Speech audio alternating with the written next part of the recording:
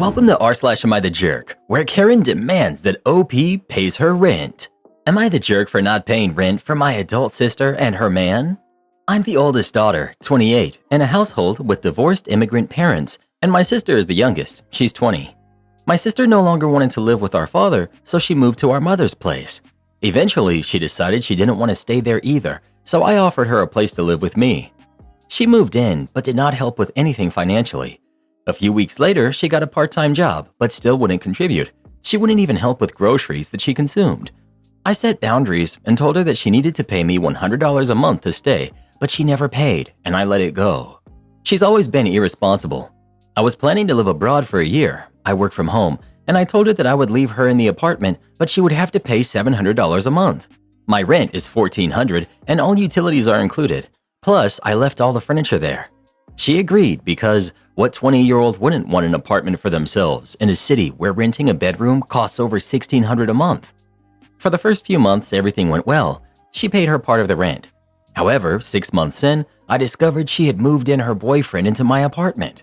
She initially said he would only stay for 2 weeks while he looked for a place, but he had already been there for a week and hadn't found anything. He was broke because, supposedly, a friend he used to live with had taken his money and given up the apartment, leaving him homeless. I found out about this while I was out of the country because my cousin needed a place to crash for a few weeks. My cousin paid rent the first time he stayed. I was upset and told my sister that they both needed to pay the full rent since he was living there, and I wasn't going to subsidize their living situation and my one-bedroom apartment while I was away. Both of them worked, so I don't see why I should cover their expenses. However, my mother sided with my sister, claiming she was doing me a favor by paying part of the rent while I was gone. My mother argued that since I made more money, it was unfair of me to ask my sister for rent, especially since she couldn't keep a job and worked low-paying jobs, and her boyfriend was in a similar position. My mother even called me a bad person and a demon child, bad-mouthing me to anyone who would listen, insisting my sister could move anyone in because she was paying for her side of the apartment. Against my mother's wishes, I told my sister and her boyfriend that they had to split the rent 3 ways. My rent is $1,400. My cousin stayed for 2 months and paid his part. When my cousin left, I told my sister she had to cover the full rent, but she refused. My mother continued to treat me poorly, so I reluctantly agreed to pay a third of the rent while still not living in the apartment. Eventually, my sister broke up with her boyfriend and admitted she didn't even like him that much, yet she ruined our relationship for that. She still won't apologize and continues to say I'm being dramatic and overreacting. Not the jerk. What you asked for is totally reasonable, and your sister should not move someone into your apartment without letting you know. I think it's crazy that your mother is siding with your sister. I'm sorry that your mother is this terrible to you. Update on my ex-boyfriend who bought the $87,000 truck without telling me. So I posted a few months ago about a situation I was dealing with regarding my ex buying a car without telling me. I really doubted myself when I first made that post because I had received such strong negative reactions from other people about wanting to back out of the move with him. Thank you all for responding because it saved me financially. Looking back at the situation now, months later, I can see that I was being set up to be financially used. When I broke up with my ex, I thought we were financially incompatible, and unfortunately, it took that large purchase for me to see it. But now I realize that wasn't the full picture. My ex had a plan in his head, and to him, it made sense for me to pay most of the expenses. He thought this was okay and that I should be fine with it too. Even though I now see the reality of what he was trying to do, I can't hate him because he helped me start looking at my finances. I remember when we first started dating, I went to pay for something and my card was declined. Without batting an eye, even though it was a little embarrassing, I took out another card and paid. I was used to this happening occasionally because I was literally living paycheck to paycheck. I'm not putting down anyone in that situation, but back then I was living way above my means. I justified every single want and bought it. I thought that as long as I made minimum payments on time, I wasn't as bad off as others. After that card situation, when we got back to my ex's car, he kindly asked if that happened often. I told him it did sometimes, and he gave me advice. He didn't try to force me to stop spending, but he asked me to track my purchases and recommended a few apps. For the first 2 months we were seeing each other, he encouraged me every other day to just track what I spent, telling me to shop as usual, but write everything down. Being able to see how much I was spending, especially when I broke it down into categories, was eye-opening. There was 1 month I spent $68 on bagels. It wasn't for work or other people, just me stopping at a bagel place every morning. I would sometimes get variations, which is why it added up so much. Once I realized how much I was spending on unnecessary things, my ex helped me create a plan that worked for me. That plan has continued to work consistently, though I've made tweaks and adjustments as my financial situation improved. This is why I don't have any bad feelings towards him. He never pushed me to pay my bills in front of him or asked to see my credit card statements. He just kept encouraging me to look at my finances and fix them. He gave me the foundation to manage my money, and I thought we were on the same page. Since he was so frugal, the truck purchase came off as complete shock. It was unplanned, not discussed, and a large sum of money. From what I knew about his debt, I knew he couldn't afford that truck. I'm not trying to paint my ex as a saint, but I'm explaining why he had such a positive impact on me financially. When the truck situation happened and he refused to budge, I was honestly shocked. Seeing how bad it was, I had to walk away. It's been about 6 months since everything happened, and I'm doing very well. I recently paid off my student loans last month. Now, I only have my car left, with just a few grand left to pay off. I also have a small savings account. Because of that, I've shifted my focus, and I'm putting the majority of my income towards paying off my car. I'm not rich by any means, but I'm living within my means, and I'm okay with that. The last 2 things I'm updating are on my raise and my ex's truck. Some people messaged me about the raise, and unfortunately, I didn't get it due to a big mistake I made on a project. Once I realized the mistake, I knew it would jeopardize my raise because it was so close to my evaluation. I didn't get the raise, but I fixed the mistake, and I'm hopeful that when I get reevaluated after 3 months, I'll get it next time. Losing the raise made me realize even more that I made the right decision by ending my relationship because I would be in much worse financial position if I hadn't. As for my ex, we've only spoken once, and that was when we broke up. I cut communication completely because he was still trying to fix things without addressing the truck. I know from someone close to him that 4 months after we broke up, he did a voluntary repossession. I also know the truck is gone because he deleted all the pictures he had of it. I was relieved to hear that for his sake, because now he can hopefully start fixing the situation he got himself into. I truly want the best for him. I don't know what led him to get that truck or what influenced his decision, but I hope he can get back on track and improve. The relationship is over, and there's no hope of rekindling it. Even though he had returned the truck, I could never go back to him. The trust is gone. It wasn't just the money, it was the fact that he made such a big decision without me, expected me to go along with it, and then vilified me when I had legitimate concerns. I can't move past that. Yes, money isn't everything, but I can't stop thinking about what life would be like if I had stayed with him. My student loans wouldn't be paid off, and we would both be broke. We'd be in worse financial positions, which would have negatively affected the relationship and made it unhealthy. I'm glad we broke up, and I've forgiven him for what he tried to do. I stand by the belief that finances can be a deal breaker, especially when your partner isn't listening to you and makes a decision that affects both of you. If you don't agree, that's fine, but these last few months have proven that to me. So that's my update. I want to thank everyone who helped me. I was leaning towards staying with him and not moving in, but looking back, I would have been financially devastated and used if I had stayed. The different perspectives I read helped me realize not only how bad the situation was, but also how much worse it would have been if I had stayed with them. Thank you. Am I the jerk for giving my girlfriend an ultimatum about her male best friend? I, 28 male, have been dating my girlfriend Sarah, who's 26, for just over a year now. And while I love her, there's one thing that's been bugging me since the very beginning: her relationship with her male best friend, Jake, who's 27. Jake has been Sarah's ride or die since college, and I knew from the start that they were close. But what I didn't realize was how much it would impact our relationship. I've always tried to be the chill, trusting boyfriend. I don't want to be the guy who's threatened by a platonic friendship. But honestly, it's gotten to the point where I feel like I'm the third wheel in my own relationship. Jake and Sarah are practically inseparable. They hang out multiple times a week: dinners, movie nights, spontaneous late-night drives, and I'm usually not even invited.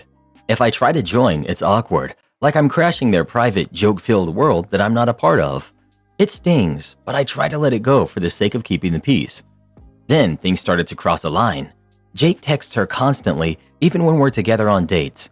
It's not just casual stuff either. He calls her babe and sweetheart, and when I brought this up to Sarah, she laughed and said it was just their thing and that it didn't mean anything.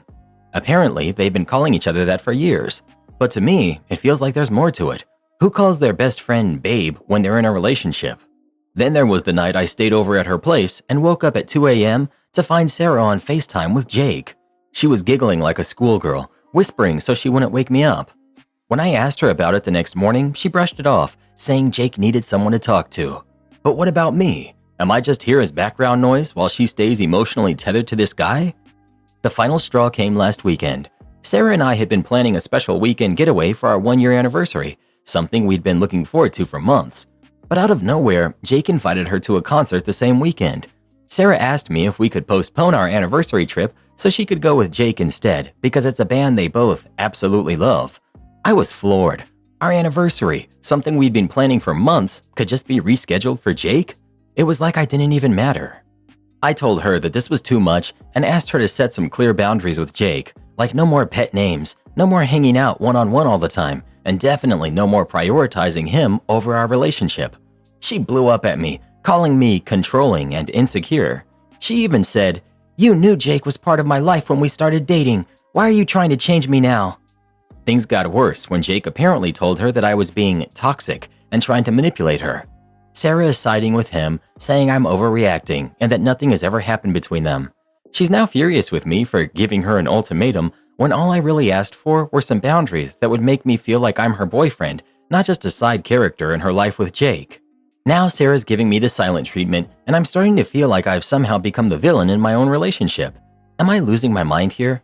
I'm not asking her to drop Jake completely, just to prioritize us and respect our relationship. But maybe I've been unreasonable. Update. After reading over the comments and talking to some of you, I had made up my mind. I was done being second place in my own relationship, and I was ready to walk away. But what happened next surprised me. Saturday night, Sarah came over to talk. I was prepared to have the breakup conversation, but before I could get a word in, she told me something unexpected. She had canceled the concert plans with Jake. She said that after our last conversation, she realized how serious I was, and it made her think about everything. She told me she had been selfish, that she had been taking our relationship for granted. She said she had told Jake she couldn't go to the concert, and instead, she wanted to spend the weekend with me. No distractions, no third wheels, just us. I was honestly shocked. Part of me didn't believe it. For months, I had been asking her to set boundaries with Jake, and suddenly she was doing it. It felt surreal, like a last-minute effort to save something that was already broken. But she seemed sincere. She apologized, not just for the concert situation, but for all the time she had ignored my feelings, dismissed my concerns, and prioritized Jake over us. She admitted she had been blind to how much it hurt me and said she didn't want to lose me. It was emotional. She was crying, and I could see how much it scared her that I was about to walk away. For the first time in a long time, it felt like she was choosing me. But here's the thing. As much as I appreciated her apology, it didn't magically fix everything. I told her that while canceling the concert was a good step, it didn't erase all the hurt. I still felt like I had been competing with Jake for too long, and trust, once broken, is hard to rebuild. We ended up spending the weekend together as planned. We didn't go on the big anniversary trip, but we stayed in, cooked together, and had long conversations about everything. Our relationship, Jake, the future. It was a roller coaster of emotions. There were moments where I felt like maybe we could make this work, but also moments where the damage felt too deep to repair. By today, I was emotionally drained. Sarah seemed to think things were heading in the right direction, but I still wasn't sure. I needed space to think, so I told her we should take a break, give each other some time to reflect and see if this relationship was something we both wanted to fight for. She didn't take it well. She cried again, begged me not to go, said she had proved to me that she was serious about changing, but I needed to be alone, to clear my head without the constant push and pull of emotions. So I left. I haven't spoken to her since. We agreed to give it a couple of weeks before we decide anything, but to be honest, I'm still leaning towards ending things for good. Could she really have set boundaries with Jake after everything? I find it hard to believe after months of me begging. I feel like I've already checked out of the relationship, and while her efforts are appreciated, I can't shake the feeling that it's too little too late. I'll always care about Sarah, but this whole situation has made me realize how important it is to be with someone who values and respects you from the beginning. Someone who doesn't make you feel like you have to compete for their attention. You all think she might have cheated on me with Jake. So Reddit, I ask, should I give her another chance or should I go through with the breakup? I suspect either Jake or Sarah wants to be in a relationship with each other and the other doesn't. The question is, who's the one that doesn't want to? Every time I read one of these stories, I'm amazed at how blind someone is to their BFF basically being their real significant other while they expect their new partner to just accept it. I'm definitely not against opposite gender friendships, but being allergic to boundaries is not acceptable. Neither Sarah or Jake respects OP's position, and to me, that's a deal breaker. I feel like guys who settle for this kind of stuff deserve the heartache it causes. I would never do anything like this to my boyfriend, and if I ever tried to, he would drop me in a heartbeat. I've had previous boyfriends who didn't care how much time I spent with other guys, and they always ended up being liars and cheaters themselves. But my current fiance was never okay with that. He doesn't hang out with other women alone either, and he's the most respectful man I've ever been with. But he knows what he brings to the table, so he sets clear boundaries for me to follow, and it honestly makes me feel more secure in my relationship. Edit. My fiance is far from insecure, but sure, keep calling him that. Knowing what you're willing to give and get in a relationship is a sign of high self-esteem. Guys like OP only settle for this kind of treatment because they think they can't find someone who will show them the respect they wish they had. As someone who's been the guy BFF to a few women throughout my life, trust me, there's always more to it than they want you to know. I openly admit I'm not a good guy. I have even hooked up with the girlfriends of close friends of mine. But really, man, if you are serious about relationships, don't date women with guy BFFs, or you will learn the hard way eventually. Am I the jerk for reconsidering my entire relationship after a single conversation? I, 33 male, have been with my girlfriend, who's 31, for 12 years. Last night, we had an argument about one of my friends. This is not a new friend. I met her a year ago through a food drive my church held and have mentioned her name. Granted, her name is more common among men. For argument's sake, let's call her Charlie. Pretty regularly over the year. Last night, I mentioned that Charlie was going to come by on Sunday morning to pick me up for church. My girlfriend is an atheist, because our car is in the shop. My girlfriend hit the roof. She went on about how this was not okay, claiming that Charlie was probably trying to get me to cheat on her. I was genuinely stunned. First, I find it incredibly hard to believe that in a whole year, I've never mentioned Charlie as a woman. Second, when did this become an issue? My girlfriend plays a social sport that's primarily played by men. Her club has 1 women's team and 4 men's teams. On Saturday night, after they play, they all head to the club rooms and drink. She has friends on the men's team, and I've never had a problem with those friendships. While lying in bed last night, I had this moment of clarity. This isn't the first time something like this has happened, though it never reached the intensity of last night. I've lost friends over the years because she's put ideas in my head, causing me to drift away from them. Even right at the start of our relationship, I was adamant about pursuing a military career. Within 3 months, I had pulled my application because she didn't like the idea of me being in a barracks at basic training with maybe 3 women. Controlling is the only word that comes to mind. Am I out of line that within 24 hours of this blow-up, I'm ready to walk away completely? The marriage issue. She hates the idea of marriage because she doesn't believe in the concept of being given away from one man to another. I have no issues with this. To those saying I omitted that Charlie is a female to hide it, I went back through my text with my girlfriend. There are multiple times I've mentioned Charlie as a woman. The first one I found is from December of 2023. My girlfriend asked who was going to a planned church lunch. I replied, Michael and Alex are coming. They got a sitter for Noah last minute. Charlie can't. She's doing the food drive with the new guys. Still haven't heard from Seb and Liam. She's known Charlie as a woman for 9 months. I'm not a devout Christian. My faith is important to me, but my church work is mainly to help the community. Update. To those creating imaginary situations in their heads to justify their position, you guys are weird. The last week has been nothing short of chaos. Sunday morning, I told my girlfriend I wouldn't be getting a ride to church with Charlie, but that we needed to talk when I got back. I sat in church just thinking about everything that had flooded into my head the previous 36 hours and what I had to do. When I got home, I sat down with her and started talking about how her reaction to something very simple with no ulterior motives, a friend being helpful, had set off a chain reaction that made me reconsider our relationship. I explained in excruciating detail all the things I had not pursued and the friends I had lost because of her insecurities and constant guilt tripping. She cried and tried to guilt me even more, saying that my relationship with Charlie was hurting her because my girlfriend can't have kids while Charlie can, even though I've never expressed interest in having kids. I finally saw through her lies and deception. It's all a smokescreen to keep me in check. I left her. I've been crashing on a friend's couch for the last week, not Charlie's. I've wanted to see the world for as long as I can remember, and I'm finally getting started. I've got a one-way ticket to London, and I fly out in a week. I'll see where I end up. P.S. I was never interested in Charlie. She's a friend, nothing more. Am I the jerk for walking out of my son's kindergarten play because my wife wouldn't be quiet? Today, my 32 male son, who's 5, his kindergarten had a play. It was a short story involving a bunch of bunnies, giraffes, and sheep. My son, Kevin, was one of the giraffes. I had been looking forward to it all week, but I was also anxious because my wife, Claire, who's 31, tends to act out when we're in public. She often becomes aggressive, short-tempered, and incredibly rude towards me. I think she does this performatively because she believes it makes her look cool. Anyway, Claire and I arrived early to get front row seats in their small auditorium. As we waited, Claire placed her bag and other belongings on the 2 seats next to her. I had to ask her to put them under her chair since other people might want to sit there. She snapped at me saying, "Of course I know that. I was going to move them when it got crowded." Then she began setting up a camera on a tripod on one of the seats, which would have blocked the view of anyone sitting behind us. Luckily, a teacher politely asked her to take it down. Unfortunately, this put Claire in a bad mood, and I knew she would eventually take it out on me. The performance started, and our son did a great job. However, he had a little giraffe hat on and a cord that went under his chin, and during the play, he began chewing on the cord. Claire would not stop commenting on this. As all of the parents took videos, she kept saying things like, "I told him not to chew on it," and "Kevin, take that cord out of your mouth."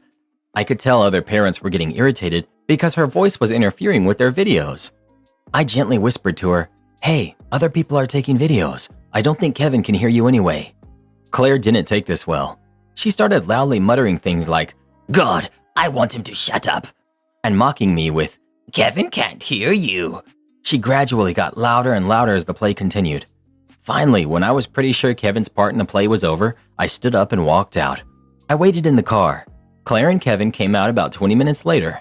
As soon as she opened the door, she immediately went off on me for leaving them in there. When I explained that she was embarrassing me, she started sulking and ranting about how she's such an embarrassment to her family. I'm not sure what I could have done better. Should I have handled this differently? Kevin is 5. He understands words. On the day he got up to act in public, a huge achievement for him, he spent a car ride back with his parents. You know what he should have been expecting to hear all the way back home? "You make a great giraffe, Kevin. You were so brave, and you got all your lines right. We're so proud of you." You know what he heard instead? "Your father thinks I'm an embarrassment. You were chewing on your hat." That's unacceptable, and the fact you're staying with this woman who would not only treat you this way when you've been looking forward to this all week, but that would ruin something so big for your son, that's just wrong. I would never call someone in a bad relationship a jerk, but please get out of there. Not the jerk for walking out. I messaged my boyfriend's coworker because I think he wants to cheat on me with her. Is that okay? I, 28 female, visited my boyfriend's, who's 28, office because I had an appointment nearby. As I was about to enter the building, I saw him with a coworker. He pretended not to see me, but we made eye contact. I thought it was one of those walking meetings where they take walks while discussing work, so I didn't think much of it. When I asked him later who he was with, he said it was a work friend named Addie, fake name. I remembered seeing an Addie pop up on his Instagram notifications before, so I asked if it was the same person and why he hadn't mentioned a new work friend, as we typically know each other's friends. He told me to chill, and that if I was thinking anything malicious, I should know that she wasn't his type. I asked if I could see what they were chatting about on Instagram, and he said I was being toxic and invading his privacy. I told him if it was nothing, then why not show me? He kept calling me toxic until I asked him to stop. Then he said he needed some time alone and asked me to stay at my parents' house. We lived together, by the way. I refused, but he insisted that being by himself would help him think more clearly. Fast forward to today, 2 weeks after the incident. We went to a party and he got so drunk that I had to help him from the car to our bed. As I was about to get into bed myself, a notification popped up on his phone saying, "You up?" It was from Addie. I read the messages, and turns out they had seen each other after work to see the city lights, watch a movie, and play mini golf on the night he asked me to stay at my parents' house. The messages also showed that he had picked her up from her place. She might not know that we're together because based on her online profiles, she seems very religious and committed to her values. I messaged her. I told her I was my boyfriend's girlfriend and sent photos of the two of us together with timestamps. I also let her know I was aware of when they went out and asked her not to message him until I figured things out. She didn't respond, but she removed him from her followers a few minutes later. Now I'm scared about what could happen when he finds out what I did. I'm worried we might break up, and I don't even know if he's cheating. He downplayed the situation last time, saying, "You can have guy work friends, but I can't?" I'm confused and don't know what to believe. Please help. I regret messaging Addie. It's 4 a.m. and I have no idea what will happen when he finds out. Update. Addie replied, "Hi, he didn't say he has a girlfriend. We hung out twice, but it was just casual, friendly hanging out, as far as I'm concerned. The first time was because I wanted to try a particular restaurant and he offered to take me. The second was just for coffee. You don't have to worry about me. It was a friendly hangout until the end. He made a move, but I didn't accept. I feel bad for you. I'm sorry this happened. I wouldn't have gone out with him if I had known he had a girlfriend. Now that I know, I won't be associating with him anymore." Update 2. I asked if they saw the city lights, played mini-golf, etc. She responded, "He asked for a kiss at our last meeting and I rejected him. Also, you're welcome." The two of you will break up, as you should. OP left this comment on another post. OP, I did take photos of the conversation on Instagram and send their conversations on WhatsApp to myself. The Instagram conversations were the planning messages and the WhatsApp ones were like, "Send me your address so I can pick you up. I'm here. It was a great night," type of texts. We've been together for a little over 6 years. By the 5-year mark, he deleted all of our photos together on Instagram, claiming he doesn't want to be so public about his life anymore. He has done something like this with a mutual friend of ours. He asked me to stay at my parents' place to think, but he invited her over. I found out because I forgot something from our place, but he was arriving home from driving the friend back to her place right when I was arriving too. I asked him where he came from and he said, "I thought I told you to stay at your parents' place. You don't respect my requests and boundaries anymore." Honey, he went on a date. You need to stop being scared of losing this loser and end the relationship. If she was just a friend, she would have known about you. Neighbor keeps spitting on my property, so I called the cops on her. I'm a mom of 3 kids. My oldest is 12. We live on the 2nd floor of a 3-floor building. It's a crappy apartment and we're in the process of finding somewhere else. Due to it being a crappy apartment, the front entrance is 100% inaccessible, so myself and the 3rd floor unit have to use the side entrance. However, the 1st floor neighbor, the one that got arrested, has another entrance off her porch and just chooses not to use it when she chain smokes. She sits right at the side door, blocking it, chain smoking and spitting all over the place. I can't even tell you how many times I've had to tell her to move away from the doors so that I can bring my kids inside without them having to breathe in the smoke that's trapped in the closed-off entryway. So the other day, I finally went down and talked to her directly about it because she started leaving half-burnt cigarettes on the windowsill that she puts out but not completely. And I was concerned over a fire hazard and that being the only exit, unless we were to jump from our back deck and possibly get hurt. She was nice to my face, basically beating around the bush, and just started trash-talking the landlord to me, as if I give 2 hoots.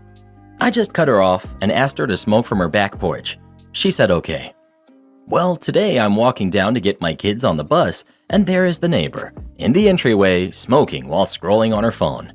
The kids looked at me, and I told them to just go. So they pushed past her, and she acts offended, staring at us, and then she spits inches away from us. She starts apologizing, but I just called the cops. They showed up and ended up arresting her for spitting at us. She told them she hadn't intentionally, but they arrested her anyways, and her daughter came flying out of the house, losing it on me because I've scared her son, who's a 1-year-old. Am I the jerk? Not the jerk if you did the right thing. Forget her and her daughter. Am I the jerk for arguing with my husband's doctor and acting like a Karen? My husband has a sore foot. No injury or medical condition that would explain the pain, but he hasn't been able to walk properly for about a week. Being the absolute pain in my butt that he is, he's refused to go to the doctor until today. Apparently, he preferred to just complain to me. It's gotten progressively more swollen looking, and today it's turned a funny color, and he can't put any weight on it. So I called our GP, who has sent him to the walk-in clinic at our local hospital. We finally get seen, and the doctor refused to even examine it. Told him without even looking at the foot that it was just a sprain and he wasn't going to prescribe him any painkillers, so not to ask. Then he started demonstrating some kind of exercises that involved going up and down on tiptoes and flexing the toes. I asked if he would please just look at it because it's nearly gone black in some spots and looks similar to how my wrist looked when I broke it a few years ago. He huffed at me and asked where my medical degree was from. I demanded to see another doctor or his senior. I was the jerk here because it wasn't me being treated, so I get that he thought I was pushy. Husband would have accepted the doctor's instructions without any questions about actually needing to be examined. Doctor left and we heard him outside the cubicle telling the senior doctor that they have a confrontational spouse who thinks her WebMD searching qualifies her to instruct real doctors on how to practice medicine. He also states that he suspects my husband of exaggeration to get meds. By the time the other doctor arrives, I'm seething, and I lay out exactly what went on and explained I only want someone to look at the foot before sending us away.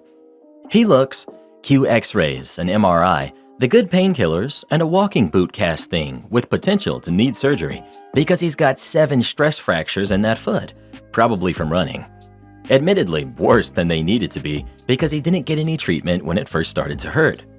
Second doctor and someone from the hospital admin came and apologized for the first doctor and asked if we want to make a formal complaint. So I did, because the outcome of his not listening to the patient or family could have been worse. Husband did not.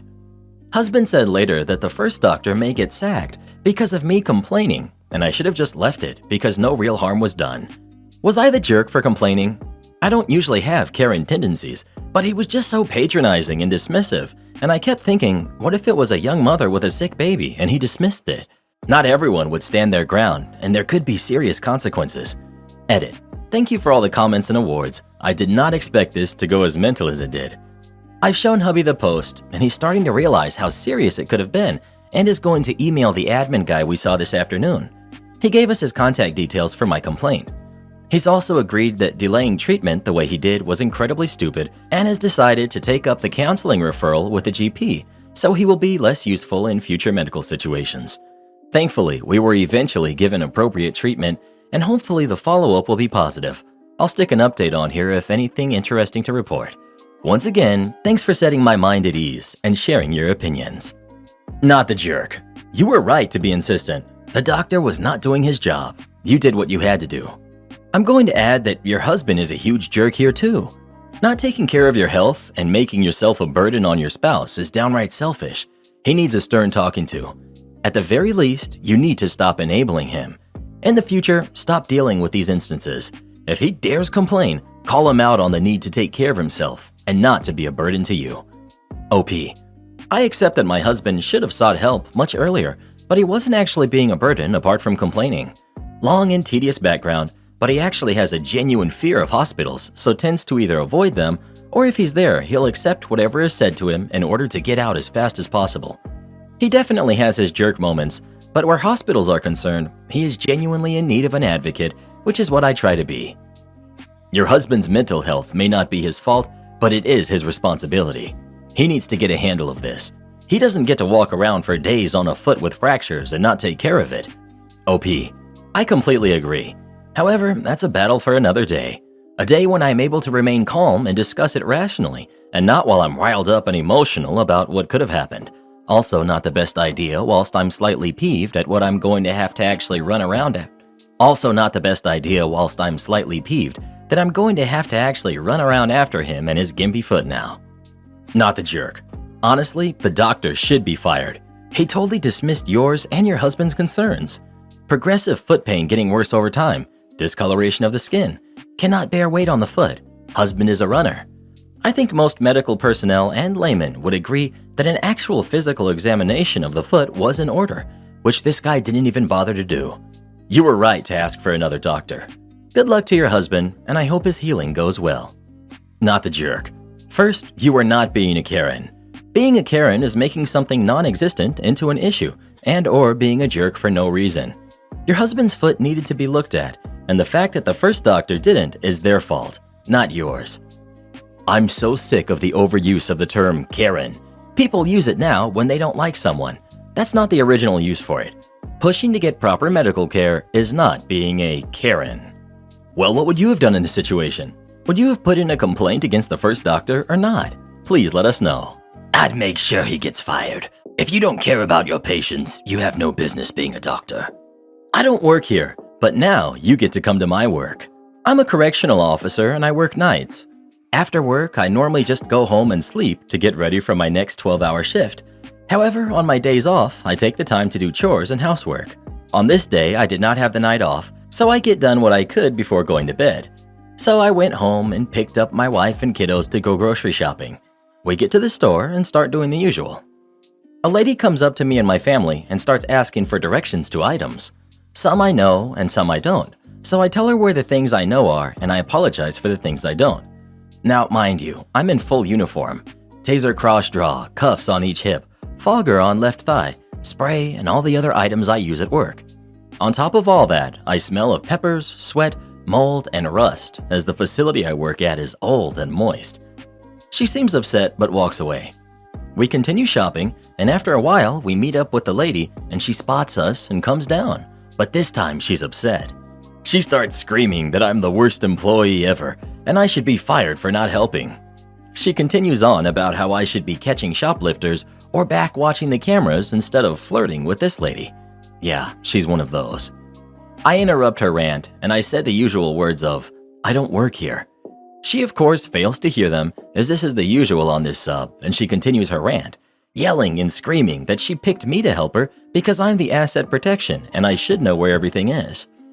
I ask my wife to take the kids and find a manager for this Karen. The lady, from now on known as Karen, is none too pleased to hear her secret identity outed and increases her volume. I try to explain to Karen that I'm a jailer, not loss prevention at a grocery store. I tell her to go buzz off and find someone that actually works here. I then turn my back and start to walk away when I'm nailed in the back of the head and I fall forward in a full face plant. I'm hurting, dazed, and I can feel glass all around me. I roll onto my back and feel around. It's pasta sauce. This jerk just brained me with pasta sauce. She's still yelling and screaming and raising another jar to throw. I grab my taser, aim, and pop. Down she goes. Hard. I get up, I stumble over, I flip her around and cuff her. She's out like a light. My guess is the fall. I then sit back down and take an inventory of myself. I'm hurt pretty badly from my head, but I seem to be alright. My wife, the customers, and management show up as I'm checking over Karen. I pulled my med kit off the back of my belt to get to the smelling salts. I then tell them to call 911 and I continue checking on Karen. She's awake, dazed, and blissfully quiet. The rest goes as expected. The police arrive, they question me, question her, watch the cameras, and I refuse medical treatment, but I do press charges, as my wife is a boss. I say that with reverence. She's medically trained and will take good care of me. I go home. She asked if I wanted staples or glue. I chose glue. She glues my head and we take a shower, go to sleep, and she wakes me up from time to time, which I know isn't the best idea. But hey, a few days later I'm writing this, so I ended up alright. I get a call a couple hours before my shift ordering me to come in early to talk to rank. Dreading this, I follow my orders and get up, shaved, showered, and dressed.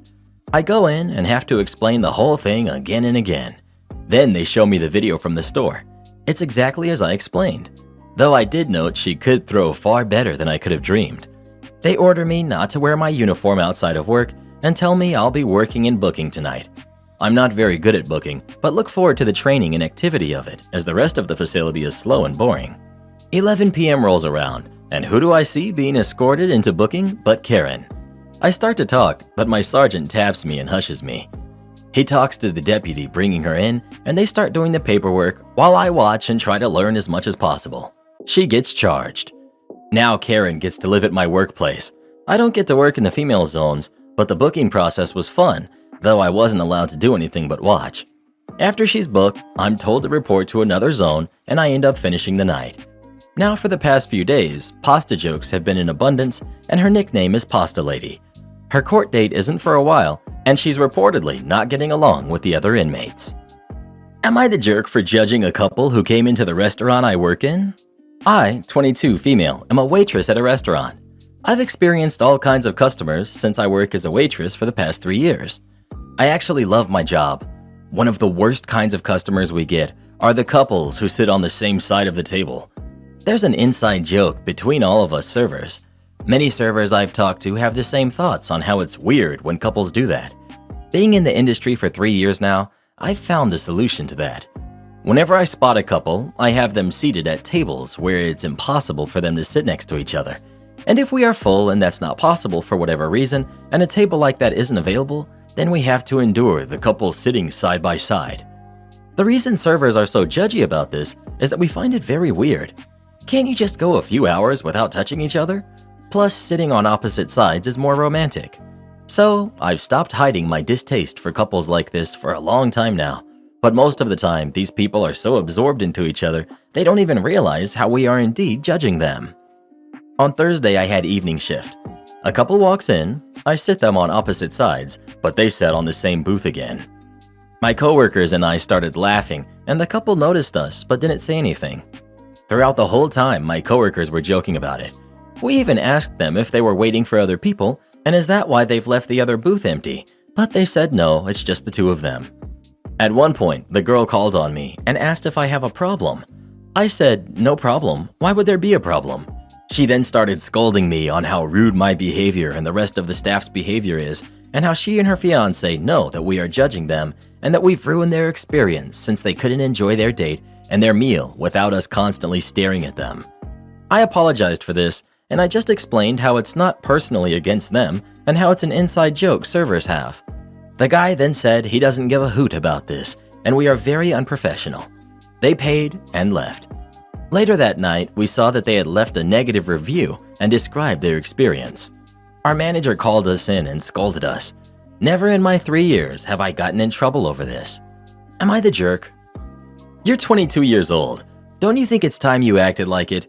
Are y'all just bitter because you don't have anyone? You're the jerk. I worked in restaurants for 20 years. I wouldn't ever step foot back in one because I know too much, but if I did, I would make sure to sit on the same side as my husband just because. Same here. I waited tables and bartended for years when I was in college. This was never a big deal in my restaurant, and we actually thought it was cute, especially with older couples. I can't imagine being so bitter that I'd make fun of people like this. She should not be working in the service industry. I waited tables in Branson. Once had a couple in their 80s come in on their honeymoon. They squeezed themselves on the same side of a two-top because they don't have as much time left. It was so adorable that I remember it 20 years later. I hope they're still going strong. Jumping on, hoping that OP sees that lots of people are either hard of hearing or have hearing loss to some degree. I learned that a lot of people sit next to each other because restaurants are loud and it's easier to hear. And I learned that on my 3rd day when one of my tables explained that's why they personally sit that way. I'm sure OP will figure it out when she's a little older. I worked at a medium-price international restaurant chain for years. Some do consider it even a nice restaurant. I personally don't like to sit next to each other when I'm with a significant other, but I never cared when my tables did it, which was really quite often. It didn't change anything for me as their server. You're the jerk. The worst kind of customers you get are couples who sit on the same side of the table?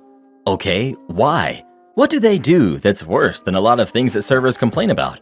Are they loud, rude, or just sitting in a way that you don't approve of? So you all make up this thing about people who sit on the same side of the table. You actively seat couples places whenever you can at tables that they can't sit side by side at, and endure it when you can't. You find it weird. You think they should face each other and be more romantic. You openly show your distaste for them and even laugh at them. You are indeed judging them and think it should matter to them. Are you for real? You're the jerk in spades. Your job is to effectively serve food, not judge and ridicule people. Personally, I would not care if a server judged me for how I sat with my husband because it has nothing to do with you. None of your beeswax. You're the jerk. Well, who do you think is the jerk? OP or the couple? Please let us know. I'm just wondering if they left a tip. Only do accounting work during your 2 weeks notice. After working at a toxic office job for a few years, I decided it was time for me to leave. I gave a bit more than 2 weeks notice and started to organize my myriad of tasks to hand off. I was an accounts payable assistant, and the company had created my position and added various tasks with other departments over the years. I helped with accounting, inventory, audits, customer service, marketing, sales, and events. My primary manager, we'll call her Barb, was the accounting manager, and there was always a struggle because she had assigned the extra work to me, but then refused to acknowledge that I did jobs for the other departments than hers. She was the primary reason for me leaving. Every day, I ask her if we can have a meeting to discuss my different tasks, how I've organized them, and how to complete them, as no one does these tasks in the company but me. She refuses to meet with me and reminds me to keep up with deadlines. No problem. For the next 2 weeks, Barb doesn't remove a single task from my plate.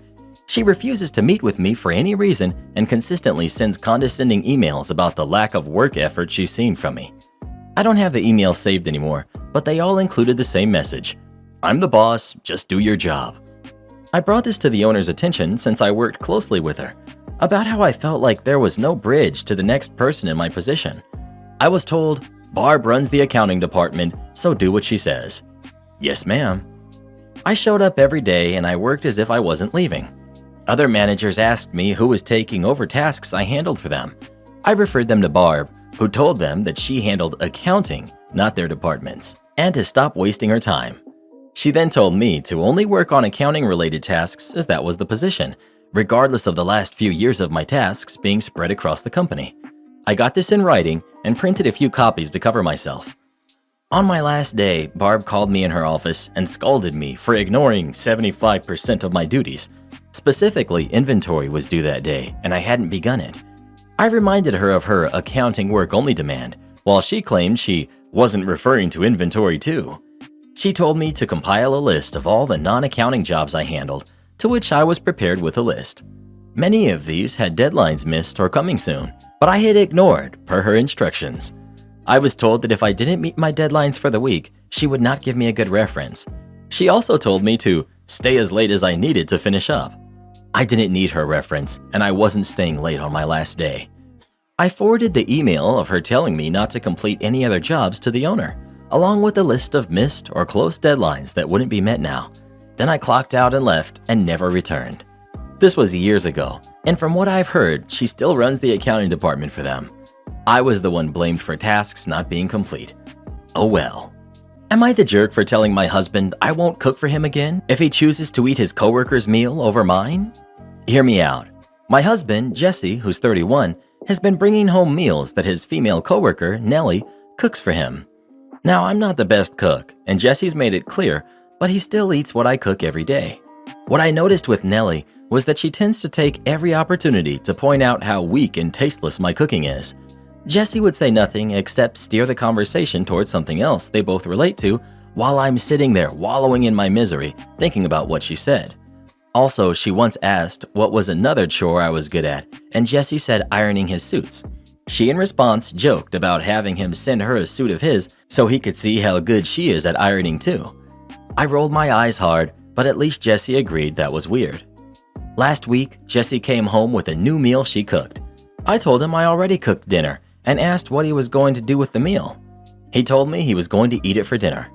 Not gonna lie, I was getting a bit irritated, and he must have noticed because he said he promised Nellie he'd eat it for dinner, and that she asked him to take a pic of the empty plate later to confirm that he had actually eaten it. I was baffled, like completely baffled at this. I told him one thing and one thing only. Told him that if he chose to eat Nellie's meal over the dinner I cooked, then this would be the last time I cooked for him. He started moaning about how I was being unfair and putting him in a rough place. He stalled and didn't give a clear answer till I saw him walk past me later when I set the table and prepared dinner and put her meal in the microwave. I felt so awful I almost cried. I then told him that from now on, I won't cook for him anymore since he made his choice. I obviously upset him because he went off on me, calling me childish and pathetic to make this about my ego. I got up from my chair and told him I owed him nothing and that he made his decision and so did I. He snapped and said that this was ridiculous and that Nellie was just doing a nice thing for him, while as my behavior was disgraceful and disgusting. He then went into the bedroom and I rushed after him, but he shouted, "Leave me alone," then proceeded to shut the door and hasn't been speaking to me since. His mom knew about the argument and called, begging me to be more patient and not make any decisions I might regret later. She agreed that Nellie was overstepping and firmly believes she's the problem, and so I shouldn't be hard on her son. But mother-in-law is incredibly biased, meaning in her eyes, her son is a saint who can do no wrong. So that's that. I feel like I overreacted and really messed it up when I pushed him like that. Not the jerk, but you and your husband need to have a serious talk about boundaries in your marriage. The issue isn't the food, it's his creating a relationship with another woman and being willing to hurt you to continue that relationship. This isn't a healthy friendship, and he is not being respectful of your marriage. And this relationship with the other woman seems to be built on criticizing and undermining OP. I would never continue to spend time with someone who puts down my wife on a routine basis. Just yikes. This story ends with the situation being made as clear as daylight. OP's husband has to decide whose feelings he's worried about more, OP's or his coworkers. And he chose the coworker. OP, your husband is showing you who he is and who matters to him. It's not you. You deserve better. Your husband is more concerned with Nellie's feelings than yours. Red flag. Your mother-in-law agrees that Nellie is overstepping, but that you need to go easier on her son, your husband, while he encourages another woman's inappropriate attention. Red flag. Is your mother-in-law going to tell you to just get over it when you walk in and find Nellie with your husband? Because that is where this little "I'm better than your wife's" game is heading. Not the jerk, and make sure you have some money set aside to protect yourself. Well, who do you think is the jerk? OP or her husband? Please let us know. You gotta watch out for Nellies, they're always scheming. Haven't you seen Little House on the Prairie? Only use company-provided software? No problem. Many years ago, I was a kitchen manager for a very popular restaurant concept. My location was fairly busy, and there were a lot of office-related tasks, including placing food orders twice a week. Over the years, I developed a spreadsheet to make the ordering process faster and ensure that when I was on vacation, proper food levels were maintained. After 6 years and multiple praises from higher-ups about efficiency, we got a new district manager, DM. This person came in and was very by the book. Everything had to be done as per company policy, and we could not deviate. One day, the DM noticed I was using my spreadsheet to calculate my food order for the week. I was told it was not company sanctioned and I could not use it. I explained that it saved me 2 hours each time, and I used that time to help others. That did not sit well with the DM, and I was told to stop using it immediately. The DM asked the general manager, GM, if I had any other shortcuts that were unauthorized. Because the GM wanted to stay on the DM's good side, they spilled the beans on all of my non-compliant methods I used. Now, I was no longer allowed to use any of the time-saving tools I created. Cue malicious compliance. As I was no longer allowed to use these tools, I emailed them to myself and added a password to lock them down on the work computer. No longer usable. But I added a bit extra to the spreadsheet to make it self-destruct if someone attempted to hack the files. The self-destruct would delete the contents of the file along with the contents of my personal folder. Time to get a new job. I gave 6 weeks notice and was greeted by the DM the next day. I was asked to turn in my keys and was promptly fired. 2 days later, it was order day. The GM called me and asked for the password to the spreadsheet I could not use. Since no one but me knew how to order without the spreadsheets, they were panicking. I promptly told the GM I was unable to help, and if they wanted the password, the DM would have to call me personally and ask. That never happened. I got multiple calls and texts from the GM, other managers, and even a DM from another district. They even called my wife. They tried to guess the password, and on the third try, even without a warning prompt, the program worked perfectly. All contents of my personal file were permanently deleted, and the spreadsheet deleted its contents and saved itself with no contents. Now, there was nothing I could do. They were warned, multiple missed calls after that.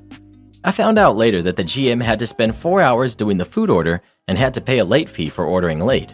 The DM was demoted 3 months later. I like to think it started with me, but I'm sure there were other factors. Edit. For those asking, I do not have the file. It was 10 years ago, and it was nothing that cannot be found on the internet. Also, this was an Excel spreadsheet used to calculate weekly product usage and replenishment suggestions. It was not integrated into the company ordering system. I did not need it, it just saved me time from having to do some calculations for 400 plus items. Each manager is taught how to place orders the company way. It's just, I was the only one to do it for over 6 years. All of the historical information was intact and could have been used to assist, but they knew I had a simpler method and wanted to make it easy for themselves. Everyone is entitled to their opinions, and I appreciate the different views. What is done, and I regret nothing. Thank you. Mailbox revenge. This didn't start out as a quest for vengeance. We just wanted mail delivery to our house. Vengeance came as a byproduct, but it was truly delightful nonetheless. So, mailbox story time. This happened back in 1982 for the record. My family moved to a very rural area on a gravel road. No one had previously lived there, so it was a battle just getting mail delivery in the first place. My folks went several rounds with the local postmaster. He was somewhat enamored by his own power and very much a rules to the letter kind of guy.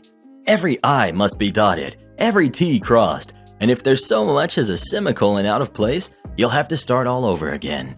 He seemed to have made it his personal mission to make getting mail delivery to a new address as difficult as humanly possible. Ultimately, my folks managed to fill out the paperwork to his satisfaction, and he begrudgingly allowed us to put up a box and receive mail delivery at our new home.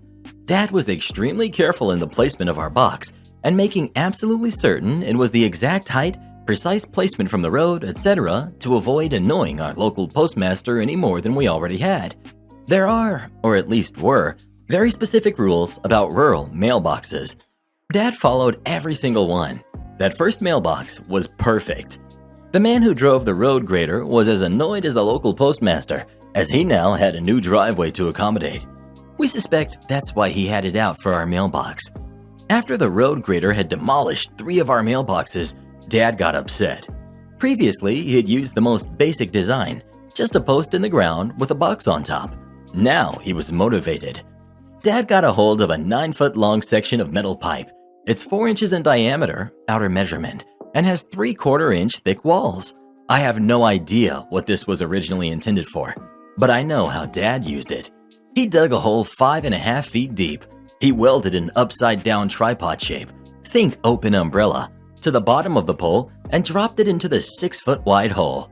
Each welded-on leg was about 3 feet of some kind of rebar, and there were 5 such spokes. He then dropped some huge rocks on top of the tripod shape to hold it in place. The empty spaces around the huge rocks were filled in with gravel, and he dumped sand to fill in the air gaps. Then he filled the rest of the hole in with dirt and mounted the mailbox on top of the post. 3 days after Dad installed the new mailbox, we heard the road grader coming down the road. Our house is a 1/4 mile from the road, but we heard the loud clang from inside. We also heard the yelling from inside. No one went down to look until they heard the road grader drive away. When they did, the box itself was slightly dented on one side, but it was still firmly upright and functional. 3 weeks later, we received a bill from the township for a bent grader blade. It was accompanied by a letter informing us that we had caused damage to city property because our mailbox was installed incorrectly. It would need to be moved, and we were liable for a bill of a couple $1,000s worth of repairs. Here's where it becomes pro-revenge instead of petty. Recall the fact that the local postmaster was annoyed with us over our battle to get mail delivery? Mom had made a point of each time we reinstalled the mailbox, taking photographs down to the post office and having the local postmaster sign off approval of the height, placement, etc. She had done the same with Dad's super post and had documented signed approval of the box, dated the day before the road grader had bent his blade trying to demolish the box. She submitted copies of the invoice for the grader blade and the letter stating that the damage was our fault because our mailbox was incorrectly placed to the post office. She also submitted copies of the official post office approval of the box to the township. The jerk postmaster was also quite prideful and became furious that his authority was being called into question by some podunk township. As far as he was concerned, the township wasn't questioning my parents, they were stating that his judgment was wrong. I don't know what went down between the postmaster and the township, but we received a second letter from the post office reiterating their approval of our mailbox. We also got a formal apology from the township and noticed that the road grader's contract had been terminated because he had lied about damage to city property. It was worded with a tone that said, "Please don't sue us because a contracted employee damaged your property." For the record, that post Dad installed nearly 40 years ago is still standing. We've replaced the box on top many times. That post, however, has now wrecked 2 cars and a truck in addition to that long-ago road grader. Neighbor's landlord harasses me over my trash cans, so I exposed her to her tenants, causing them to move out. My kids and I moved into our house in March. On day 2 in my new house, I tripped on a broken paver stone in the yard. I had to have surgery and a 3-day hospital stay and stay in a full leg brace for 2 weeks after that. When I got home, my partner, Martin, Dad, sister, bestie, and her wife had formed an emergency team. Between them, they'd kept the kids and pets safe and fed and finished the unpacking.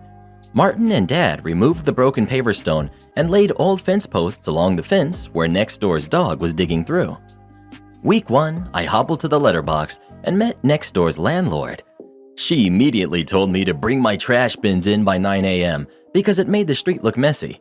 She demanded I move the fence posts because the grass would grow through to her side.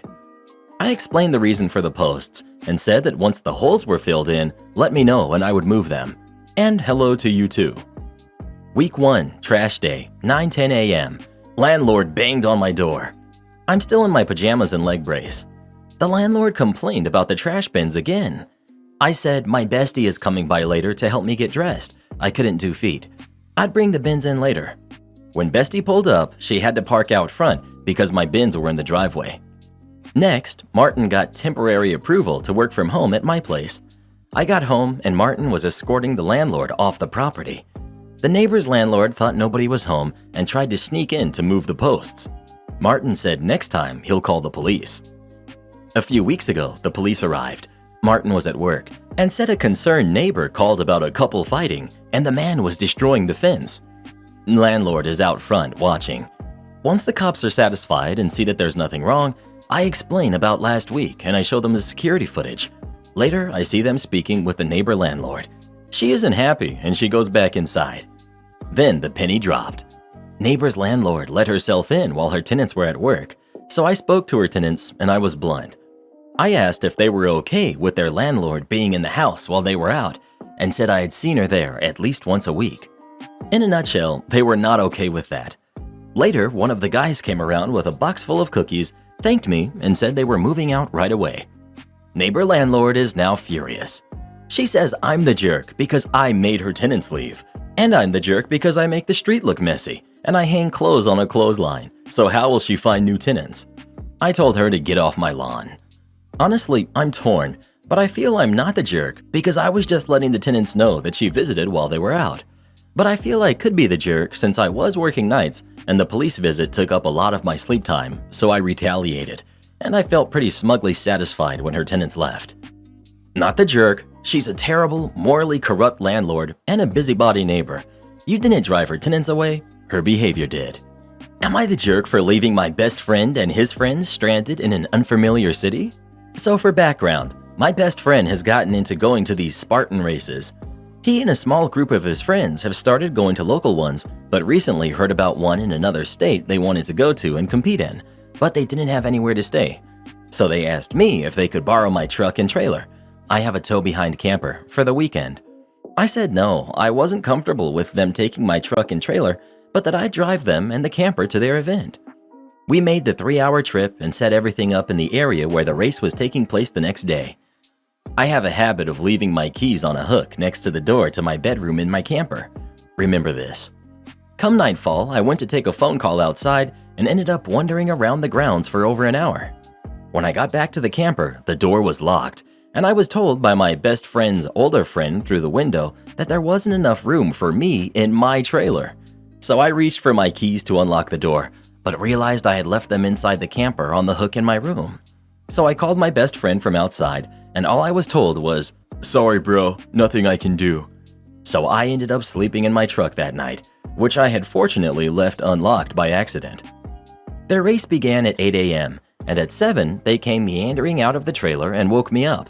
No apology, by the way. So while they were in their race, I hooked my truck back up to the trailer, closed and locked everything, and waited until just after they finished and had started walking back to the trailer. Think really wide open field. When I saw them coming, I started the truck and drove off the property with them chasing behind. I made the 3-hour trip back home, declining call after call. When I finally got home, I finally took my best friend's call. He started yelling at me saying, "Why would you do this? We have no way home now." I just said, "Sorry, you shouldn't have made me sleep in my truck after I did you this favor." He told me that there were better ways to handle this than by leaving them in an unfamiliar city with no way home. I think he ended up calling his dad to come and get them. Is he right? Was there a better way to handle this? I felt justified until he said that. I am kind of doubting my decision now. Am I the jerk? Not the jerk. They're Spartan warriors, right? They should run home. Not the jerk. Was there a more adult way to deal with this? Definitely. Did they deserve to be treated like adults after the disrespectful and childish stunt they pulled? No. Forget those guys. They got what they deserved. Was there a more adult way to handle this? I'm legitimately torn on this. I'm not convinced there's a way OP could have handled this which would have taught these jerks a lesson or been better all told. Anything less than this would have likely led to these jerks feeling they got away with their behavior and wouldn't think twice about doing it again, if not to OP, then to someone else. Adults need adult consequences, and I'm not certain anything less than this would have been a true consequence for them. Not the jerk. Who tells someone they can't sleep in their own camper? He's not your best friend. I'm just really confused what these people's thought process was. They really thought they'd lock you out of your own camper and you'd smile and drive them all home? Was it harsh? Yes. Did they deserve it? Also yes. They're grown. They can find their own way home. Not the jerk. OP. I've been trying to practice the mental gymnastics it takes to come to that conclusion as well in my own head, and I just can't do it. I kicked my neighbors off my property after they refused to speak to my wife. I'm 36, male. My wife, Lex, is 33, female. She's a middle school teacher. I work as a financial consultant. We make decent money, and a few months ago we purchased our first house together. Our neighbor, Ryan, who's in his 40s, lives across the street with his wife and kid, who's 2. He's been very friendly and comes over to chat all the time, including a couple days ago while I was working on my car. He stayed for maybe 30 minutes and then left, as usual. Later, before bed, Lex asked me if I ever noticed that Ryan does not speak to her. I said I had no idea what she was talking about, and she said he will only talk to me and not her, that she noticed none of our neighbors address her, and that their wives never come with them. I thought she was exaggerating, and she said forget it. So I did, until yesterday. Ryan and another neighbor, Frank, who's in his 40s, were walking towards us while we were doing yard work. I watched as they walked past Lex, who waved at them and said hi, to come talk to me. This time, I did notice that they didn't acknowledge her. When they came up, I said hi and we started chatting. When Lex went back inside for a minute, I asked why they didn't wave at her or respond. They claimed they didn't notice her, and I asked how they could not, that she was less than a foot away from them when they walked past. Frank joked that his fiancé says he can only hear voices under a certain timbre, and maybe that's why. Ryan laughed, but I didn't. I asked him to acknowledge Lex when she addressed them. He said it's not that big of a deal, and Frank agreed. I said it was to me. Ryan suggested that Lex should go hang out with his wife so we could hang out and she didn't feel ignored. I said it's not about hanging out, but just common courtesy, that they were on our property and should acknowledge her.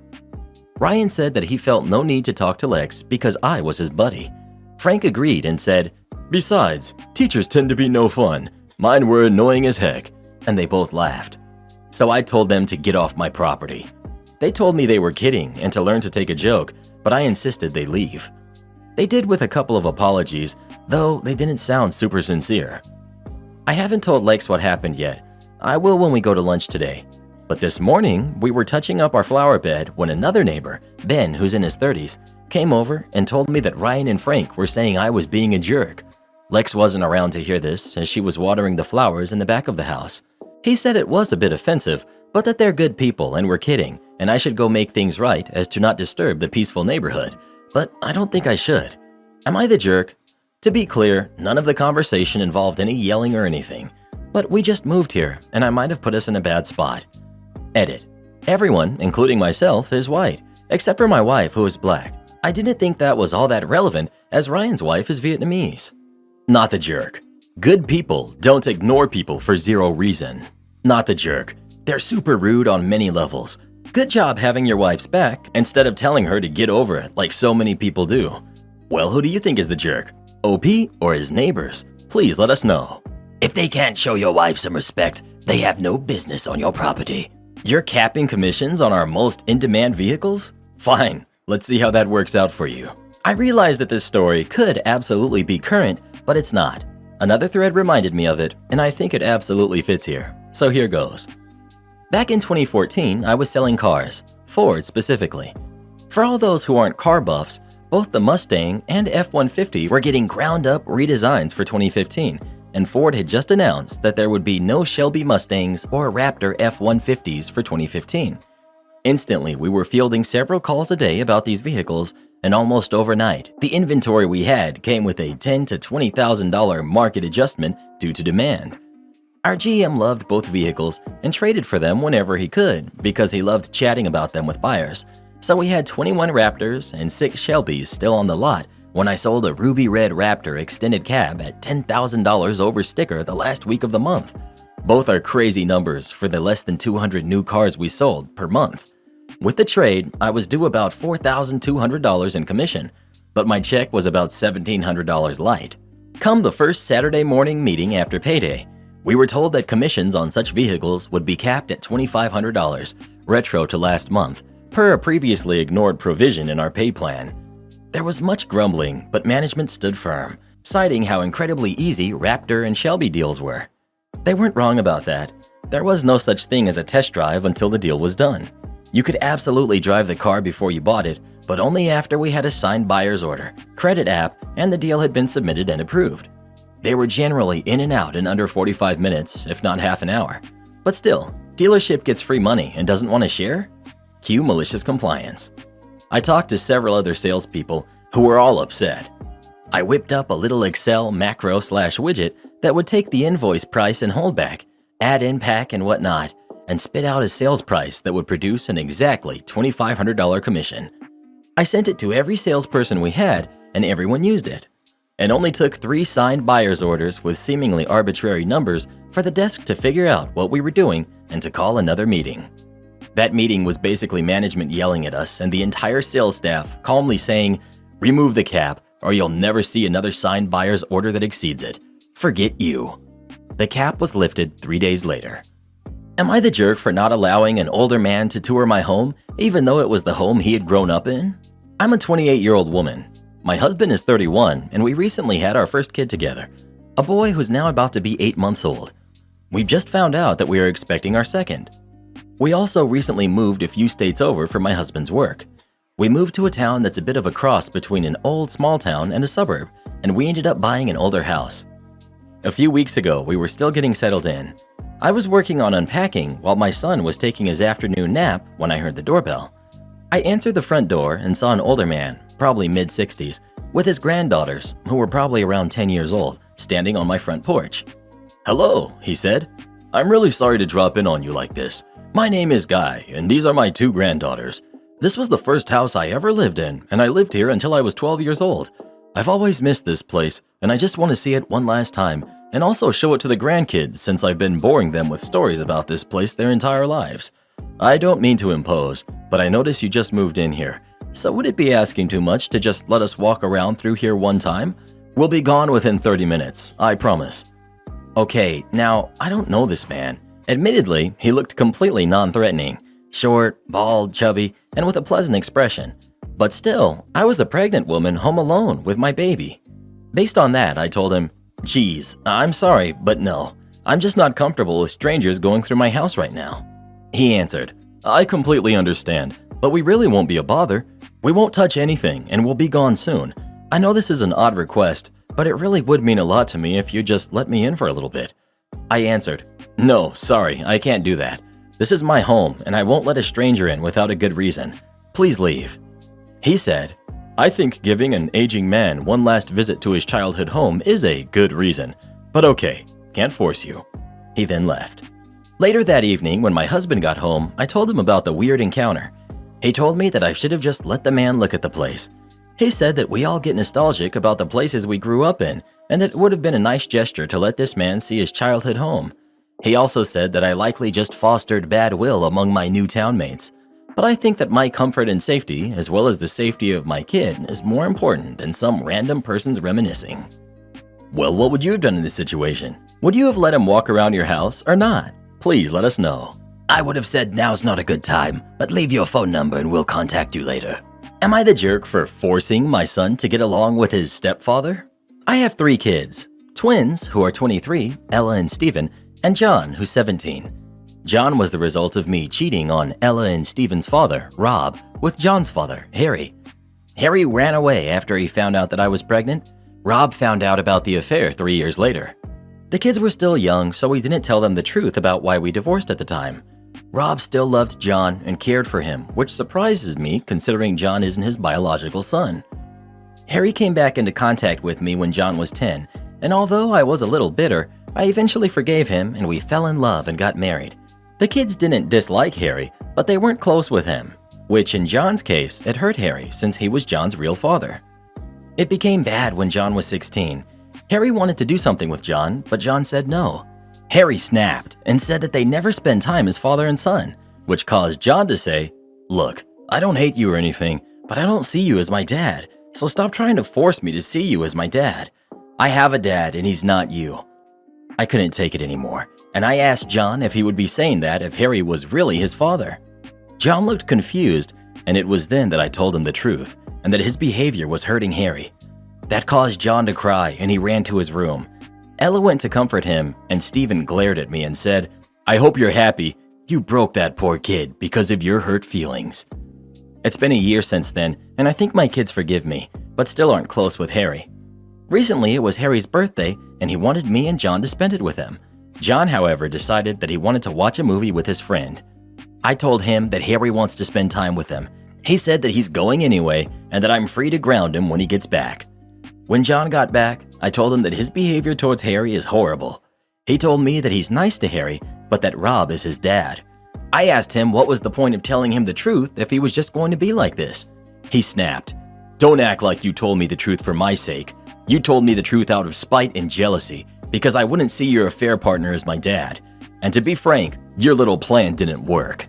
And he went to his room. My older kids got wind of what happened, and they called to berate me and told me to stop pushing John to love Harry.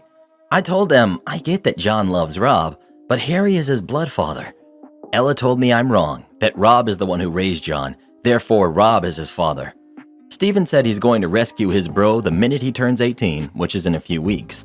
I tried to get Rob to talk to John, but he said he wasn't forcing his son to love Harry. I just don't understand.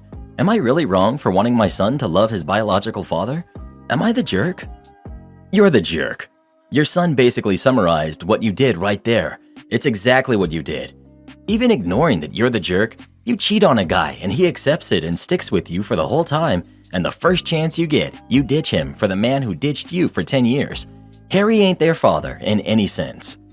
Sad that her 17-year-old is so much more mature than her and could understand this concept and see directly through her real motives.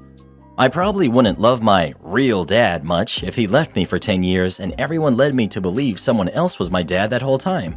Not sure how anyone can expect John to flip the switch like that was nothing. Harry is nothing more than a donor, and John is lucky he had Rob to be a real father. You're the jerk. Also, the audacity of Harry to knock up a married woman, break up her family, bounce for a decade while another man raised his kid, then bounce back whenever he felt like it, being all like, "Hi, random 10-year-old that I've never met. I'm the one who got your mom pregnant and broke your dad's heart. Why don't you love me?" The mom was obviously fully complicit in all of that, and she's just as much of a jerk. But I just wanted to take a moment to focus on Harry's unmitigated ego to think he deserved even a moment of his biological son's attention. Am I the jerk for telling my husband that unless he does something worthwhile around here, he has no say what I want around me? My husband got a dog 2 years ago. Originally, I said it was fine. I have no problem with dogs, never had one, but told him from day one that we would be getting proper training. He agreed. He got the dog. From the moment he got the dog until now, 2 years later, he has outright refused to train the dog, refused any training from a specialist as well. I have tried training the dog myself, but I have no idea what I'm doing. In the beginning, I miraculously was able to train the dog to not get into the garbage, listen to basic commands, no, sit, stop, go, etc. But within 2 months of that, my husband basically ruined everything. Started giving her treats when she had done nothing, as in would give her treats if he said paw, even if she didn't do the trick, and say good girl again, despite her not doing it, giving her treats when she was anxious and acting weird, giving her treats for going to the bathroom, etc. So now she just expects treats for everything. She will not do anything with a treat or without it if I'm being honest. She now gets in the trash again because he gives her table scraps. All my efforts are destroyed. Everything I taught her is gone. She won't even lay down on command anymore and instead just crawls to you every single time. Now I'm the one who deals with all the house chores and cooking. I have an income of roughly $1,100 a month, but he works much more than I do, longer hours. So yeah, I'm in charge of basically absolutely everything at home. Well, today I had a great day. I cleaned every single room, including the kids, did all the laundry and put all of it away. Yay me. Didn't let a single dish sit in the sink unwashed, even mopped all the floors. This doesn't happen often. Well, I make a bomb dinner that everyone has thirds of, and when I go to eat my portion after the food is cold, because I'm a mom and a wife, the dog jumps up in my lap and knocks the food off and proceeds to eat all of it. Now there wasn't enough food for me to eat any dinner. So I'm upset. This is an ongoing issue. Doesn't matter how much I try to train this dog. I literally try every single day. My husband doesn't back me up on it, and it goes unnoticed. So I go to the deck to get some space. Well, he comes out and starts asking me what's wrong, and the dog is right behind him trotting up to me and trying to jump on me. I say very loudly to go inside, to the dog, and vocalize that I don't want the dog near me. My husband flips, says I'm being a jerk. I told him that until he starts doing something around the house that warrants not eating and worth noting, he has no say in what or who I want around me. Am I the jerk? Not the jerk, but your husband is. Does he have any redeeming features? Husband, that is? Why does it feel your husband is weaponizing incompetence and training his dog? OP. Because he 100% is. Same with cleaning and cooking. He can do all this stuff, but chooses not to because he's tired or doesn't do it as good as I do. Honestly, you might be better off separated or divorced. I mean, he's a good-for-nothing bum that leeches you. Tell him either to stop pretending to be an incompetent bum and do something about the dog and clean around the house, or get divorced. Wouldn't be a Reddit Stories video without commenters telling you to get divorced. Well, who do you think is the jerk? OP or her husband? Please let us know. I worked here 6 months ago. In the times before a personal issue happened in November, I, 17 female, worked at a local hobby store named after an archangel. I stocked shelves, cleaned up after people, tried all the markers on anything nearby, and would leave them in whatever cubby that was in reach. And I would cashier a few nights a week, making the big money to afford my daily girly needs. I quit working there because of the personal issue. This past Monday, I went in there to get some art supplies for a project the therapist recommended and to see how I feel about going back out into the world. I was dressed in a large black baggy hoodie and baggy sweats, nothing like an employee. My earbuds were in but not on. They dull the noise but don't completely make it silent. I heard the click, click, click of someone wearing heels, a distinctive sound. The sound stopped and I could see a shadow darken me as I looked at drawing pads. My heart started speeding up and I was beginning to sweat. Then she said those words, "Excuse me?" It wasn't dripping with contempt yet. "Yes," I said back. "Where are those little painting cups to paint the porcelain Christmas villages?" She did ask nicely. I tell her I don't know, and she got mad. "You do know where they are, so where are they?" I stepped back and began to shake. "I don't know. I don't work here." "Yes, you do. You helped me find stuff last Halloween. Quit lying to me and tell me where the paints are." I begin to have a panic attack. It's been 6 months since I worked here, and the store's been rearranged. "Oh my God, you kids are so lazy. You think because there's a worker shortage, you can just do what you want and not get fired for mouthing off to customers? I'll show you how wrong you are when I get your manager and get you fired." I dropped the supplies I was holding and turned to leave. I'm not crying. I just want to be away from this crazy lady.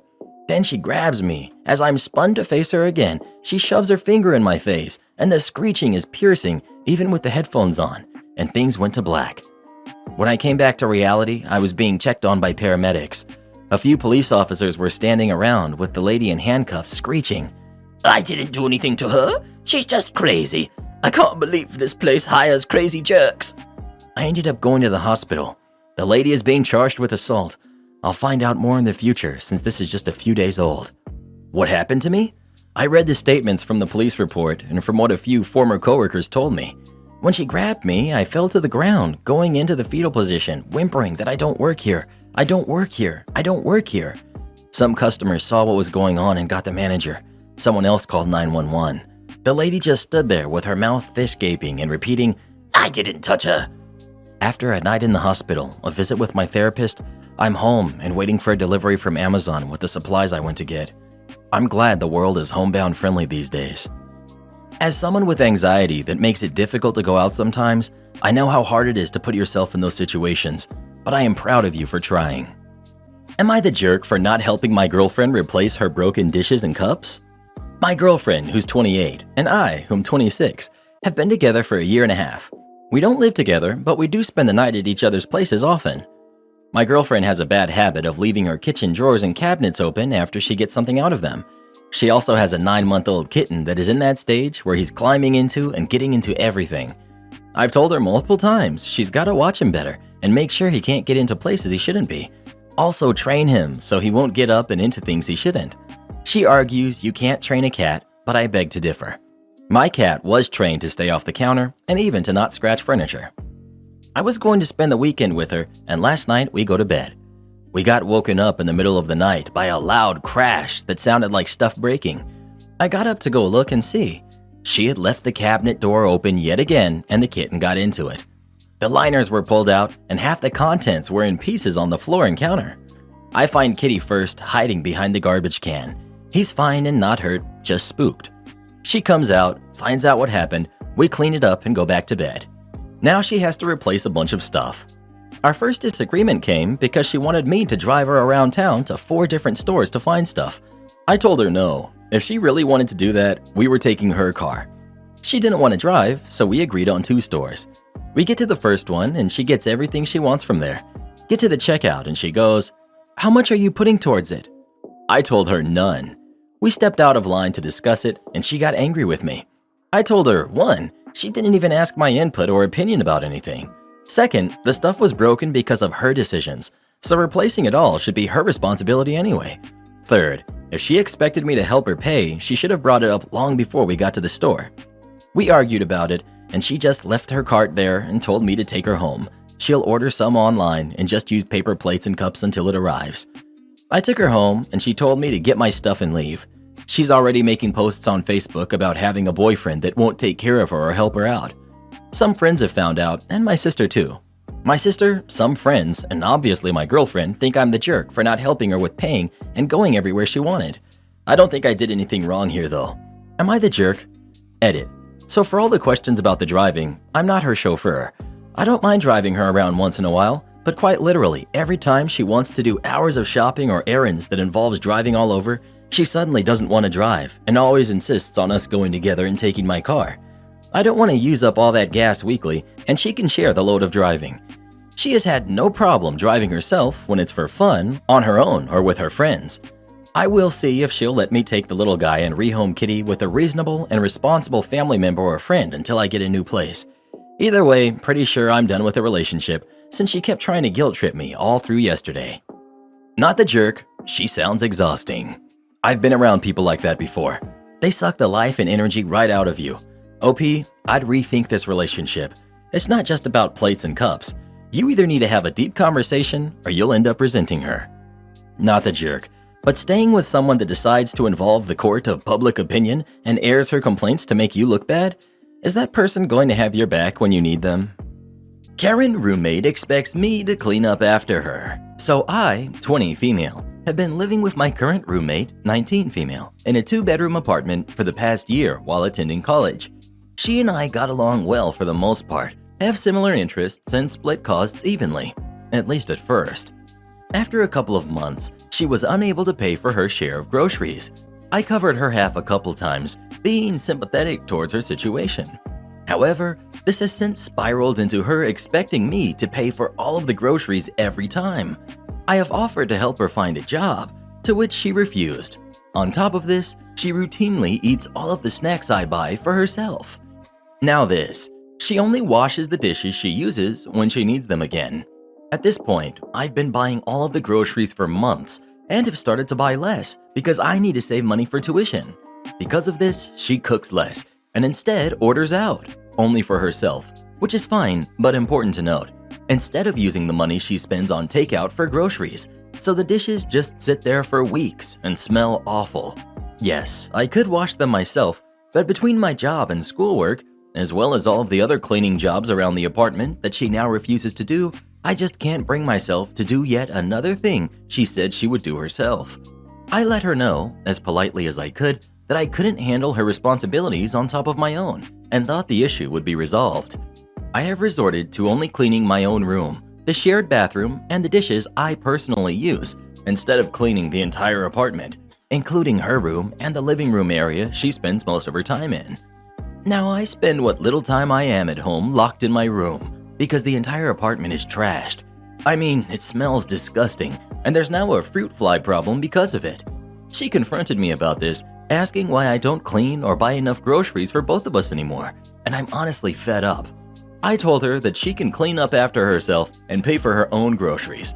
Now she's upset with me, still refuses to pull her own weight, and claims that she is overwhelmed and depressed.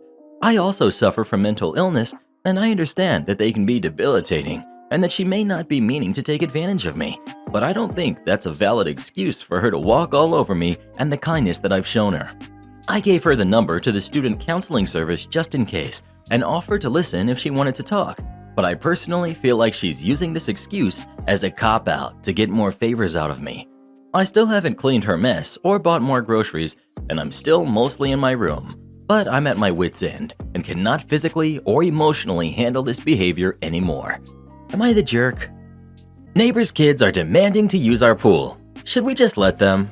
I, 37 male, moved into a small neighborhood with my fiance, who's 36. The neighborhood is full of kids around the ages of 9 and 10. We found out that my fiance is expecting, and we both decided on wanting a pool. I had an above-ground pool put in last year, and the neighborhood kids were very happy. I told them no dogs were allowed in the pool, as the lining was fragile and it could break. This year, I opened the pool, and the kids used it while we were away. When we got back, I noticed the water level was low, and I tried to refill it. I saw a good-sized tear on the side and got it fixed. The kids came over the next day with a Labrador Retriever wanting to use the pool, and I told them that the pool was closed. I came home and saw a few of the neighbors arguing with my fiance. I walked over and everyone starts talking about how I hurt their kids' feelings by not allowing them to use the pool. I explained what happened and why I had to close the pool. A few of them started laughing and demand that I reopen the pool. My fiance thinks that I should open the pool and apologize to the families. Not the jerk. Who are the neighbors to demand that you open the pool? And I surely hope you strictly enforce the no dog rule.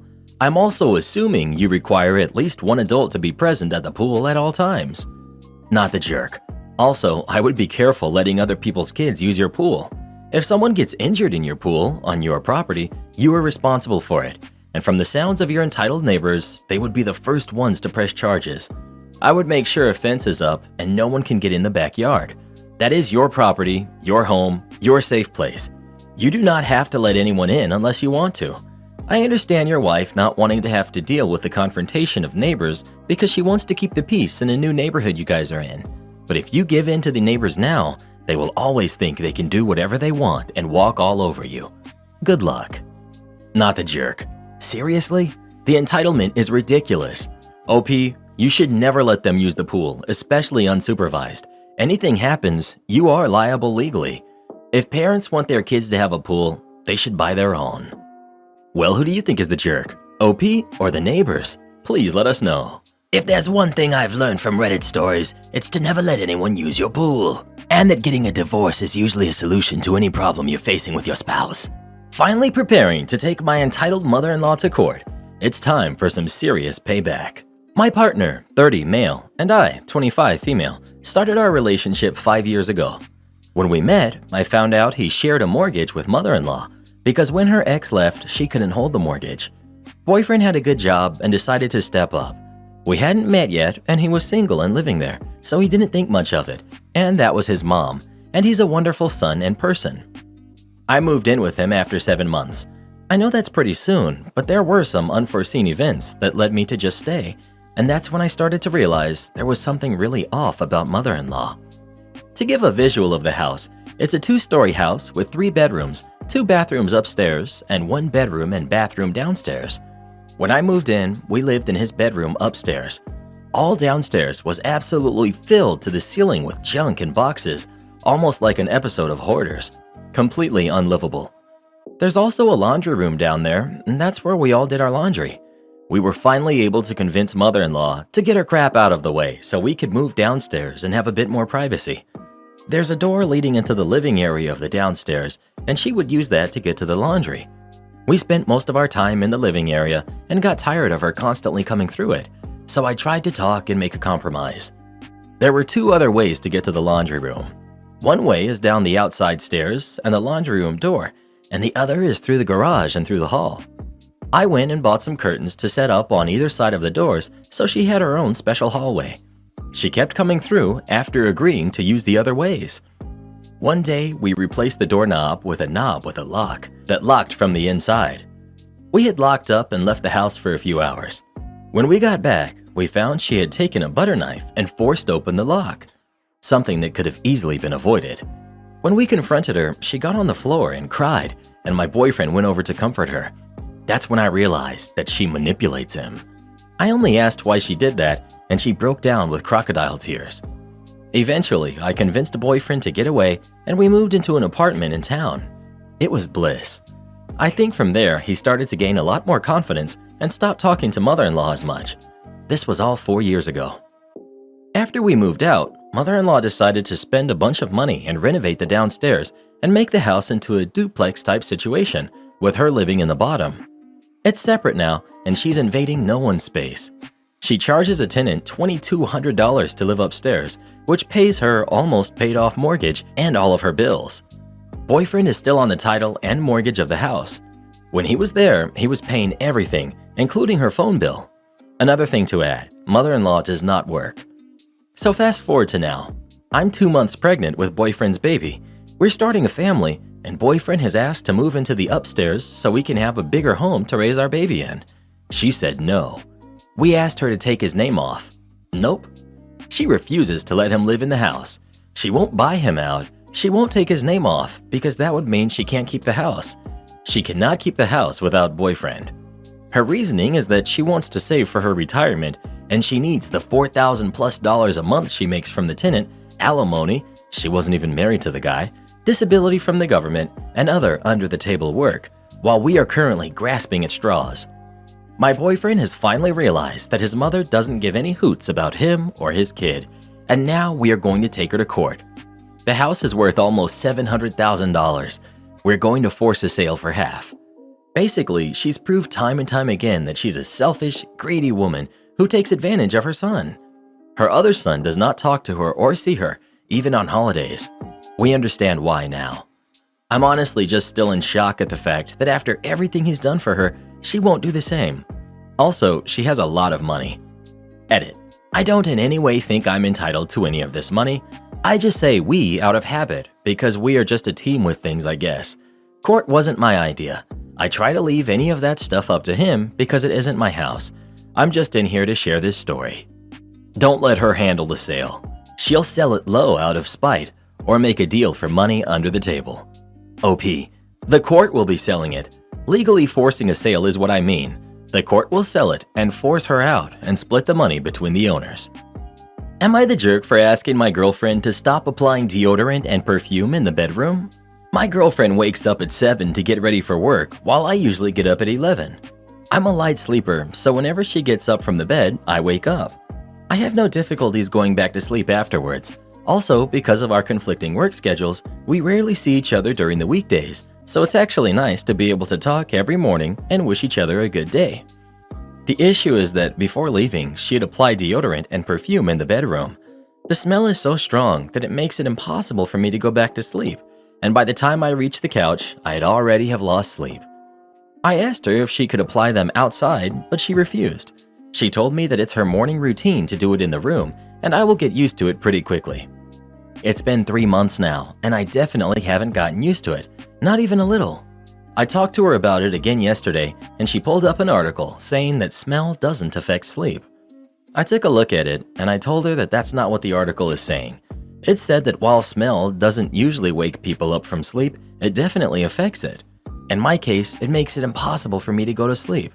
I told her I don't like it that instead of reaching a compromise together, she's pulling up articles to tell me I'm wrong. I informed her that I will be sleeping on the couch during the weekdays. She replied that I was doing this to punish her because I know how much she enjoys kissing me on the forehead every time she wakes up. I told her that it had nothing to do with that. I just can't function with 5 hours of sleep and reminded her that it also affects me at my job significantly.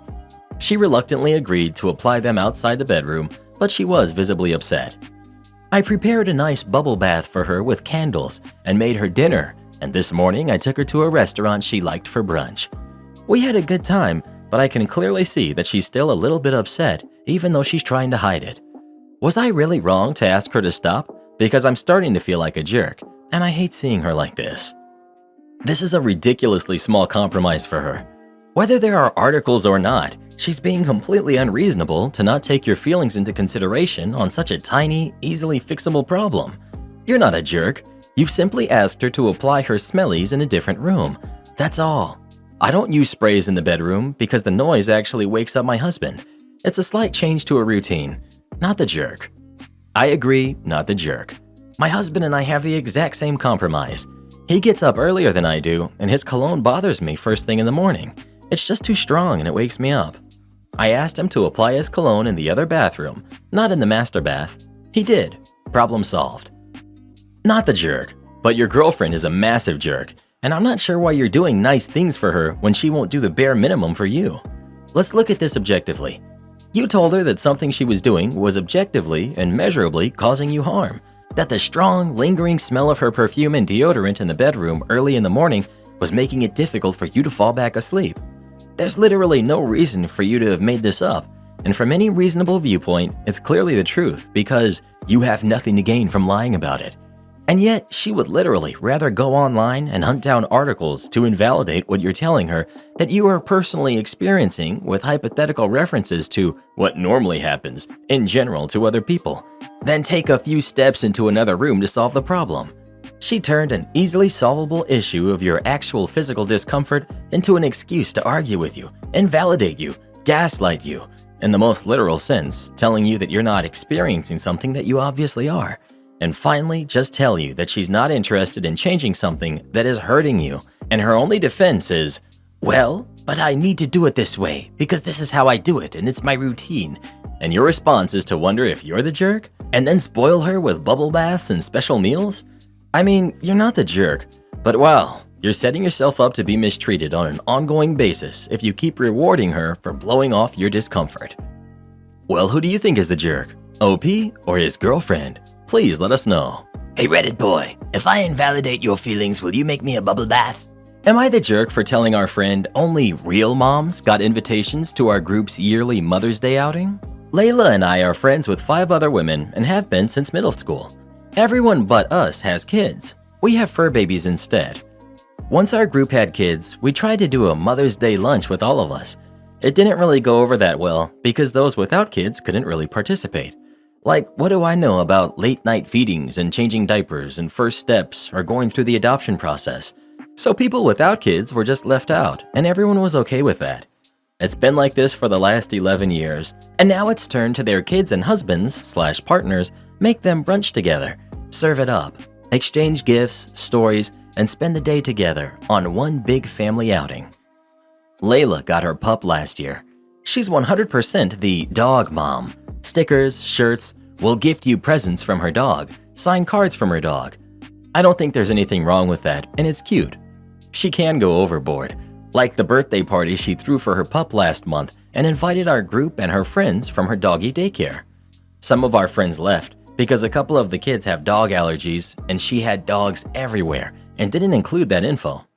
She was sad they left, so we had to explain to her that she knows some of our friends' kids have these allergies and she didn't give a heads up. She invited people to bring her dog's friends from doggy daycare. Eventually, she let it go. Mother's Day rolls around.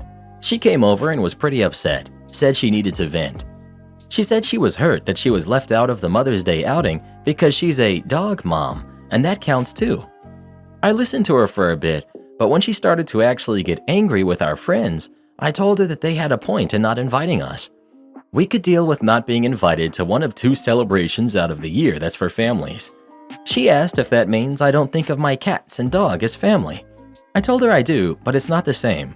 I told her that the outing is for real moms and their kids. Our friends are actually making sacrifices, giving up time, energy, and resources that we don't. I gave the example that for her pup, she got her at 11 weeks when she was already born and weaned. She had helped train her at a doggy academy, free and easy adoption. She has her in doggy daycare 5 days a week and anytime she wants to take off, and a cleaner does all of the bathing and trimming. I told her I'm not trying to take away from the joy being a dog mom brings her, but just trying to highlight how we aren't the same kind of moms. Layla left after that, and none of us have heard from her. The only one who has talked to her works with her and said Layla has been making some comments about how she was intentionally left out and her friends don't take her serious because she doesn't have goblins. I'm starting to think I may have messed up and should have just been quiet and let her be mad for a bit. Am I the jerk? Edit. Our mom friends do not just randomly exclude us. The first 2 years of others having kids, we did celebrate together. Those of us without kids, it was more than just she and I at first, could not talk at length about parenting and families. Going someplace after lunch had to be a kid-friendly because the parents wanted to have their kids with them. We wanted to go to a bar or a day trip. Our friends with kids have always made sure to not gush about their kids all the time, so as a group, we all decided, Layla included, that the Mother's Day lunch would just be for the moms and their kids, so that they can do all the kid-friendly activities and gush about their kids all they wanted. Back then, Layla would get bored with them talking about their kids too much or spending too much time and attention on their kids and not on other topics. She still has that same attitude today. Edit 2. Unless she's keeping the info to herself, Layla chooses to be child-free, and it's not an issue of being childless.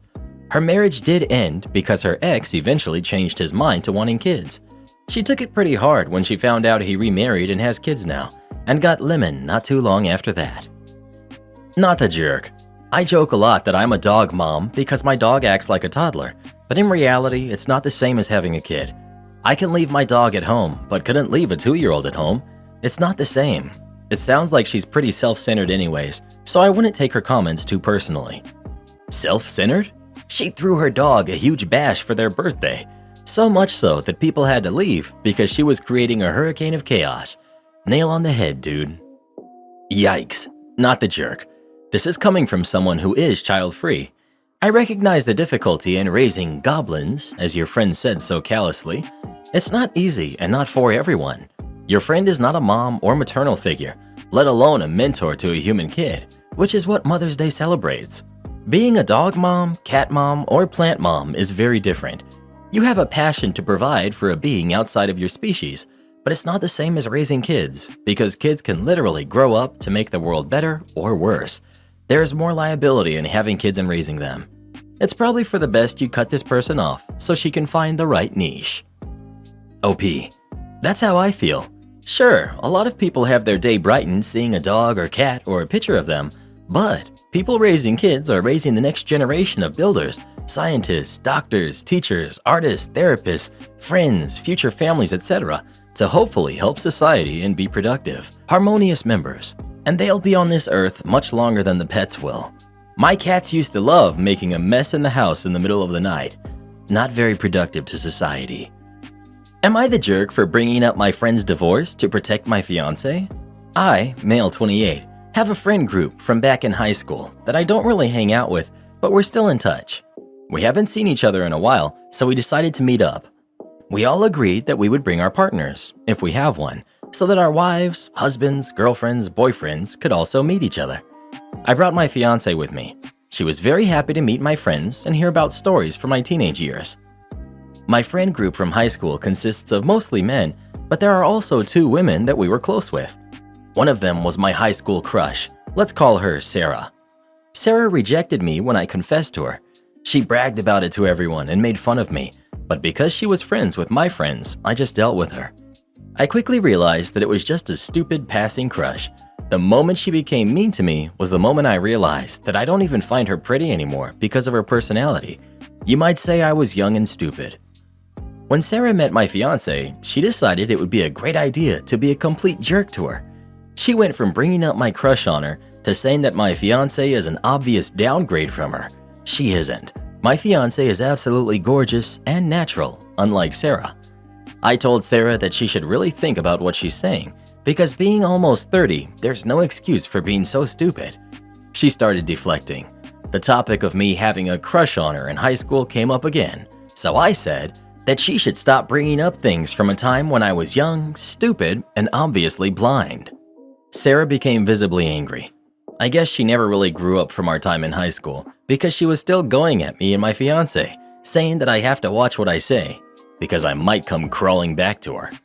I replied by bringing up the fact that she's currently going through a divorce and she might want to sit back and think about why that is. She left to go to the bathroom, came back after a few minutes, grabbed her purse, and left. The rest of my friends were divided on my reaction. Some thought I did the right thing and was only defending my fiance. Some thought that bringing up Sarah's divorce was a low blow. The more I think about it, the more conflicted I am. My fiance agrees that I was kind of harsh, but she's also very grateful for me standing up for her. Am I the jerk for bringing up my friend's divorce to protect my fiance? Not the jerk. Don't dish it out if you can't take it. It sounds like you gave multiple hints and opportunities to end the conversation on a better note and she refused to stop. Good on you for standing up for your fiance. Well, who do you think is the jerk? OP or Sarah? Please let us know. Sarah got off easy in my opinion. I would have told her some things that really would have hurt her feelings. No more long lunches. I'm male, 26, third shift team lead. Edit. I should clarify that we clock out for lunch. which means it's an unpaid time period, so any extra time I take on lunch doesn't count towards paid time. So about a month or so ago, I was pulled into the office by my supervisor and another one, acting as a witness.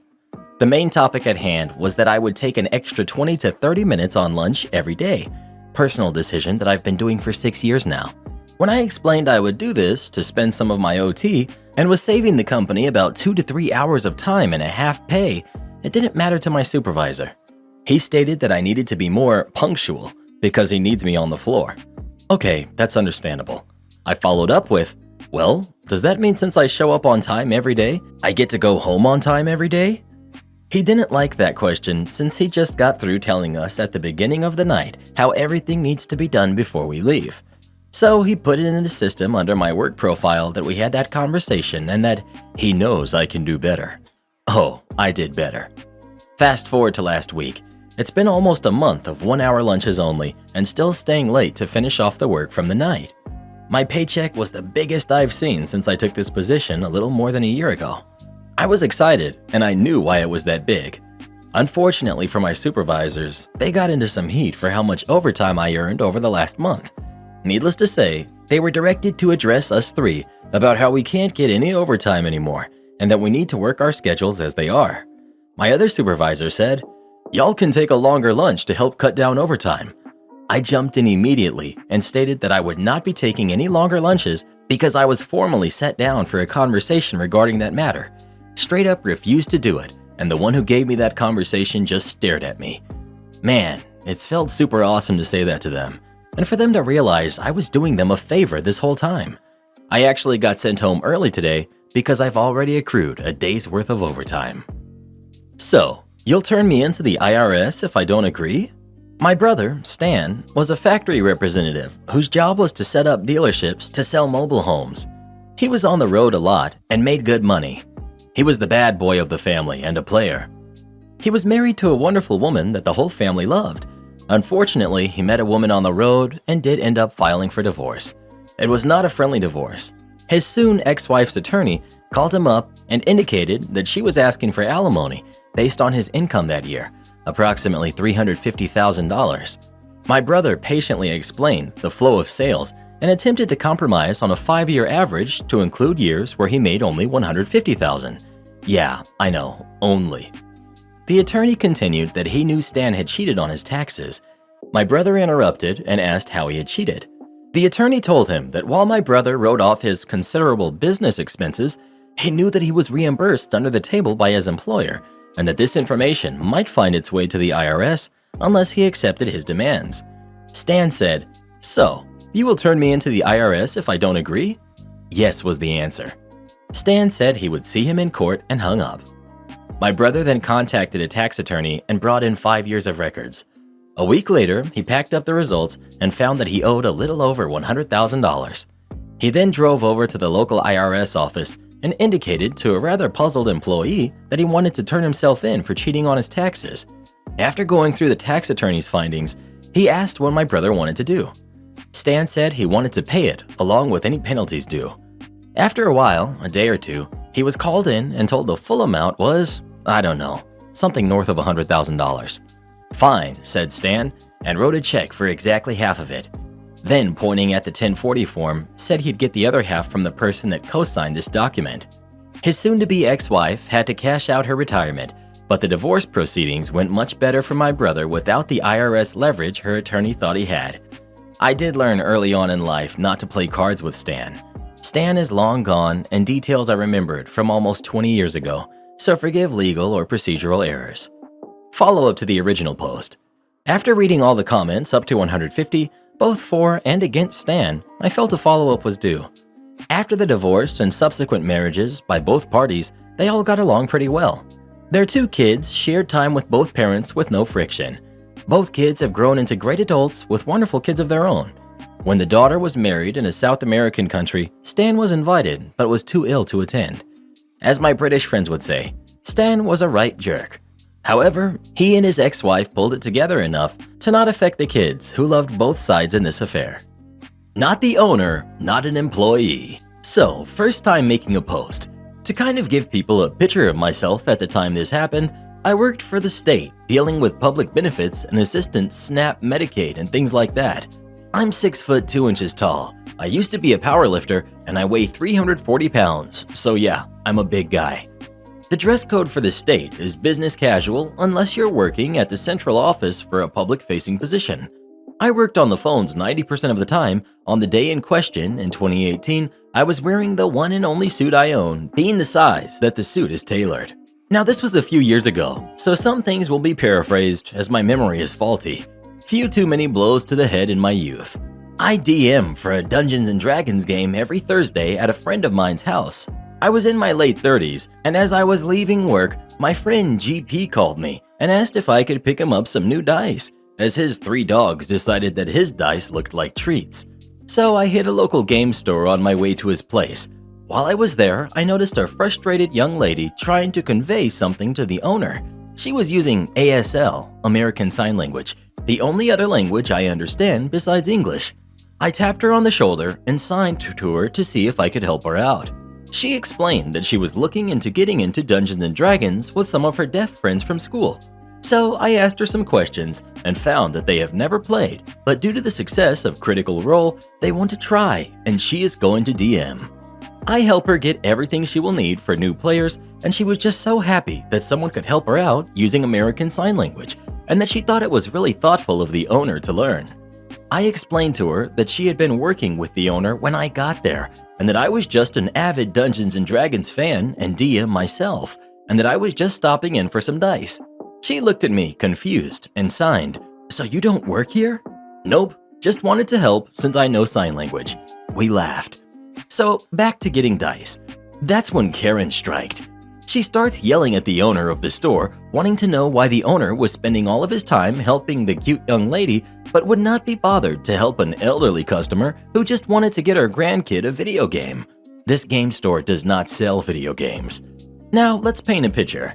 Karen here is about 5 feet tall, standard Karen haircut, and maybe 240 in weight. And in her early 40s, if she has a grandkid that can play video games, some poor choices may have been made in her past. The actual owner of the store said I help people that come into the counter, and if they need help with something out on the floor, I help them as best that I can. Then Karen points at me and says, "No, I'm talking about the owner." The actual owner of the store and I look at each other, and at the same time say, "Lady, I/he does not work here, and I/he is the owner, and the place does not sell video games." We smile at each other. This is where Karen explodes on why does a game store not sell video games, and what is she going to do now? She waddles over to me and starts poking me in the chest, ranting something along the lines of I should be nicer to older customers, and they are the ones keeping my store open. At this point, I pull out my state employee badge and point at it and say real slowly, "Lady, I don't work here. And you can go next door to insert name of big box store that rhymes with Dred Myers." I then explained that by state and federal law, by poking me in the chest, she was guilty of assault. At this point, she sputtered and then slapped me. When I started to talk again, she slapped me again. At this point, I got ticked off, stood to my full height, and yelled at the top of my lungs that if she touched me one more time, that I would defend myself and she would not like the results. At this point, the owner has called the police and has the phone on speaker. We all hear when dispatch states that the officer is 2 minutes out. She screams and then tries to get me again. I stopped her, spun her around, and held her in place so that she couldn't get me again. This is when the police showed up. Now, when you have a guy standing a foot plus taller holding this screaming lady at bay, cops are automatically going to think that you are in the wrong. Officer 1 is a lady, Officer 2 is a guy. Officer 1 comes in first and sees this and says, "Sir, please let go of this woman." I said I will as long as she won't hit me again.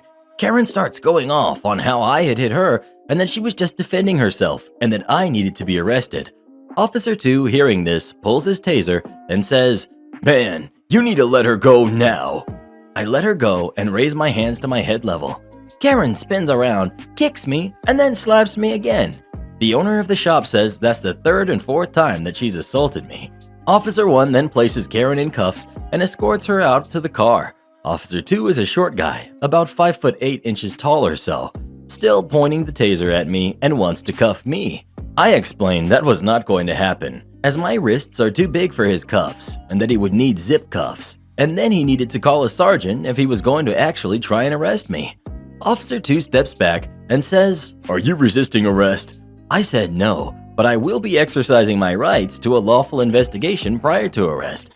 You know, innocent until proven guilty and that jazz, as I was the one defending myself from that screaming Karen your partner just took outside. Now if you want me cuffed while you determine what's going on so you feel safe, I fully agree to that. I'm just explaining that my wrists won't fit in your metal cuffs. Officer 1 comes back in and says that Karen has been detained and is demanding a supervisor. The store owner pipes in with his side of the story, Officer 2 still pointing a taser at me, and explains that Karen assaulted me twice and was in the process of assaulting me a third time before I had restrained her. At this point, Officer 2 puts his taser away and then jokingly asks if he can see if the cuffs really won't fit. I hold out my right hand and he pulls out his cuffs and is like, "Dang, they won't fit." For everyone's information, minimum inside perimeter of the bracelet is 7.9 inches, 20 centimeters, when the ratchet is engaged at the first notch. The maximum perimeter is 6.5 inches when the ratchet is engaged at the last notch. My wrist is 10 inches around. Officers 1 and 2 were both amazed that the cuffs would not actually fit me and that even if they did, due to my size, they would not be able to cuff me behind the back. At this time, the sergeant shows up. He walks in and sees me and says, "Hey Rusty, long time no see." Me, "Hey Sarge, how are things?" Long story shorter, Karen was arrested for assault and heck yes, I pressed charges. From what I was told by Sarge, this was her 12th incident of similar issues, but the first time that she had gotten violent with someone. Neighbor uses his leaf blower every morning at 7 a.m. How can I stop him? I've lived in this house for about 2 years now, and on my first day here, I had a weird interaction with my neighbor. He saw me walking down the street and asked, "Can I help you? Are you lost?" Literally the house right next to mine. I've tried to have friendly conversations, but the guy comes off as a major jerk. I was unemployed for a few months and asked him to jump my car. Every other sentence included the word job. Very obvious he wanted to know more about my life. Every time a car pulls up in my driveway, whether it be my mom or a friend, his whole family will be standing in the front door watching what's going on. One time I was in my backyard and they sent their daughter, who's probably about 6 to 8, to walk along the inside of my fence, and it was very obvious she was there to look at what I was doing and was probably told by her parents to do so. She just walked around the fence and went back inside. Didn't seem like she was looking for anything but me. Some weird nosy stuff. He also called the police twice on me in 2 weeks because my car was parked in the street. Didn't even say a word to me. But this still isn't the worst to me. The worst is the fact that he uses his leaf blower every morning around 7 to 8 a.m. He starts his leaf blower right outside my bedroom window and he leaf blows his cars and his driveway. Usually for at least 30 minutes to 1 hour and daily, if not multiple times a day. He leaf blew 5 different times yesterday. He will wait for it to stop raining and leaf blow the rain off of his cars and driveway. He sealed his driveway and spent over an hour trying to dry it with his leaf blower, all of 10 to 20 feet from my bedroom window, 8 a.m. on a Sunday. So, any ideas to tick him off? This leaf-blowing, nosy maniac is driving me crazy. I need him to get a taste of his own medicine. Been thinking about opening my bedroom window and playing loud music at night before noise ordinance since it faces his house. Just tired of this leaf blower man. Edit. Anyone know of a good quiet leaf blower? Some nice quality but quiet. Neighbor will be thrilled about his new leaf blower and it will hopefully be a bit more quiet around here. A win for both of us. A better way to go about it. I just despise the sound of that awful constant leaf blower. Plant fruiting mulberry trees along the fence bordering his yard and driveway. Birds love the fruit, a little kind of bland blackberry. They make good jam, and they'll go to the bathroom purple everywhere. Cars and concrete included. They start fruiting pretty young too. Put up cameras. Put up really loud wind chimes. And if he is on or very near your property line, try motion-activated sprinklers. Check your local noise ordinance. He may be in violation using the leaf blower that early. If he is, then just start calling the cops on him. Or you could try talking to him. It may work. Some of these types need to feel like the good guy. Use I statements and no extreme language. These types can also be very overly sensitive. I'm a gardener, so my suggestion is plants. Put in whatever plants you'd like on your side that will get large and give you privacy. The plants help with some sound too, depending on how thick they are. A berry-type plant might be a lot of fun, but I'm sure any plants might upset him. But put up cameras, so if he destroys your plants, you can press charges. Well, what would you do in this situation? Would you try to get revenge on your leaf-blowing neighbor or not? Please let us know. I'd blast some Metallica every time he uses it. Problem solved. Am I the jerk for embarrassing my stepdad in front of his family, saying he's in my house? For the past few months, I, 17, male, haven't had a good relationship with my mom or my stepdad. I'm angry at them because 2 years ago when my dad passed, he left me inheritance that I'm supposed to get on my 18th birthday. I'm also getting survivor's benefits that my mom uses for me when I need things, so it's not like she used this inheritance for me. They bought a house that we moved into. It was weird for me because we always lived in a 3-bedroom apartment. My stepdad is a substitute teacher and my mom's a part-time receptionist.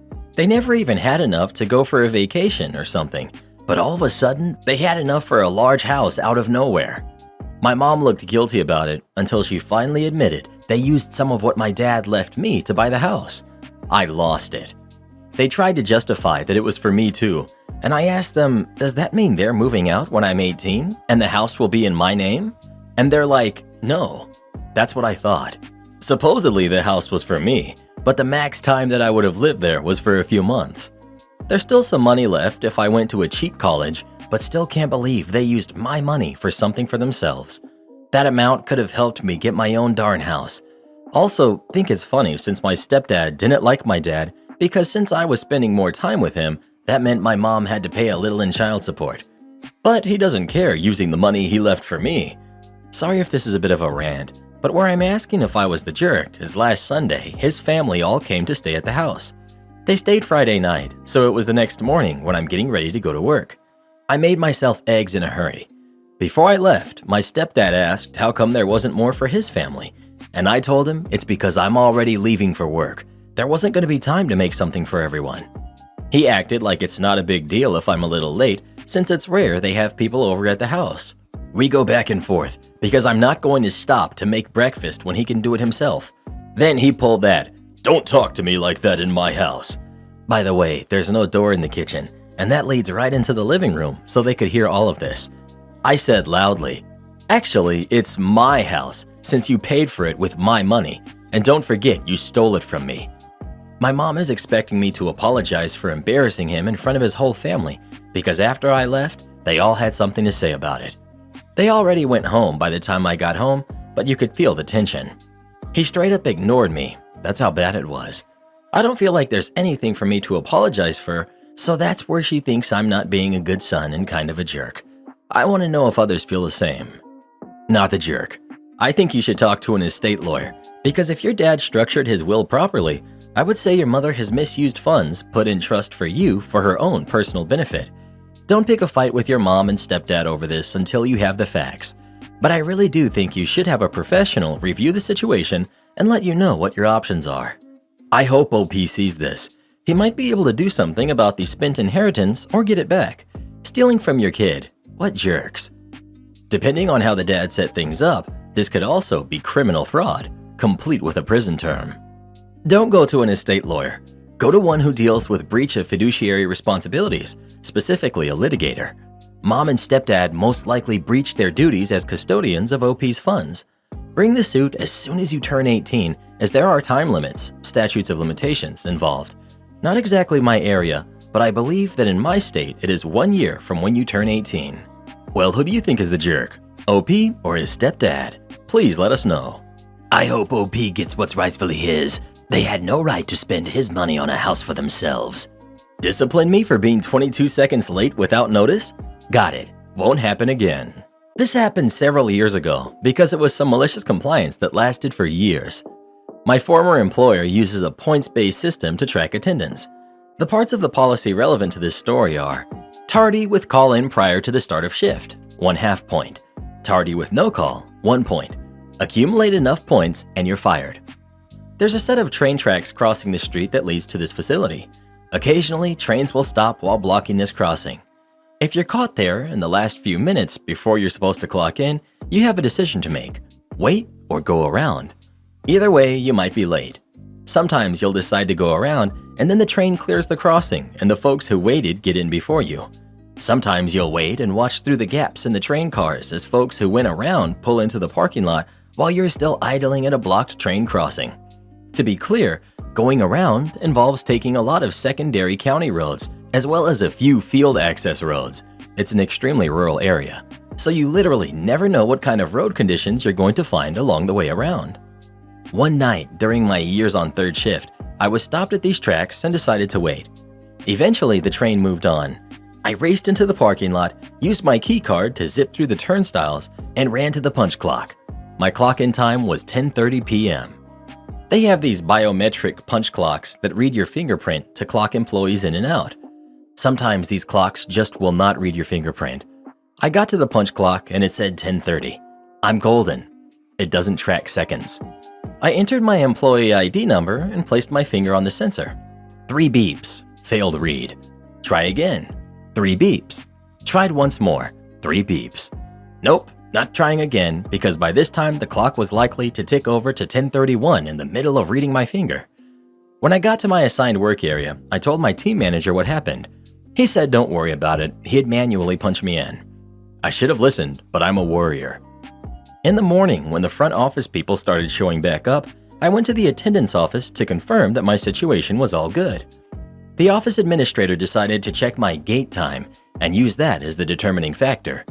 I scanned my key card at 10:30 and 22 seconds p.m. That's a tardy no call, 1 full attendance point to be issued. I reiterated that it was a train stopped on the tracks, completely beyond my control. She advised me to either leave earlier and just wait an extra half an hour for my shift to start on the majority of days, or else get a cell phone. I didn't have one at all back then, to call in with from the road next time. Well, what I did instead was start calling in absent, just in case something comes up after I leave home but before I arrive at work, in the evenings before leaving for work. The first few days, the attendance office up front was just bemused. After weeks, they became annoyed. After months, they had apparently complained enough and I finally got told to stop. During the course of this conversation, they revealed that calling in too early before the start of your shift made it extra challenging to make sure the notice gets to the right members of management, because the message is no longer flagged as new by the time they're creating logs for the next shift.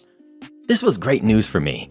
From then on, every morning before leaving the premises at the end of my shift, I used one of their phones to call in absent for my next shift that evening.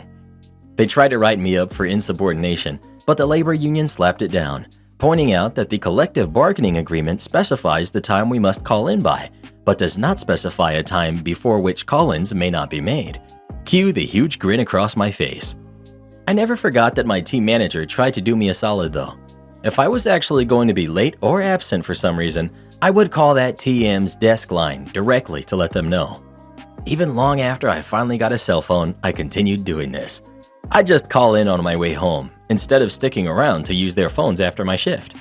Found out years and years later from some union reps that upper management never got over this. Drove them nuts that they got beat at their own game by something so simple. It didn't bring the walls crumbling down, but it was a persistent, enduring source of frustration and impotence for them. And really, knowing you can manage all of that with just a 22-second phone call a day, that's the kind of thing that gets you out of bed in the evening. Edit. Probably the #1 observation I'm seeing is that I should have just sucked it up and left earlier. I've commented this a couple times already, but so nobody has to dig for it. I usually left so early that I got to work before the 20 minutes prior to the start of our shifts that we were allowed to clock in. This stopped train event was a rare and unpredictable exception, but the crossing was regularly blocked for a few to several minutes by a moving train, not to mention all the other random stuff that could come up on your way to work. Am I the jerk for asking my stepdaughter to wake up 20 minutes early so she can make breakfast? My husband and I just had our last kid a month ago. He has 2 from a previous marriage, Paul, who's 23, male, and my stepdaughter, Maddie, who's 16. She lives with us full-time. We also had 4 kids ourselves, Jason, who's 7, Mia, who's 5, Lewis, who's 3, and our baby, Joshua.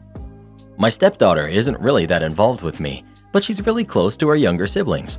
I've never asked something like this before, During my previous pregnancies, my husband was there to help me out since he had a more flexible schedule.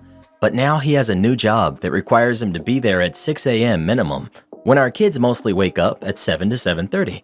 Lately, I've been really tired since Joshua is a big crier, and I decided to take the long nights since my husband needs to sleep well or he might have an accident at his job.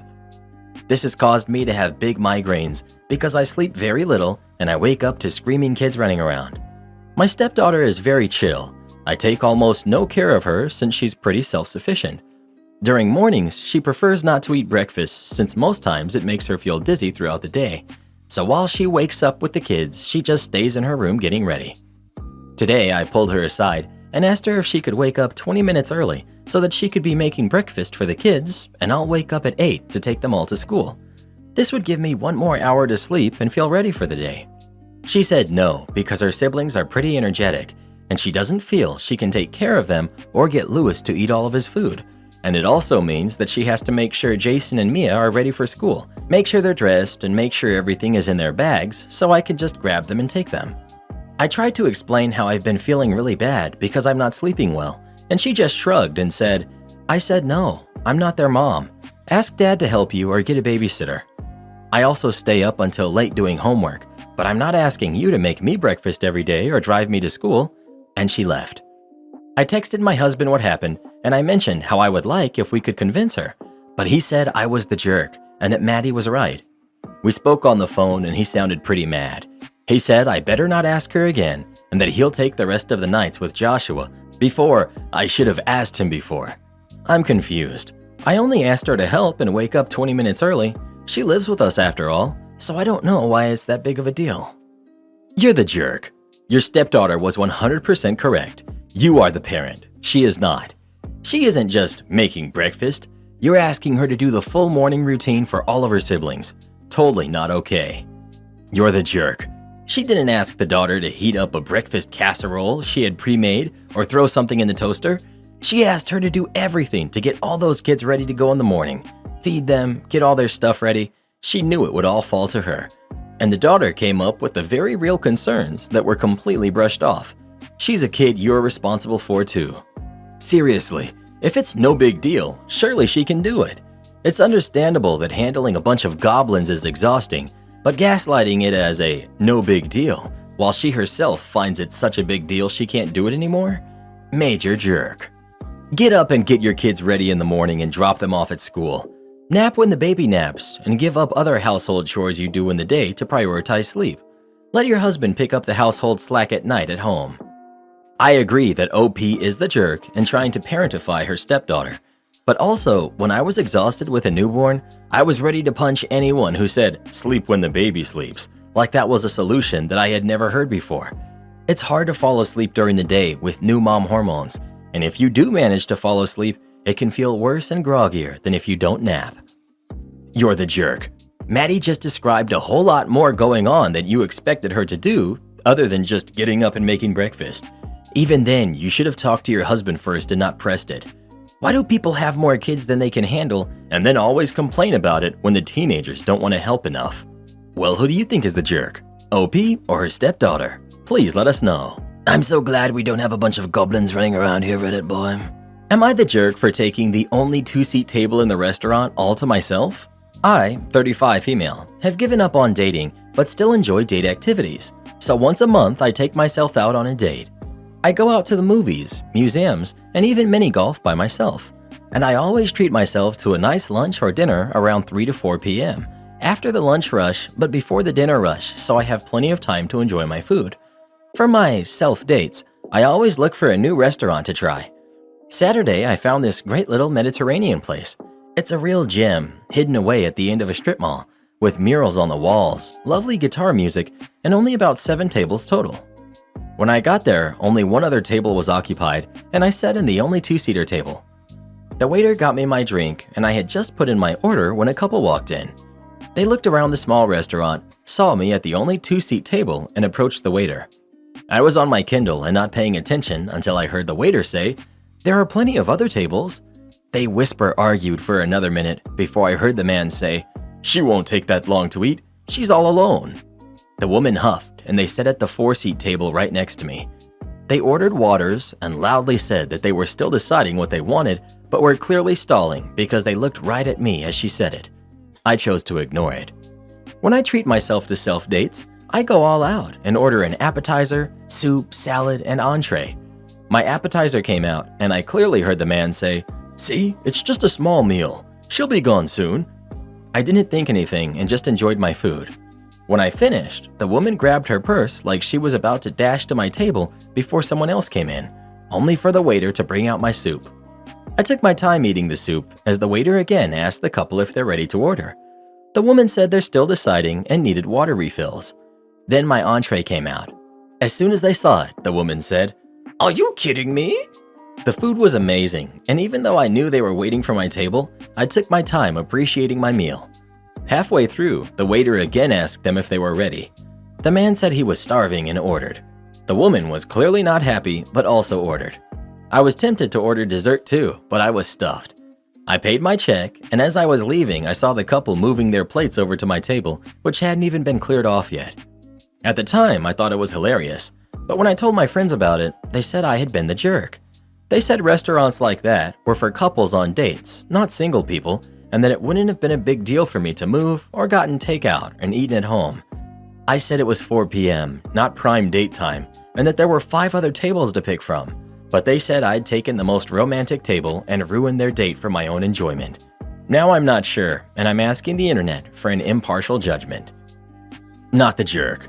You took the smallest table available, which happened to be a 2-seat table. What would anyone expect you to do except exactly that? It's complete nonsense.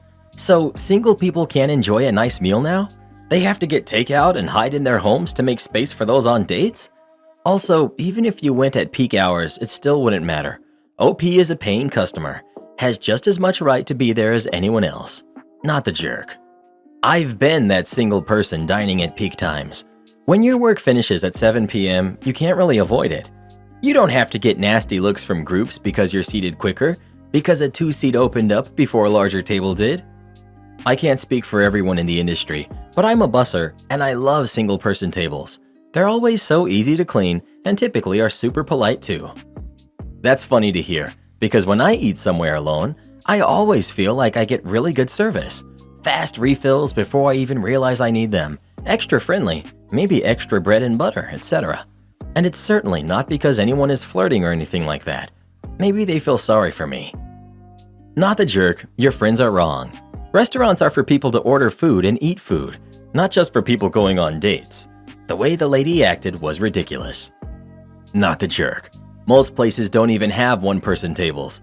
It's more of a jerk move to occupy a 4-seater as a singleton unless there are no other options than a 2-seater. It's not your fault that they wanted your table and didn't even have the courtesy to ask you directly if you wouldn't mind moving. Am I the jerk for not dressing up for my sister's Harry Potter wedding? Things between my sister, who's 25, and I, 27 female, have always been just a little bit strained. We've just been very different people at pretty much every point in our lives, and we've never been super close, which is fine. Things are pretty cordial most of the time, except for a few times we really struggle to see eye to eye. This is one of them. Anyway, my sister got engaged a few months ago. It was good news. I like her fiancé, and I was very happy for her. She asked me to be one of her bridesmaids, and I accepted, and have since been talking with her and the other bridesmaids making preparations.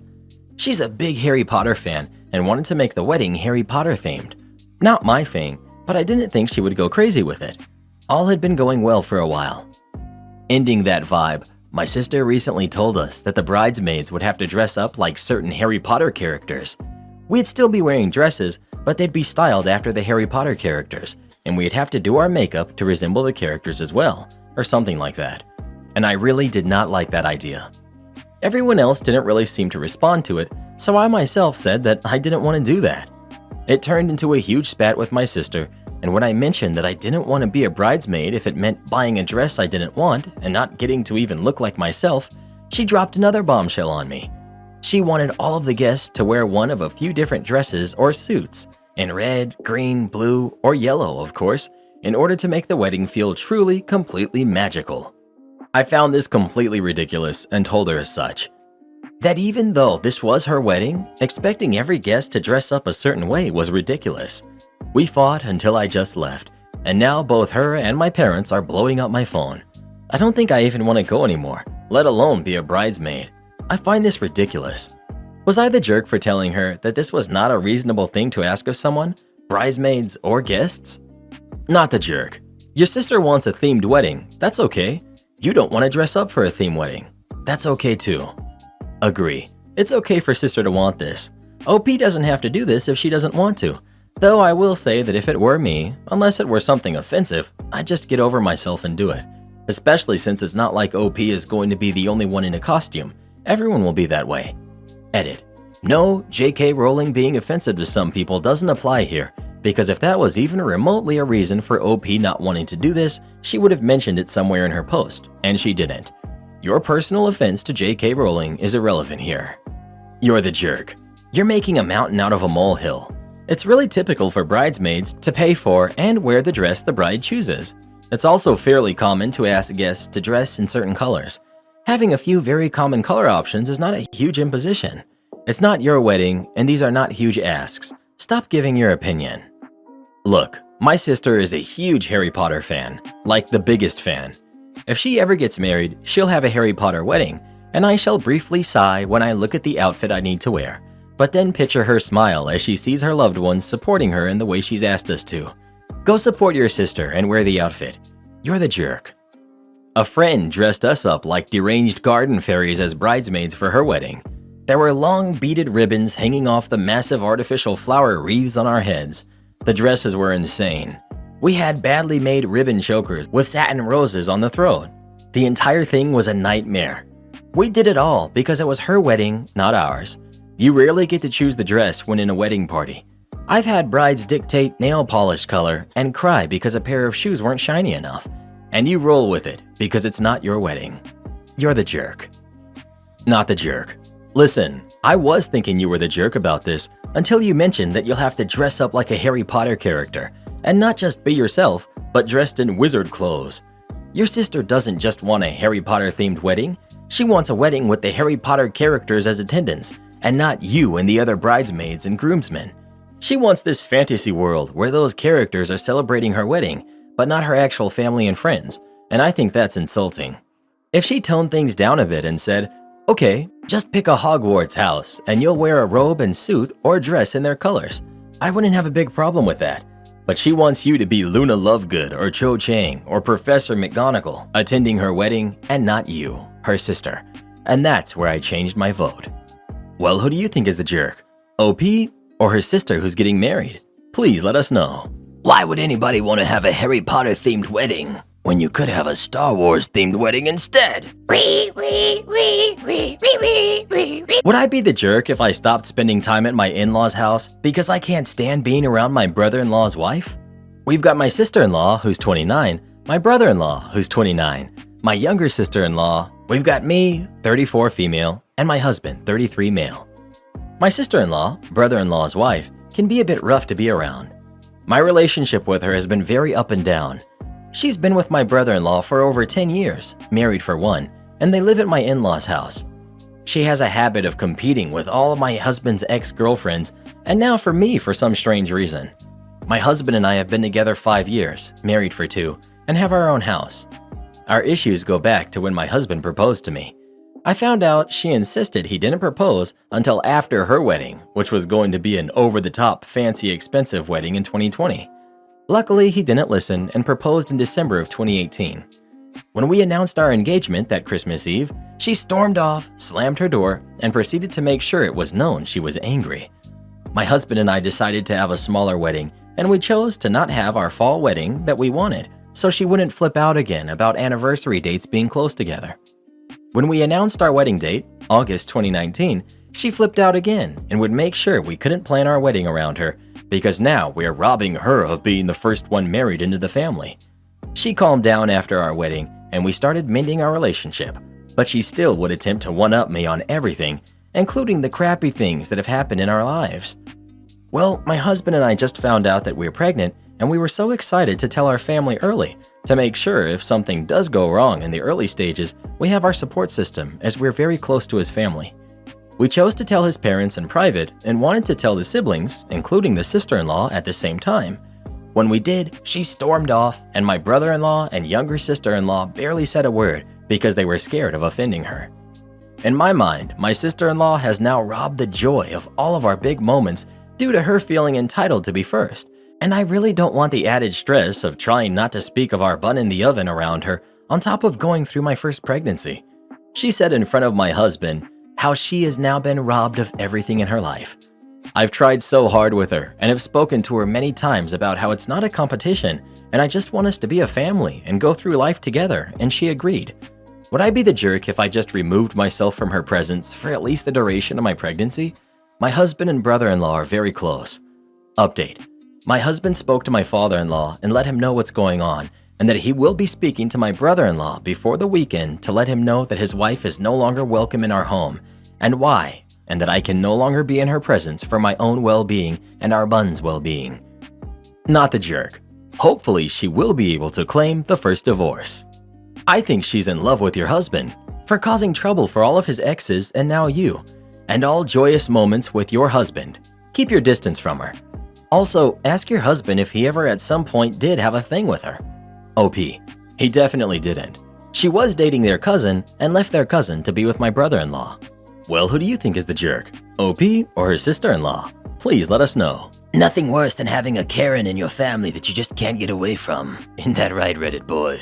Karen tries to make me do yoga. Our family has Pancake Sundays, which is where our house gets together for a sit-down family breakfast with my mom's infamous pancakes. As you would expect, I'm always down for it. Love family time, love pancakes. My family is also very active and athletic, and usually does a workout or yoga in the mornings. However, I'm not a very athletic or active person, and because I hate being compared to the rest of my family, I hate feeling weak while they exercise. I usually don't work out with them. Last week I did do yoga though, because my mom asked and it was Mother's Day. This week, my mom said I wasn't allowed pancakes unless I did yoga with them again. I said that was fine. I still wasn't going to do the yoga, but was a bit upset that she was trying to force me to do something I didn't want to do. In the morning, my sisters kept texting me for me to come to breakfast, but I didn't really want to because watching everyone else enjoy pancakes while I didn't wasn't super appealing to me. Finally, I went up because I didn't really want to miss family breakfast, only to see that my mom made my favorite crepe pancakes that she only makes for birthdays, along with fruit and whipped cream. Take note that I had told Mom that I missed her crepes a few times, but she waited until I couldn't eat them to make them. I really didn't want to watch everyone else enjoy the food while I couldn't, and was getting upset that she tried to go out of her way to punish me for not working out with her, and I didn't want to be around my family when I was getting upset like that, so I went to go downstairs. My stepdad stopped me and in front of the whole family told me off for not wanting to spend time with my family, for not contributing to the family, for my mom always having to push me to do anything. I didn't really say anything. I've been taught not to talk back to my parents, but I can't help but feel upset. I take walks with my mom and sister whenever she asks. It's only been a couple of times in the past year of lockdown that I said I didn't want to go. Whenever the lawn needs to be mowed or they need help, I'm always the one they ask. My other siblings comparatively don't help out as much, and yet I'm always the one who gets criticized. I feel ridiculous for getting so upset over something so stupid, and I don't want to face them right now because I honestly can't tell if I'm in the right or not. Also, to be clear, it's not a weight thing. I'm not overweight or super unhealthy. I just don't like working out in the mornings. Neighbors demand I move my plane. I live in a cottage that I inherited after my grandfather passed 3 years ago. The cottage is one of the oldest homes in the area, and unlike my neighbors, I'm not a member of the HOA.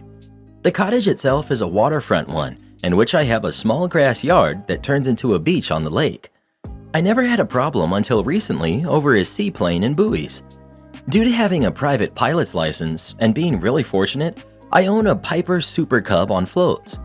When I'm not flying the plane, it's either docked to my dock or is pulled up onto the beach and strapped down when the weather is bad. A month ago, I decided to make some new additions to my property. These additions were 2 lines of buoys at the edge of my property with signs on each.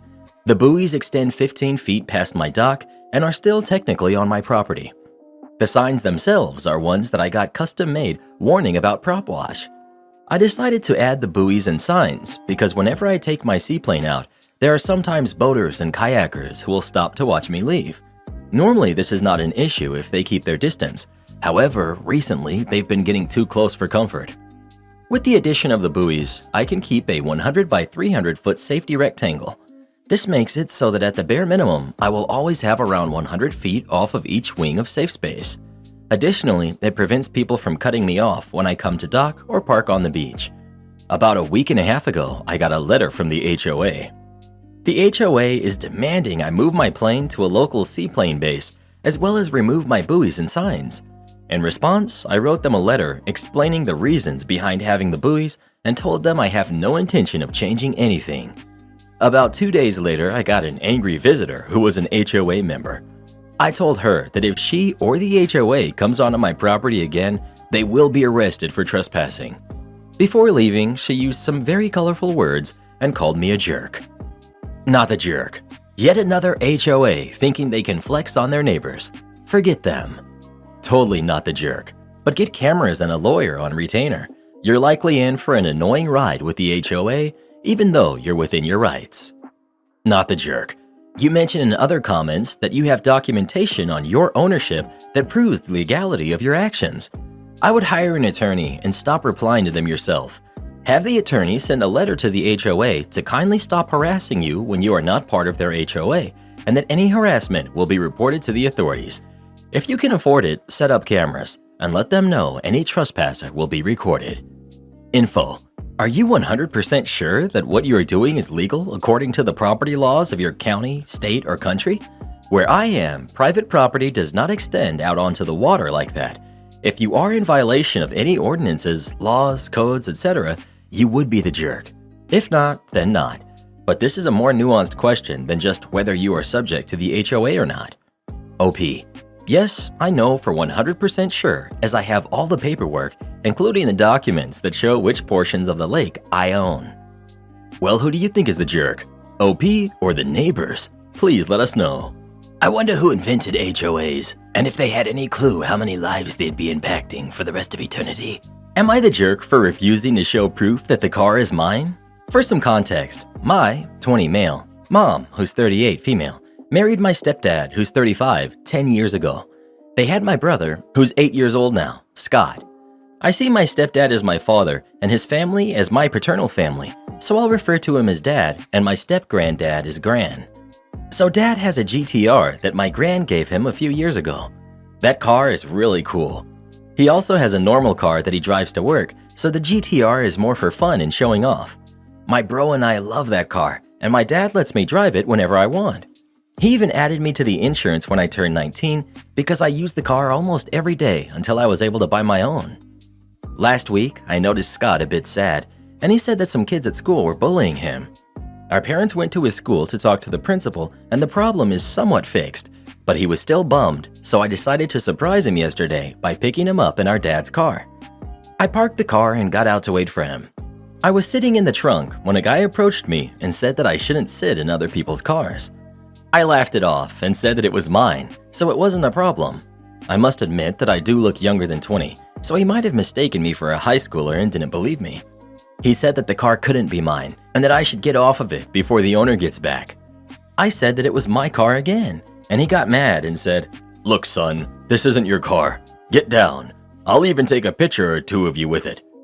I was getting nervous, and when I get nervous, I tend to laugh, so he thought I was mocking him and yelled at me to get down, that if the car belonged to me, to show him the proof. Then he yelled that I was trying to steal the car. I asked him to leave me alone because I was waiting for my brother, and he did move a few meters, but then I noticed that he was making a call, and it turned out that he called the police on me. My brother was getting out at the same time. He was really happy to see me there in our dad's car and ran to give me a hug. I tried to pick him up to put him in the car, but the guy stopped me. I opened the door. It was obvious that the car was mine at that point. Either way, the police came and asked the normal questions. I explained to them that it was my dad's car, and the guy said, "Ha! I knew it wasn't yours." I showed them proof, my license, my dad's papers, the insurance paper with my name on it, and even a text with my dad where I said, "Hey, I'm gonna pick up Scott in the car." And he only answered with an "okay." I offered to call him so that they could ask him themselves, but they said there was no need. The police let me leave and scolded the other guy. Before driving off, the guy called me a jerk because I could have just shown him all of that, but instead I preferred to be a jerk. Not the jerk. He had no right to do what he did, just a nosy Parker. And why would you show him proof it's your car? He should have just minded his own business. OP. For real. Like, that thing has my family's address, my dad's full name, and his number. No one in their right mind would show that stuff to strangers. Not the jerk. This is what happens when people think they can get away with policing people without actually being police. Not the jerk. That's sketchy. I'm a girl, but imagine someone pestering me and wanting proof. Your license and registration has some personal information on it, and reading that immediately gave me stalker vibes. Probably not the case, but just a point about how weird this is. Or if else, I'd be concerned about them trying to find your address to try and steal your car. Just doesn't seem right to share personal info with a stranger. OP. That's what I just said in another comment. That little thing has some serious personal information, and I also thought that, what if I show it to him and now he knows where the car is? I would have put my parents and my brother at risk. It's not like I was down in the car cutting the breakers or trying to break the windows. I was just sitting waiting for my bro. Well, what would you do in this situation? Would you show the stranger proof that it's your car or not? Please let us know. I'd start coughing and sneezing all over him. Trust me, it's one of the quickest ways to get people to stop pestering you, especially these days. My brother hits on my ex, gets rejected, and shows his true colors. I, 22, male, have 3 older siblings. Diana, who's 43, Sebastian, who's 37, and Jake, who's 32. I was the surprise baby, and I'm closer to Jake than Diana or Sebastian. Now, Jake has always been interested in sports and all, training since he was 14 and went pro in college, so even at 32, he looks like a young Schwarzenegger. And I took after him because he was the sibling at home who I was actively watching. I mean, I was young and desperate for interacting with my siblings, so I did a lot of needy things. I took baking classes with Diana. I watched every stupid Star Wars movie so I could talk to Sebastian, and I became the Rock at 18 for Jake. I'm not that needy anymore, and I never really talked with Sebastian. He claims that the reason he gets rejected is because of his looks. I mean, he's okay, a little bald, a little overweight, but also very grumpy and noisy. He thinks Jake and I are stupid just because of how we look. He really doesn't have another reason. Jake has a PhD, and I'm top of my classes, but we're stupid because muscles. I've been laughing at his disrespect and resent for years, but now that I'm a bit older, I just cut him off and move away from him. It's sad because he's my brother and I want a relationship, but nah. I was in a casual relationship with my girlfriend at the time because I don't want anything serious in my 20s, and a few months ago, my girl had to pick me up from my parents' house and I introduced her to my family. Next day, she said that Sebastian sent her the most disgusting messages on Facebook that she had ever received in her life. I read it and it was something. He called her beautiful. He said he knew we weren't serious or official and asked her out on a date. 20 minutes later, he asked if she was there. 10 minutes later, he asked her not to show me the text. And 10 minutes later, he spent the next 20 minutes insulting her until she blocked him. We agreed not to tell him anything because she said she didn't care and that was all. I broke up with her and removed myself from her house.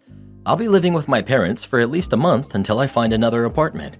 Sebastian is also living here, and when I went through the door, he laughed at me, called me a kicked out Chad, and that even when I look like a little Jake, I still got broken up with, and now I know how he feels when people reject him for his looks. But that it's better because my looks are the stereotype, and I just rolled my eyes and said that his looks aren't the reason women run from him, but rather his creepy personality, and to remember the text he sent to my ex a few months ago. He got red in the face, and my mom said that I was rude because Sebastian is already having a bad time being his age and living at home. This is 100% why he's single, and he shouldn't dish out what he can't take. Also, how did he get her number? Or was this Insta DMs? Either way, it's bad, but still. I hope you find an apartment ASAP, because he sounds insufferable to live with, to be honest. OP. He had messaged her on Facebook. Not the jerk. Sounds like he needed a serious wake-up call. People like him who just like to blame the world and their looks for why they can't get hookups, yet fail to realize it's just their crappy personality are annoying. It's his own fault that he's living at home and can't get a girlfriend. Instead of taking his insecurities out on you, he needs to be an actual adult and get a job, and also work on himself. Otherwise, he's just going to be a miserable person forever. There's so many dudes who are a little balding and a little overweight who easily find partners. Ultimately, most people aren't that shallow and appreciate someone who treats them well or makes them laugh, regardless of their looks. Pretty much no one appreciates an unsolicited come-on from their boyfriend's brother, especially if it's followed by mistreatment. Sure thing, boss. I will follow the GPS. I drive a concrete truck. We deliver ready-mix concrete throughout a fairly large area. Keep in mind, concrete has a shelf life of 90 minutes once water mixes with the cement. This is very important on specific jobs. Our company uses a routing and tracking system I will call the terrible system. If there is a good route or less than good route, it chooses the worst route of all routes possible. After working with it a short time, this was noted. During training, new drivers are told to use it for final part of route only. Problem is, every time one doesn't follow a route, an alert is sent to management. Early in using terrible system, managers found a way to turn off these alerts. New manager starts. After a year, he brings up in meetings that drivers are not following the terrible system routing. Multiple times we tell him it gives us the worst and longest routes. He doesn't listen. After 6 months, he states drivers will be written up if we continue to not follow the terrible system routing. Drivers don't listen. A few days after this announcement, a fellow driver is written up. This is talked about. Cue malicious compliance. Next day on my second load, I have a load to a location I've had before. It's 15 miles east of the Pan and then a 10-mile north leg. Following that route takes about 45 minutes or less. We had been going to this job site for 3 months by this time and knew terrible system gave a much longer route. I was first truck of 4 and noted on the radio we needed to follow terrible system route as directed. Off I go. Route it takes me is southeast 13 miles, north on Interstate Highway 35 miles, including a chicken coop, way station for non-truck drivers. Trucks are chronically overweight for interstate. East through a large metro area for 20 miles, followed by last leg south of about 15 miles. Takes 125 minutes for me. Terrible system gave estimated travel time of 140 minutes, so I did well. I arrive as I'm timed out. Rejected, and that cost company $1,000 for the concrete, not to mention 20 gallons of fuel I burned. Second and third truck are the same. Fourth truck was stopped at chicken coop and company had a $500 fine. Customer is upset, calls the manager screaming. Manager asks to talk to me. I tell him we follow the terrible system routing as directed and he can check that easily. Next day in the break room, there's a sign posted stating that drivers are to use professional discretion in choosing the best and most expeditious route to jobs. My brother-in-law gets scared and cries to his parents when I correct him. So my brother-in-law to this day still lives with my in-laws. He's in his early 30s. From what my wife has told me, and I've seen enough evidence to affirm her statements, they've spoiled him rotten his entire life. He could burn water, he's that inept, eats nothing but crap food, is horrendously overweight, doesn't have a job, and actively refuses to get one unless you're doing all the legwork for him. Gets to go out to Disney and Universal parks all day and throws a tantrum anytime he's asked to do any kind of chores, just to name a few of the issues I have with him. He's also super creepy towards us. And given his history, that's not really mine to explain, that's grounds enough for me to not want him within a mile of any of us. He still demands their respect because I'm an adult and your uncle, so you have to respect me. But I have to put up with him because I try not to rock the boat as much as possible. My wife's relationship with her parents is rocky enough as it is, a real-life Cinderella story. We got married in mid-2015 and her parents invited themselves to our place on base housing to come see our new house. Of course, they bring entitled man-child with them. This jerk has already been stuffing his face with what little snack foods we've got in the house.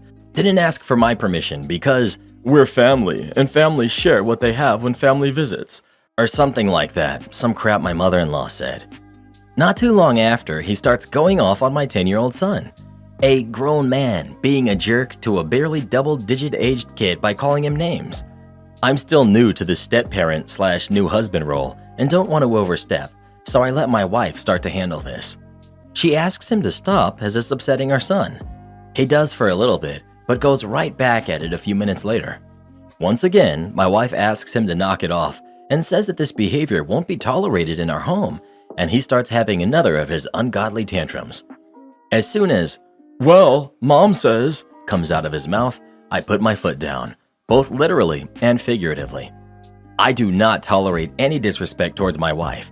Strangers, kids, or family be darned. The new house is mostly wood flooring on the first floor, and my voice already carries pretty well, so the entire house goes silent when I spoke up. "Is this her house? Is this yours? No. Then shut up when the people whose house you're in tell you to knock something off." Entitled jerk is just standing there looking like some flabby fish out of water, with an open-mouthed gasp and wide-eyed terror that someone had dared to correct him. He then ran upstairs and cried to my in-laws about how he was aggressive and scary towards me, and I don't feel welcome in this home. Gee, I wonder why.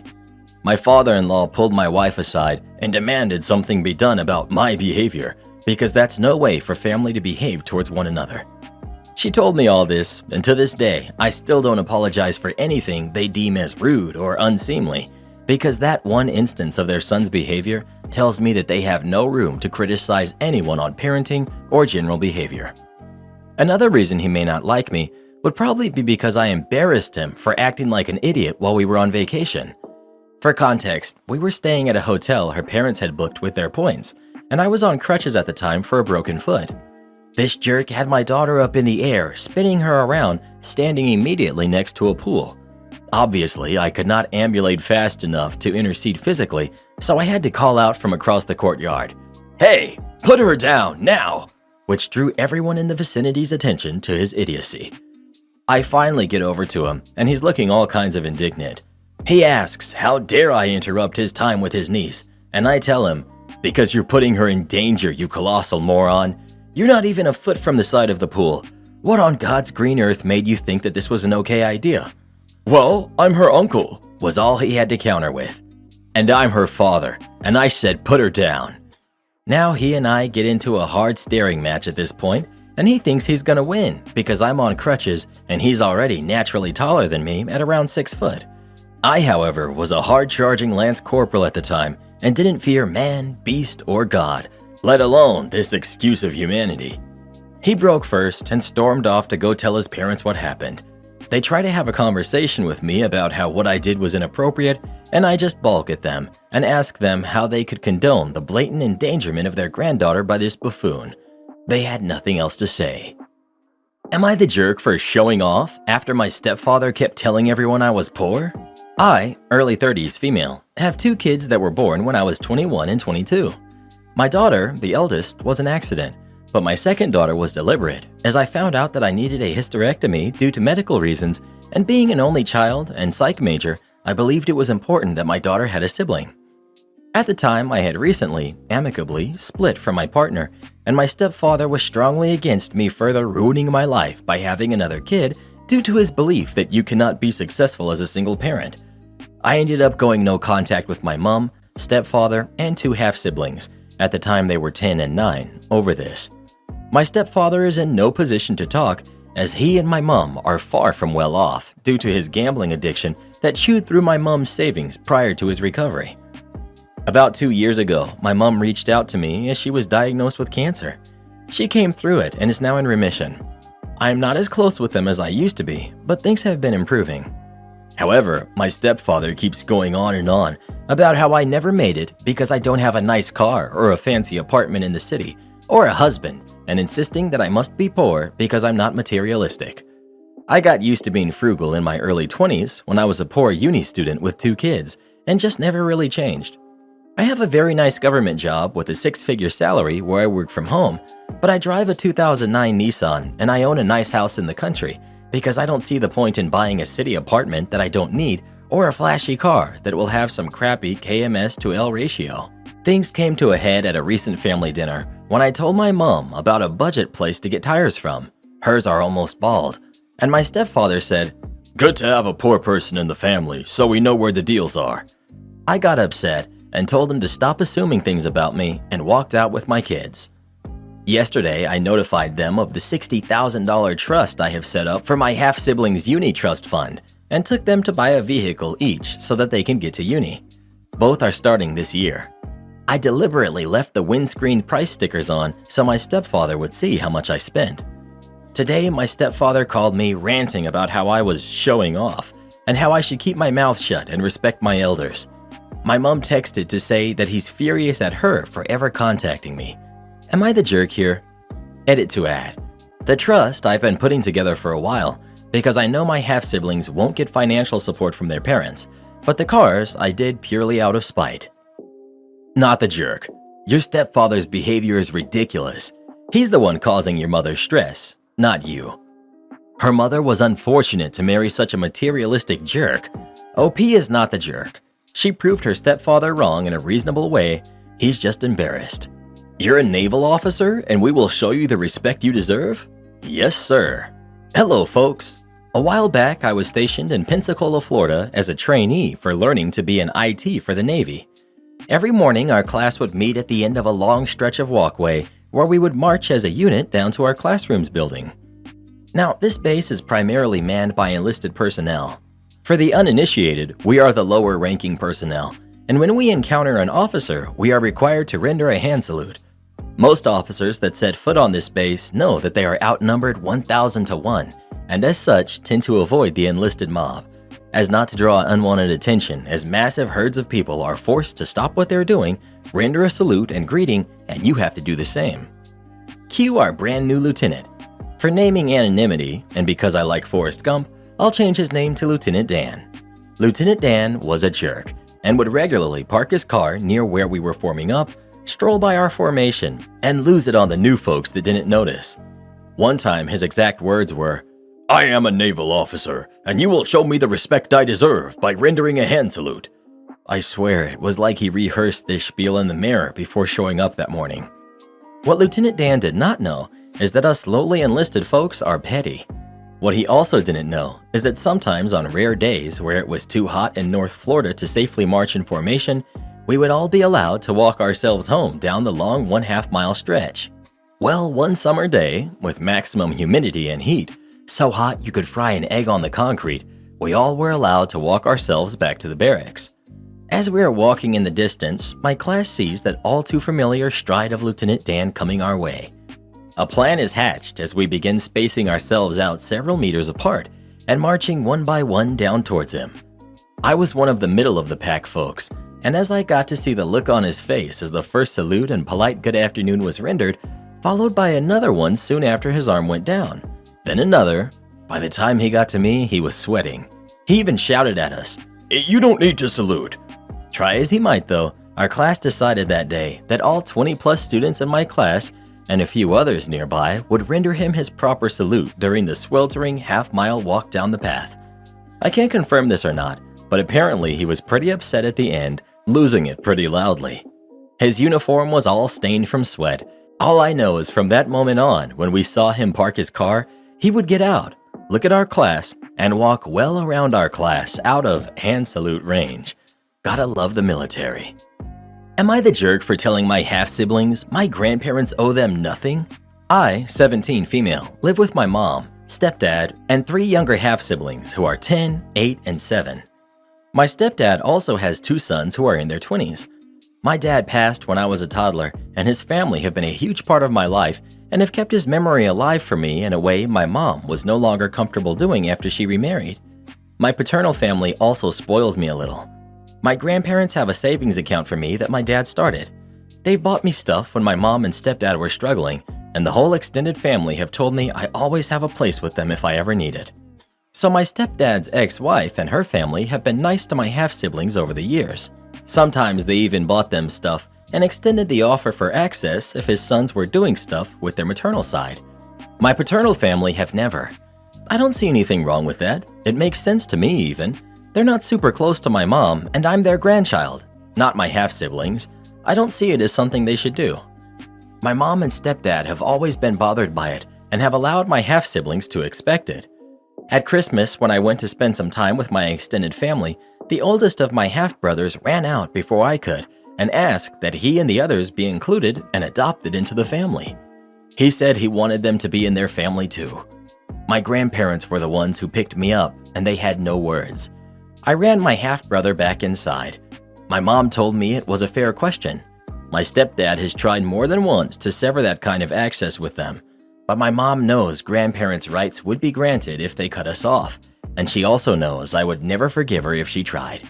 I told her not to make me choose because that would be enough to make her not like the answer. I told my mom and stepdad they need to explain to my half-siblings that they're not entitled to be included. They refuse. And so when my half-siblings whined a couple of weeks ago, I told them straight. My family are not their family. They are not obligated to include them, and they need to stop because it will never happen. They were so upset, asking why my family didn't like them when their brother's family loved them. My stepdad was furious at me for talking to them about it and being harsh. Am I the jerk? Not the jerk. Your mother and stepfather should have shut that down years ago, and they know it. It's not your grandparents' fault that your mother and stepfather struggle at times, and they should be grateful that his ex-in-laws have gone above and beyond by financially supporting their grandkids' half-siblings. Your half-siblings should have been told years ago that they aren't your grandparents' family, that they never have nor will they ever be, and that their grandparents are their father's parents and your maternal grandparents that you share. Sounds as though your stepfather doesn't like the fact that he can't control your grandparents and hold you hostage until they agree to his demands of taking on his kids as their grandkids as well. He also needs to realize that neither your grandparents or his ex's extended family owe his kids anything at all, and at the end of the day, his kids are his responsibility, both financially and emotionally. The more he tries to push this, the more both your mother and him risk ruining your relationship to the point of no return. Seriously, it's sad and pathetic when a kid has to do the parent's job for them because the parents refuse to do it themselves. OP's paternal grandparents have made it clear that they don't want to have a relationship with OP's half-siblings, so letting the kids beg and plead is disgusting because the grandparents have said no multiple times, and it's just upsetting the kids more and more each time. You're not the jerk, and your parents are bratty and raising bratty kids. How are you the only mature person in that house? Your mom couldn't be bothered to facilitate a relationship with your deceased father's family when she remarried, and she wants them to include her kids? She's ridiculous. I'm shocked by the lack of empathy in these replies. A 10-year-old seeking love, affection, and inclusion from someone they believe to be a family member is not entitled or bratty. Do you guys hear yourselves? They're being a kid. No, 10 years old is not old enough to have magically worked out by themselves how their blended family works when none of the adults in their life have made an effort to explain it to them or to make them feel settled and secure in the relationship as they stand. These kids likely feel unsettled and distressed from the confusion of why Big Sis seems to have, in their eyes, another family who doesn't include them, especially because the late father, which would explain the missing link to them, is not spoken about. OP, your parents are jerks for failing to provide your siblings with clarity and understanding of their family structure, as well as for failing to support the memory of your father. However, OP, it sounds like the way you have phrased this to your young siblings was a bit harsh. I imagine he's confused and hurting from this mess, which isn't your or his fault. He's also probably jealous of his big sis, who I imagine he looks up to and wants to be included with. Is there a gentler way you could phrase this to him, or the other little ones if they ask you directly again in the future? I wish you all the best, and I hope your mom and dad see this as a wake-up call. Well, what do you think? Is OP the jerk for the way she treated her step-siblings or not? Please let us know. If your dogs are service dogs, what tasks are they trained to do? Guest checks in last night into one room, claims to have found problems in the room and wanted to be switched. She claims that the room was all dirty and they found someone else's clothes in the room. Afternoon guy switches them to another room, but they fight with him to get a room with an outside door. They stay the night, bringing in 3 small dogs with her, despite our hotel not allowing pets. But she says that she told the guy last night that they were service dogs. I get in the morning, knowing none of this, as there is no note regarding a dog in any of the rooms. But I know there is one somewhere, because a different guest came up to complain about dog poop sitting in the hallway at night. I clean up the mess. Thankfully, it wasn't too gross or anything, but don't know where the dog was. Checkout time, 11 a.m. The housekeepers report that one room has dogs in it, multiple dogs. Naturally, 2 and 2 together, so I charge our fee to their card and call them to inform them that they have to leave because we don't allow pets. Oh, but these are my service dogs. You have to accept them. Well, your service dogs pooped in our hallway last night, meaning it isn't trained properly and we are allowed to exclude it. They take a while and a couple of reminders to leave, but they eventually do, coming up to the front desk for a receipt. At that point, they notice the charge, which was signed for at check-in. You can't charge me extra for my dogs. They're service animals. You need to take this charge off. Ma'am, as I said before, a service animal has to be trained to not bark randomly and not go to the bathroom where it shouldn't. You can't tell me how to deal with my dogs. They're service dogs. Okay, what services do your dogs provide for you? They run around at my feet, sometimes quietly, sometimes loudly. That isn't a service dog. That's being a dog. They took my manager's business card and will probably call corporate, but they left. Going into the room afterward revealed that their well-trained dogs had started to tear up the edges of the carpeting, which will need to be replaced. When I showed this to my boss, charge them and put them on do not rent. Already done. How do I get my neighbor to stop texting me? I live in a garden unit, and my neighbor that lives above me is driving me nuts. She works from home, so she's constantly around and completely nosy. I like my privacy and solitude, and would like to think I'm an overall quiet tenant. I work 10 hours daily, and I don't even have a TV, so it drives me up a wall when I'm bombarded with texts about random stuff.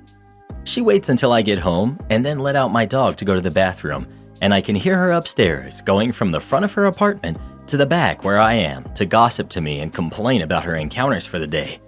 She will text me back-to-back messages asking me about work or to complain about other neighbors, whether or not I even reply to her. For perspective, since Thursday, she sent me 41 messages and I only sent 3 responses. All of my responses are very short and direct.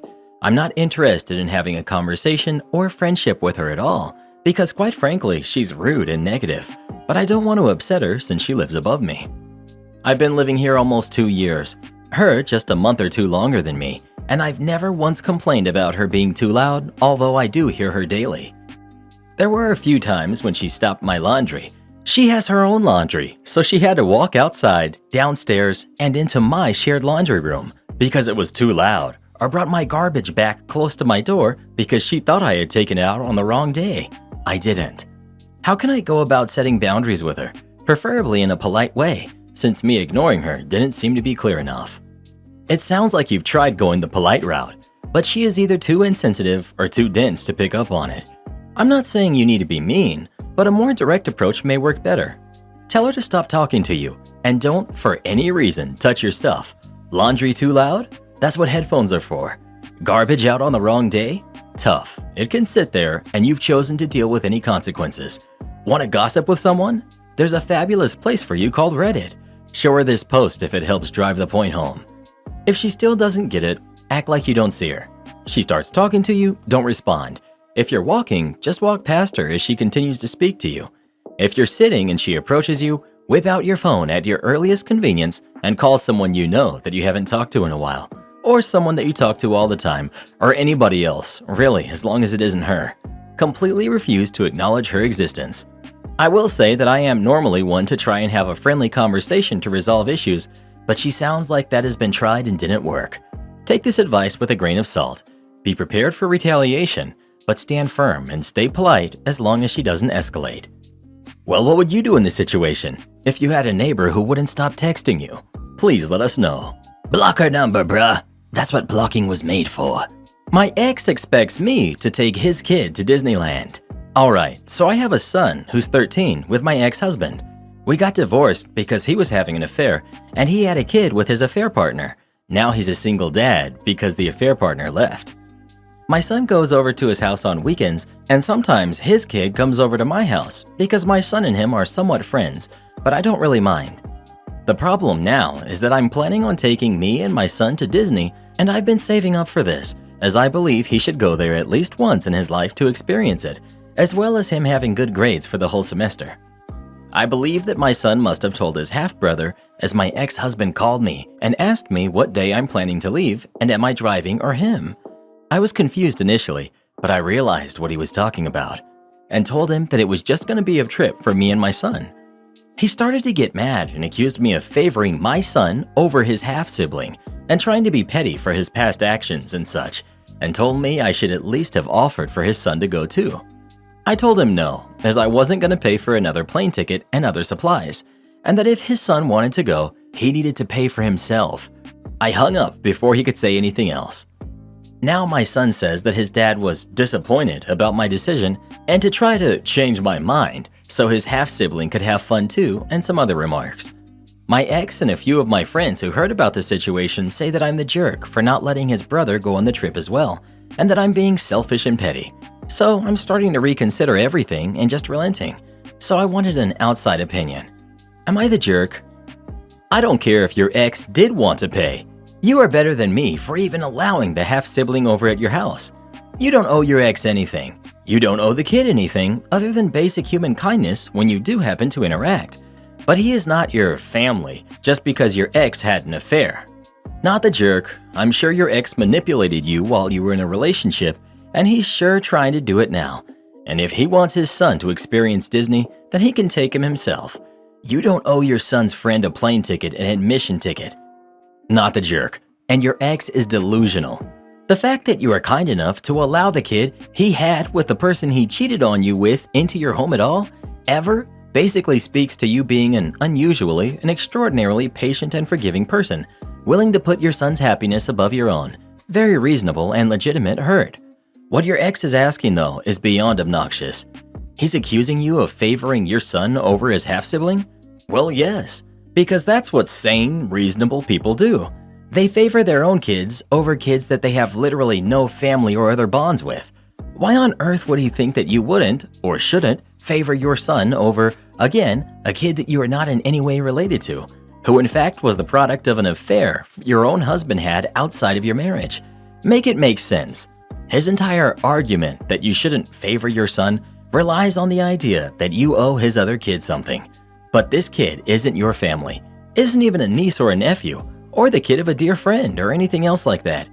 Yes, they're technically your son's half-sibling, but again, that is through the husband who betrayed you. You owe absolutely no allegiance to this kid. Any kindness you show them, even a play date, is lovely, but vacations? No. Any friend who suggests that you are being selfish is no friend at all, and I suspect that there are people in your life who have been taking advantage of you and would like to keep you thinking that this is normal. It isn't. You are not required to sacrifice your heart for people who have hurt you, or their kids, period. Not the jerk. Well, who do you think is the jerk? OP or her ex? Please let us know. Sounds like X must be out of his mind. Dear hockey parents, our hotel is not a frat house. I swear, when you work in hospitality or customer service in general, you have enough stories to write a book. I've had this hotel job for 5.5 months, and I already could write half a chapter. Anyways, when sports teams are traveling, specifically hockey teams, they tend to test every last bit of patience each of the staff here have. They think since they aren't at home that they can act as they please. They're almost always disrespectful to other hotel guests and the staff, not caring how loud or messy they are. They literally treat the hotel like a college party or a club. A few weeks ago, I had my worst encounter with a hockey team. So I got to the hotel around 10:55 p.m. on a Friday night. I normally work NA shifts first part of the week. I was covering for a coworker, so I'm not normally used to weekend nights. I was aware that we were fully booked this weekend for multiple hockey teams. I could feel the headache coming on before even starting my shift. And go figure, the moment I step into the hotel lobby, absolute chaos. I was greeted with a group of kids jumping up and down our main stairwell in the lobby, running everywhere, screaming, like it's 12 p.m. out at a playground. But no, it's 11 p.m. in a hotel. Our hotel is over 40 years old, so a lot of the structure is built with wood, so it's more creaky and noisy in general. So the kids' jumping sounds were amplified times 10. I also had a kid who kept screaming on and on because her sibling locked her out of the room. That woke up an entire hallway of guests. This absolutely made our basement guests and other guests call to complain about noise. So I dealt with 4 noise complaints by 11:10 p.m. Already a great start to my shift. After telling the kids to stop running and screaming, I had to tell them like literally 5 times before there was somewhat quiet. I had to deal with some other kids, the adults. They were all in the breakfast room, which is about 12 feet away from the front desk, so I could hear everything. We even had the double doors closed, but the noise was still leaking out. And boom! More noise complaints came through before 11:30 p.m. All the adults were drinking in the breakfast room, scream-talking and laughing, oblivious to the fact that there are other guests trying to sleep, considering it's almost 12 a.m. I told the parents they had to quiet down, otherwise I'd have to contact police due to multiple noise complaints. Finally, they quiet down. Still had to clean up their spills and bottles.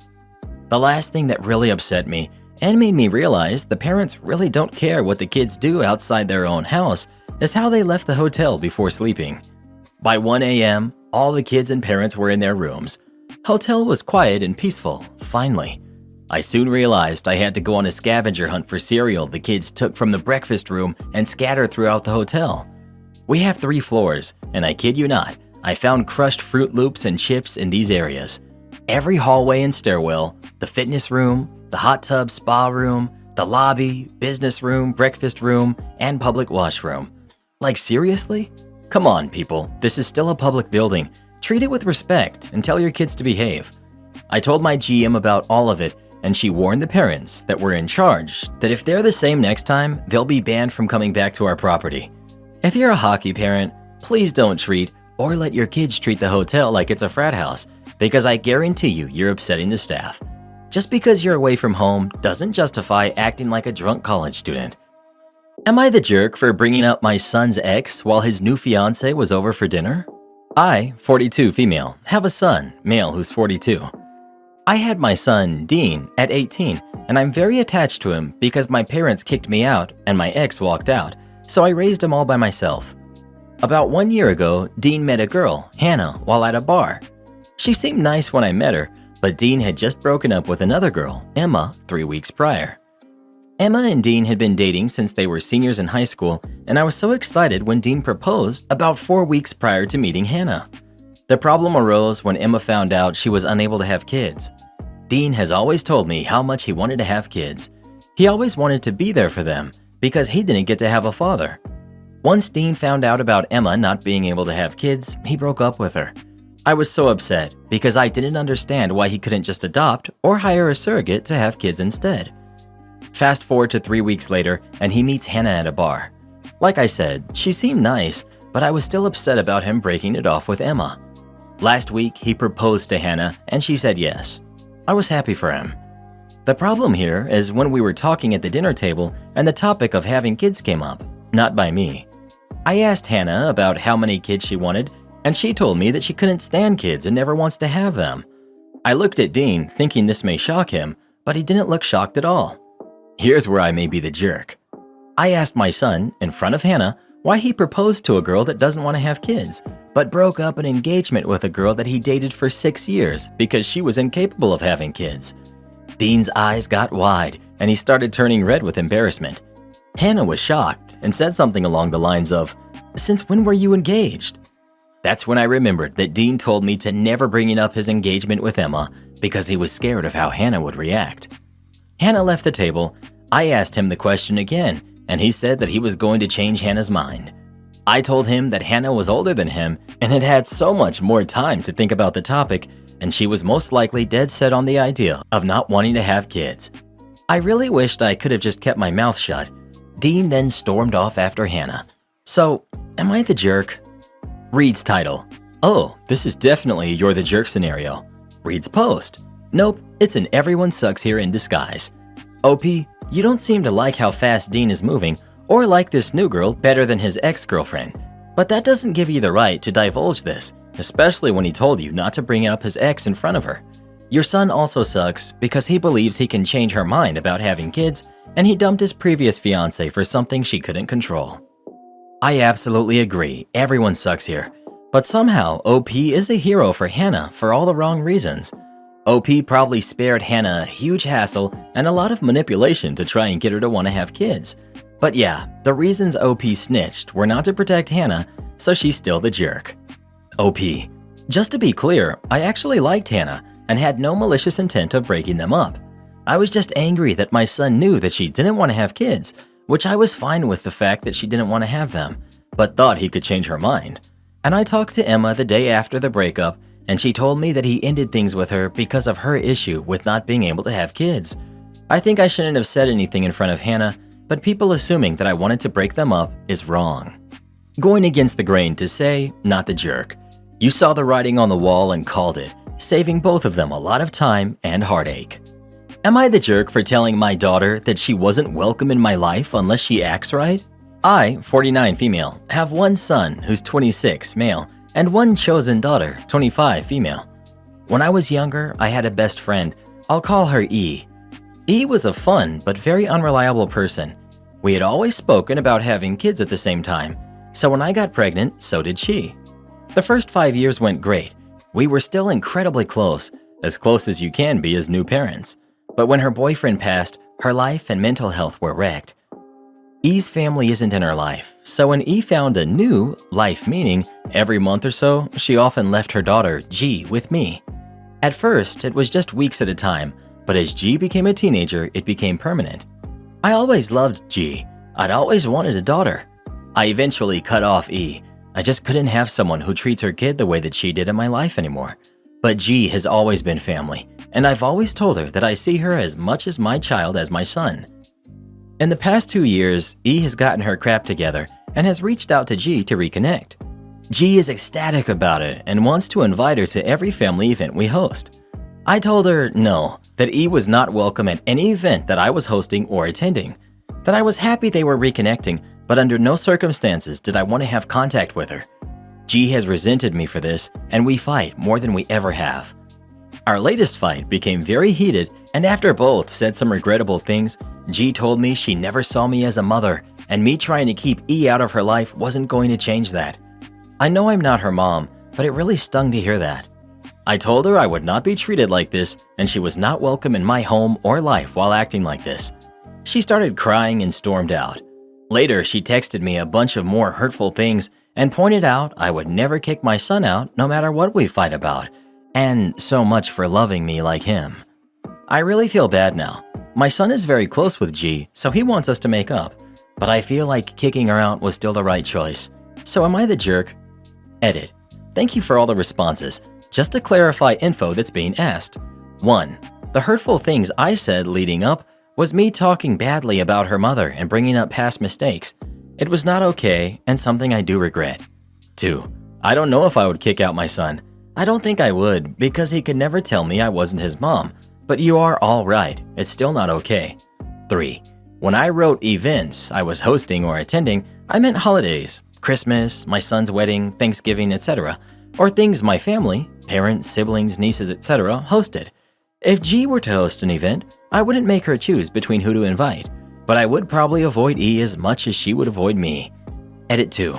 Probably my last edit for a while. I appreciate all the responses, even the harsh ones. I will reach out to her and try to resolve this. One last info update. G does not live with me, but she lives close, and we are a tight-knit family, so we all eat dinner together several times a week. I did not kick her out of her home, but I did kick her out of coming back to her childhood home.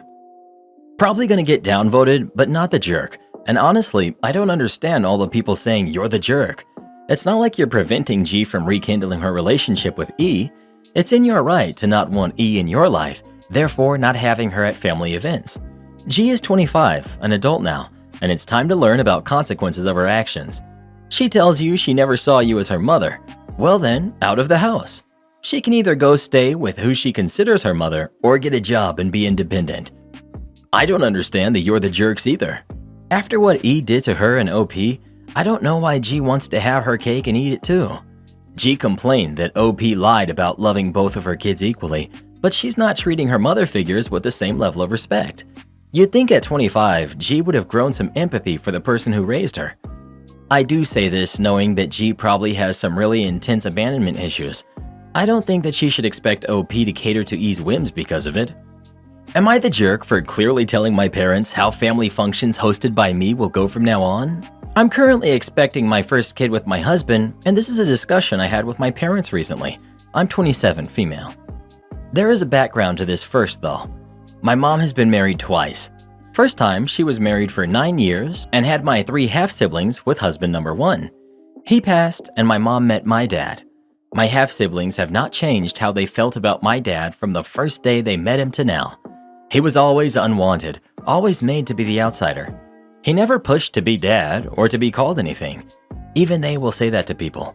But they simply did not want someone else married to their mom and were not willing to be a family with random people after their dad passed. To them, their childhood family ended with the passing of their dad. My mom and dad had me and my brother, who's 29 now, and we both knew we were not important to our half-siblings. We knew they did not acknowledge us as siblings even. And we could see that they never cared about us or our dad. It hurt a lot as a kid. I didn't get why they were so against the idea of us being siblings or why they didn't even want to be friends with my dad. We were never invited to their weddings or to their baby showers, and they would show up at family functions and ignore us if they knew enough people there. Otherwise, they were no-shows. This has led me to want to focus more on my husband's family for my kid. They are good, kind people. They're better people than I ever expected to have in my life. And I feel like they will be the people there for my kid, who will build my child and any future children up. So I am no longer going to attend functions where my half-siblings will be present. But more than that, they will not get any invite to anything hosted by my husband and I. I know my parents want to pretend like things are okay and nobody's bothered by this stuff with my half-siblings. They want to believe therapy when my half-siblings were kids and loving them is enough, but it's not. And I told them I would not put my kid into the mix of rejection by people who are supposed to be family, that I did not want my kid to be othered before they're even born simply because they are born to me. So I had decided to no longer include them, the half-siblings.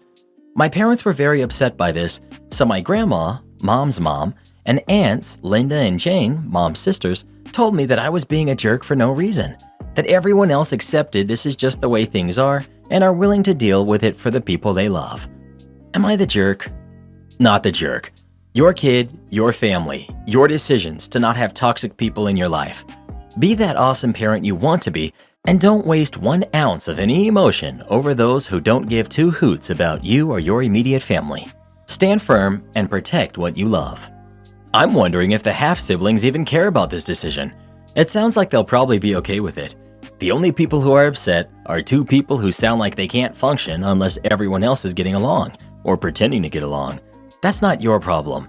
They can waste as much time as they want with whoever they want, but you are under no obligation to waste yours with people who clearly don't care about you. Not the jerk. Aunt tries to steal family heirloom. Thinks she deserves an apology for being called out.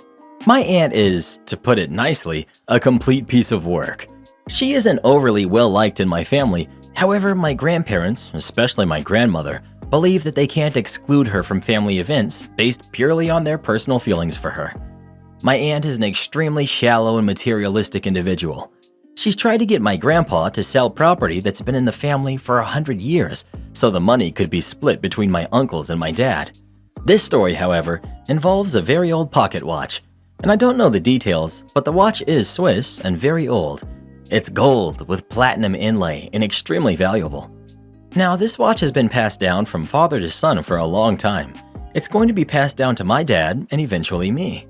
My aunt hates this. She's tried to convince my grandpa to give it to my uncle, second oldest, and for my dad to just say my uncle should have it. Neither have agreed to that. It all came to a head on Saturday. We were at my grandparents' house for a birthday celebration. Everything is going well. People are having pleasant conversations. My daughter, who is 5, this is relevant, and younger cousins are having fun playing and somehow not causing more noise than should be humanly possible. It's been a wonderful day until my aunt goes to leave. She's saying her goodbyes, everything is good, and then my daughter pipes up and says, "Don't forget to put back the watch, Auntie S." I look at my daughter and ask, "What watch?" And she says, "The fancy gold one." My grandpa walks to his study and comes back out, asking if she had taken the watch. My uncle looks at my aunt and says she didn't. To cut a long story short, she's made to hand over her handbag, and lo and behold, the watch is inside. Everyone is furious. My uncle can't believe what she's done, and my grandpa wants her out of the house. This would all be bad enough, but to make this even worse, she calls me that night and tries to scold me for raising a daughter who was a snoop. She had seen my aunt while running around and playing, and that I needed to do a better job as a parent. I just laughed and said she's hardly one to talk and hung up on her. I'm not surprised she tried to steal the item, but even I'm surprised that she tried to make it my fault she's been shunned by the family. Am I the jerk for not telling my dad about money saved by my mom and her family? My mom passed when my brother and I were really young. My brother is 20 now, and I'm 18 and just moved into a friend's house. Dad got married to Lisa and helped raise her 3 kids, and they had 2 on their own. One of Lisa's kids has a lot of complex medical issues and 5 years ago was diagnosed with a rare form of cancer. Between the medical conditions her kid has and then the cancer, money was extremely tight. My brother and I had an uncle who would send us money for food and stuff for the 2 of us, but my dad's family weren't able to help as much, and Lisa's mom is in a nursing facility, so she couldn't help. My brother and I were told by our uncle a few years ago that there was a savings account set up for both of us and that it was money for us to go to college or buy homes with, and we'd have access to it in the future. He made us aware of the money sooner in case we ever needed it. The account started with my mom and was the earnings she made from a family business she was part of. Then when my grandparents sold their business before they passed, our mom's share was divided between my brother and me. Then our inheritance from them was added. My dad learned about the money when my brother could afford a car and to move off campus and into a house that was pretty big for 3 college kids. He asked, and my brother told him that he had some savings. He asked me about it directly, and I told him we had some money from our mom. I didn't tell him how much, but I figured he had a good guess because he went off. He said that money could have helped him when Lisa's kid was fighting cancer and we needed money. He told me things were dire on more than one occasion and they were getting food from charities because they didn't have the money to pay. He asked how could we have been so selfish and did we realize how much we could have helped out?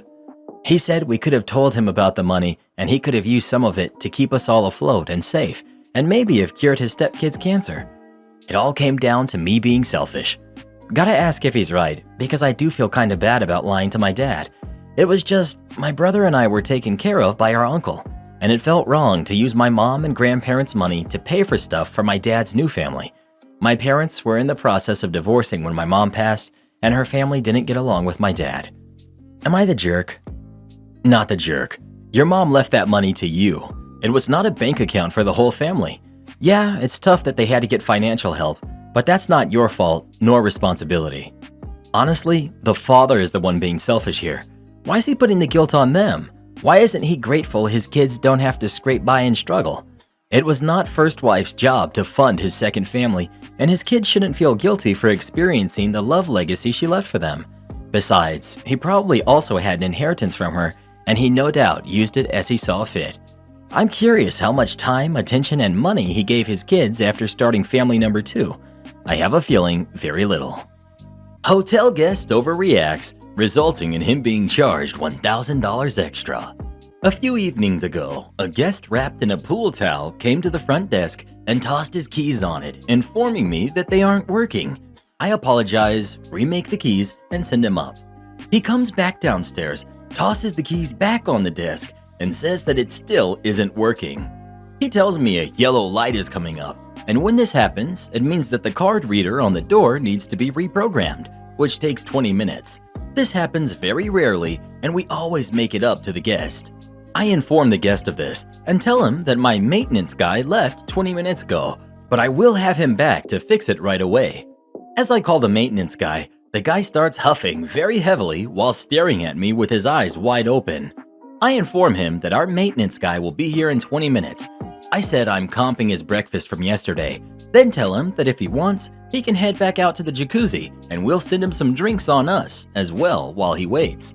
Him: I will not do that. My girlfriend is upstairs waiting for the door to open in my suite that I paid to use. Me: I apologize for that, sir. As I mentioned, my maintenance guy will be here in 20 minutes, so if you can bear with me until then, we'll get you into your room.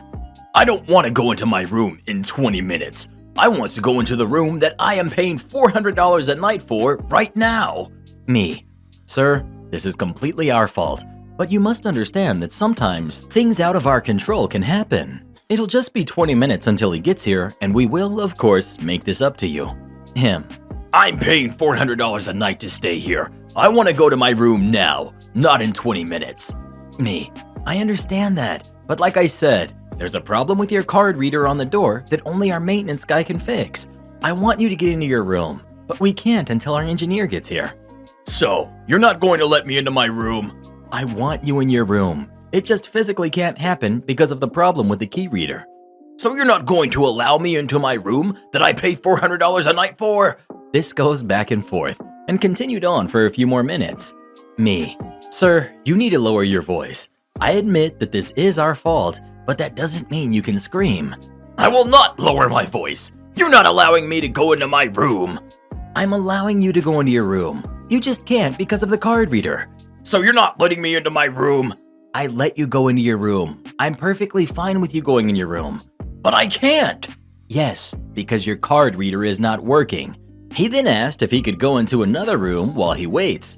But at this point, I was done with him and his crap and refused to help him. I told him no. I then told him that this conversation is finished and he has to wait.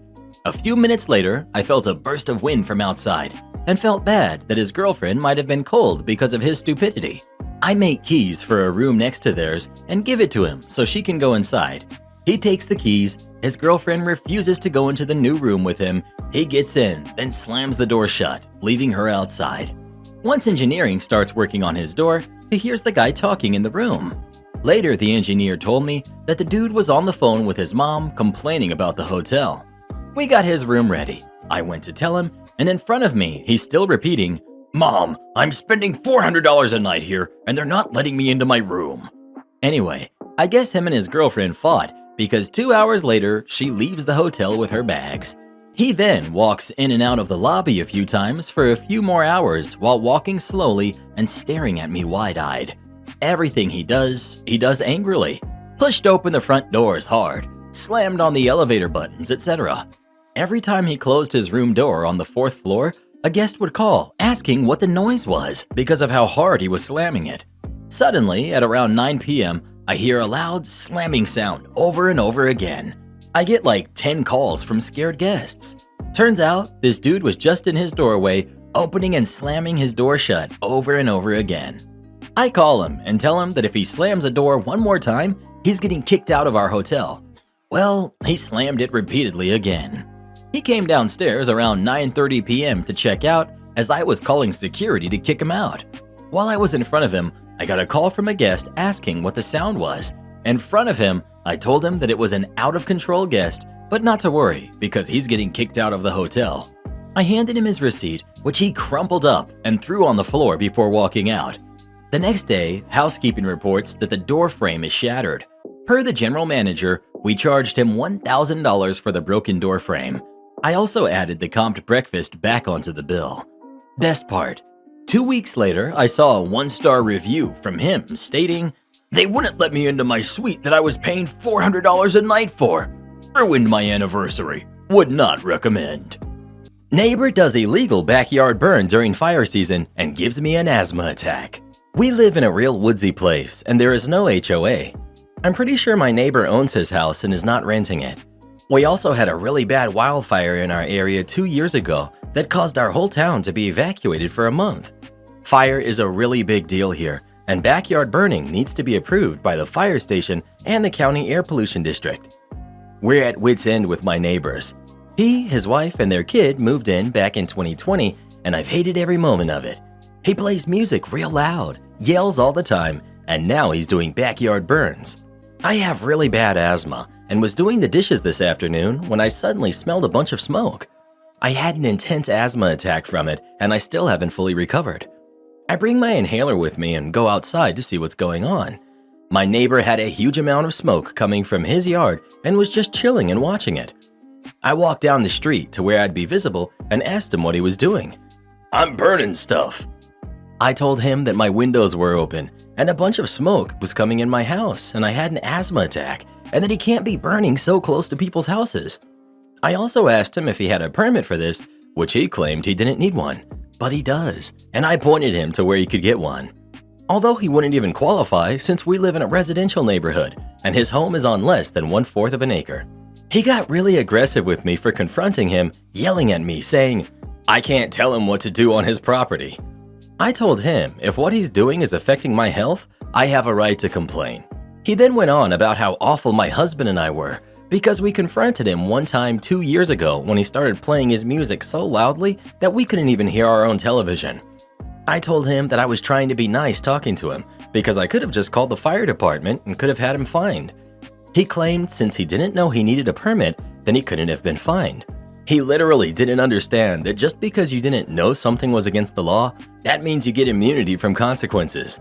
While we were talking, he said he had to get rid of one of his dogs recently because neighbors kept complaining about his dog getting loose.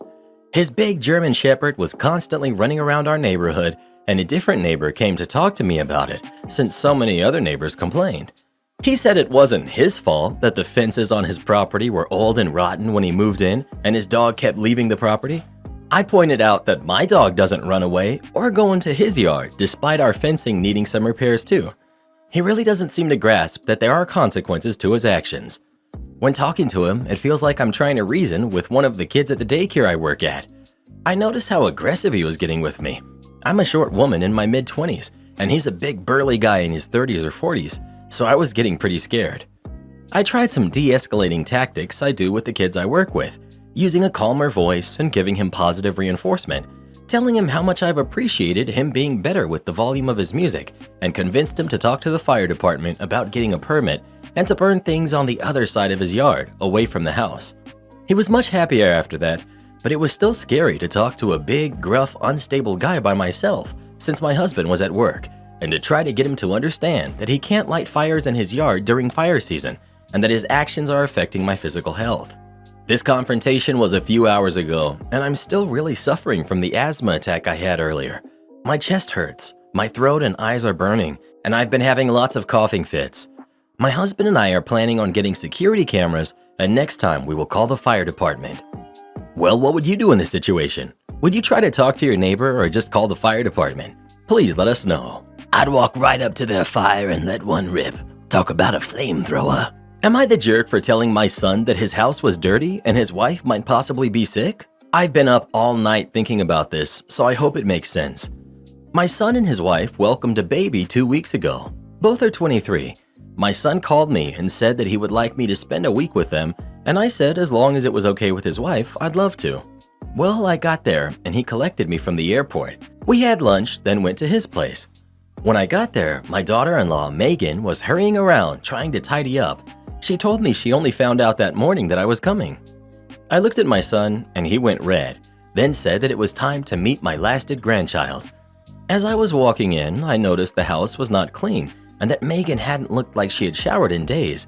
It didn't sit right with me, but I've had 12 kids, so I know that things get messy fast, especially when you're tired.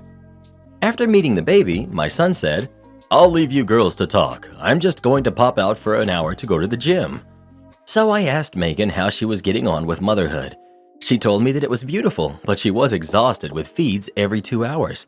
It didn't sit right with me the way that she said every 2 hours, so I asked her would she like to take a nap or do whatever while I look after the baby. In my 61 years of living on this earth, I've never seen an adult fall asleep faster. I looked after the baby for 4 hours and made lunch until Megan woke up and took a shower.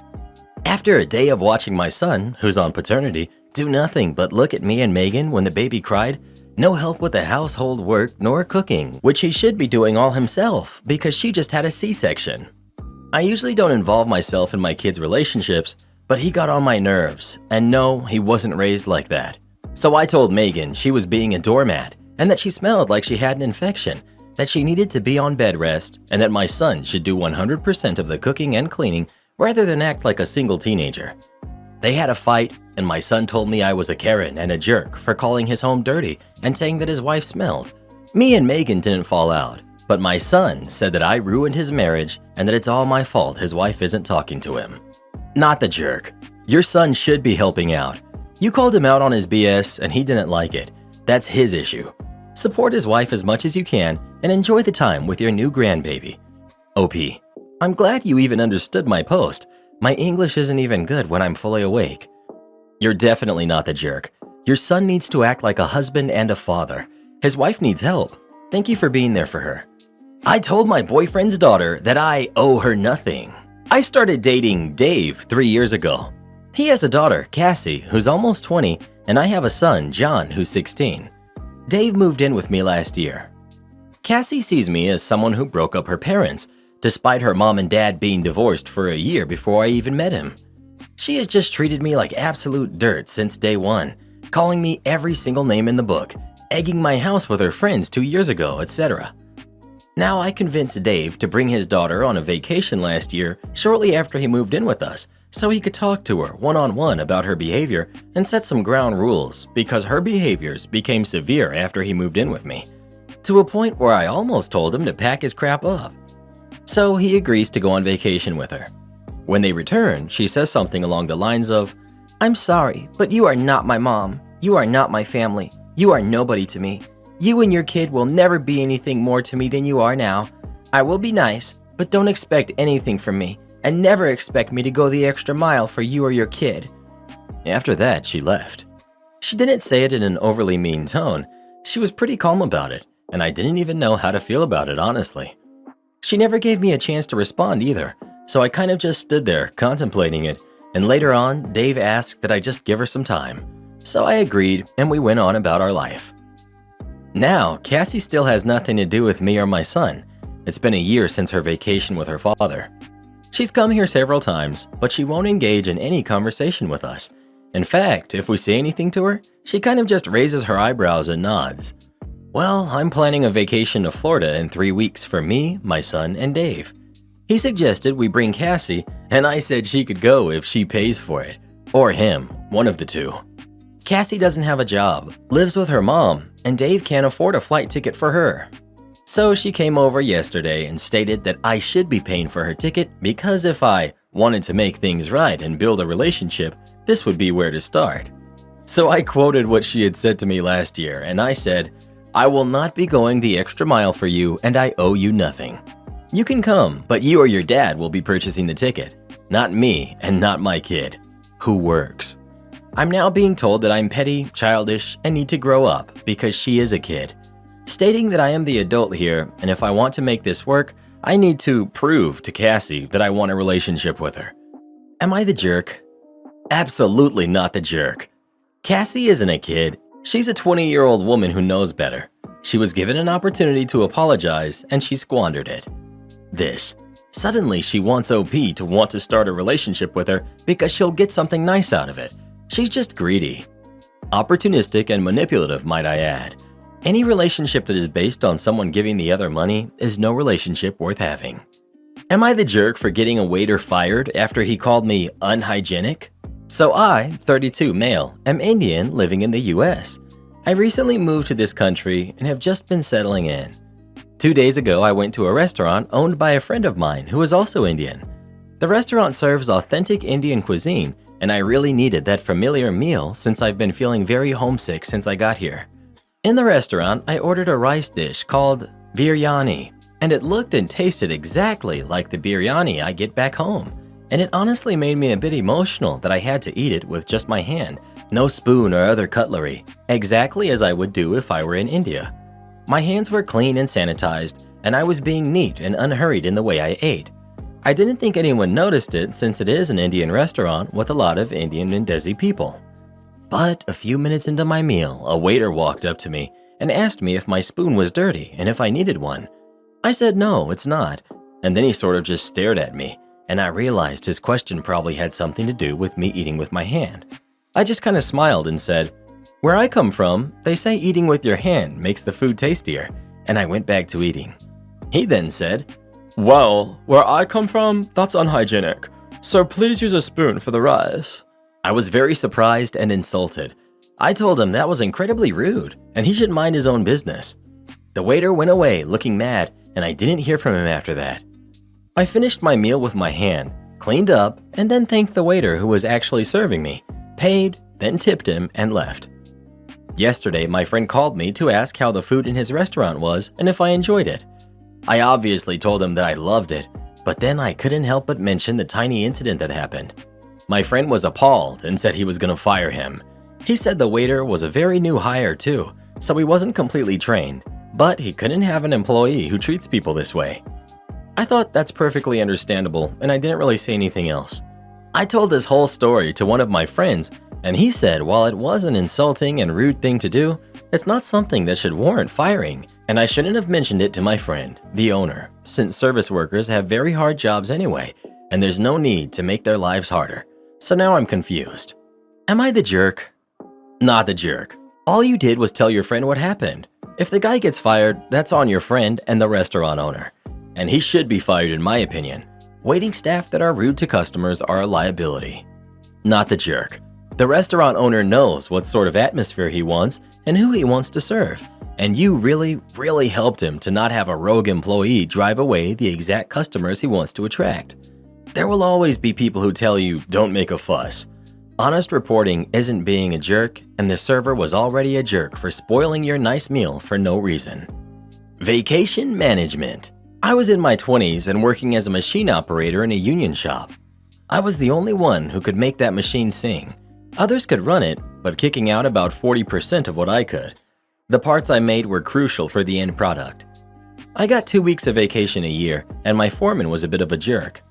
I put in for vacation time in the summer, declined. Again at Christmas, declined. Then he told me that I had to use all of it by the end of April, or I would lose it. So I put in 10 requests for 10 Fridays off in a row.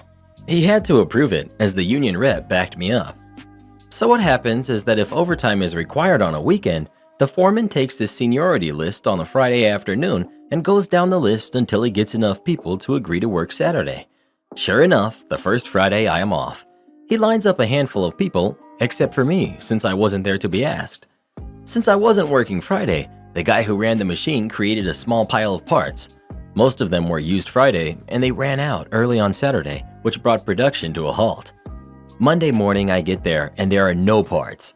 Again, the entire production line is stalled until I can kick some parts their way. As soon as I make a batch, there was someone waiting to rush them out to the floor. By Thursday, I had caught up on the backlog and had a small cushion of parts made. Sure enough, Friday rolls around, they run low, and Saturday they have nothing. The guys who were called in to work overtime on Saturday spent the first part of their shift standing around and doing nothing. Foreman is getting roasted as the production volume is going up and down like a roller coaster. They tried to pin it on me, but the union pointed out that he had denied my vacation and then told me to use it up.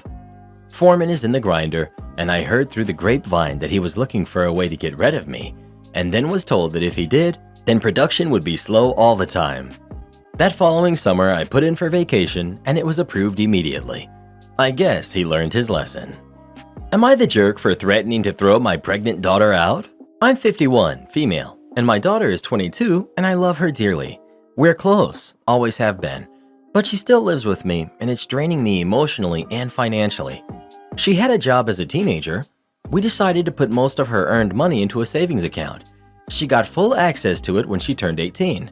It was probably around $10,000 to $15,000. She went on a trip with her friends, got her license, and bought a car. It was gone in the span of 6 months. I was disappointed. Me and her grandparents saved money for her that she gained access to when she turns 25. I don't think she has knowledge of this. She likely will never truly struggle because of financial issues if she follows the right path. She's been out of work and school since she graduated high school. In November 2021, she told me she was pregnant. Baby is due in June. Father is out of the picture. She's keeping it, much to my dislike, but I understand not being able to go through with getting rid of it. She's here today because I didn't. When she let me in on her pregnancy, I told her that while I do love her, I don't want to be living in the same house as her and a baby. I'll support her, but I need her out of my house. It's not even the first time that I've told her I want her to move. I said I'll house her for maybe another year, but she needs to actively apply for jobs and apartments and decide if she wants to go to uni or not. I'll help her. I have contacts. Well, now it's the end of May. Has she done any of those things? No. I was a single mother, so I know the struggle. I didn't have my family though. I wasn't fit to be a mother, but I tried my best. If I could choose, I'd never have kids. But I tried my best, and I know she'll do the same.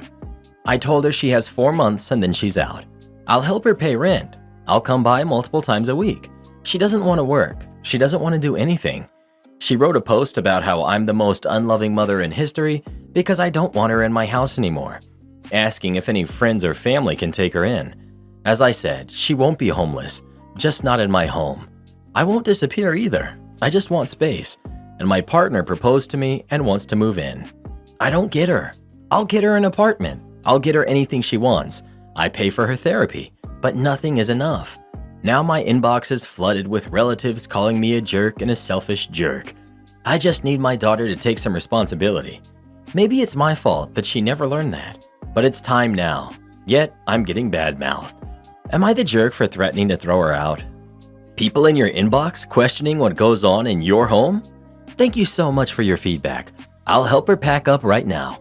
What time will you be about to gather her and her things to go stay at your place? Well, you are the jerk for never allowing her to be independent and not holding her accountable for anything. You are, however, not the jerk for telling her to get her crap together and to get out of your house. It was long overdue, and I think you know that. I also think that you're absolutely insane for repeating the cycle over and over. I mean, she literally blew through $15,000 in 6 months on crap instead of doing something productive or investing in a place to live.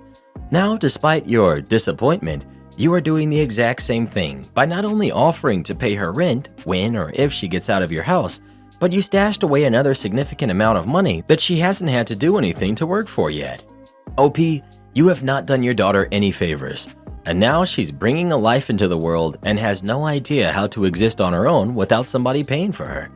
I hope you figure out very quickly how to get her out of your house and support her in learning how to take care of herself, and by extension her own kid.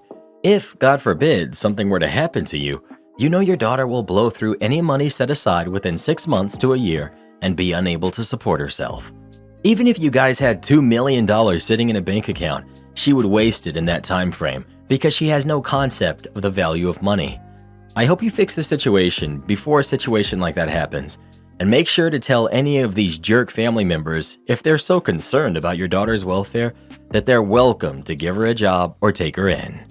Well, who do you think is the jerk? OP or her daughter? Please let us know. I'm surprised no one's saying to make sure the daughter goes after child support. It takes two to make a baby. She's not the only one at fault here. That deadbeat dad needs to be held accountable too. Am I the jerk for taking multiple containers of formula out of a couple's cart due to the formula shortage? I'm 26, female. My husband and I just had our first kid last month. I haven't been able to find formula anywhere. He's on a sensitive brand of formula due to the fact that I wasn't producing enough milk to feed him. Last week, I drove 2 hours to another store just to get some of his formula. The shortage has been very exhausting and stressful to deal with, so when I finally saw that my local store had some in stock, I immediately rushed over. When I get to the aisle, I saw an older couple taking some formula off the shelf. The aisle was small, so I just waited patiently. I realized they weren't stopping, and eventually they had about 40 cans of formula in their cart, emptying the shelf. I spoke up, asking if I could have just about 4 cans for my newborn at home. The husband scowled at me, and they started pushing their cart away. I said, "Excuse me," and that they couldn't just take all of the formula when I clearly needed it as well. They said they got there first, and that they had twins to feed, so basically not their problem. I was stressed and furious at this point, so I cut in front of their cart and started grabbing a few cans. I figured they hadn't paid for any of this yet, so why not? I wasn't gonna let my baby go hungry because they wanted to grab all of the formula. Obviously, they weren't happy about this and started yelling all sorts of things at me, but I quickly made my exit. They called me selfish, a jerk, etc. A manager came up to me as I was checking out and said that next time I should get assistance instead of grabbing it. He explained there was a limit and they wouldn't have been able to buy it all anyways. I feel justified, sort of, in my actions, but I'm not sure if I was totally correct. Am I the jerk? You know, sometimes the question isn't if you're the jerk, it's that it's not always morally wrong to be the jerk.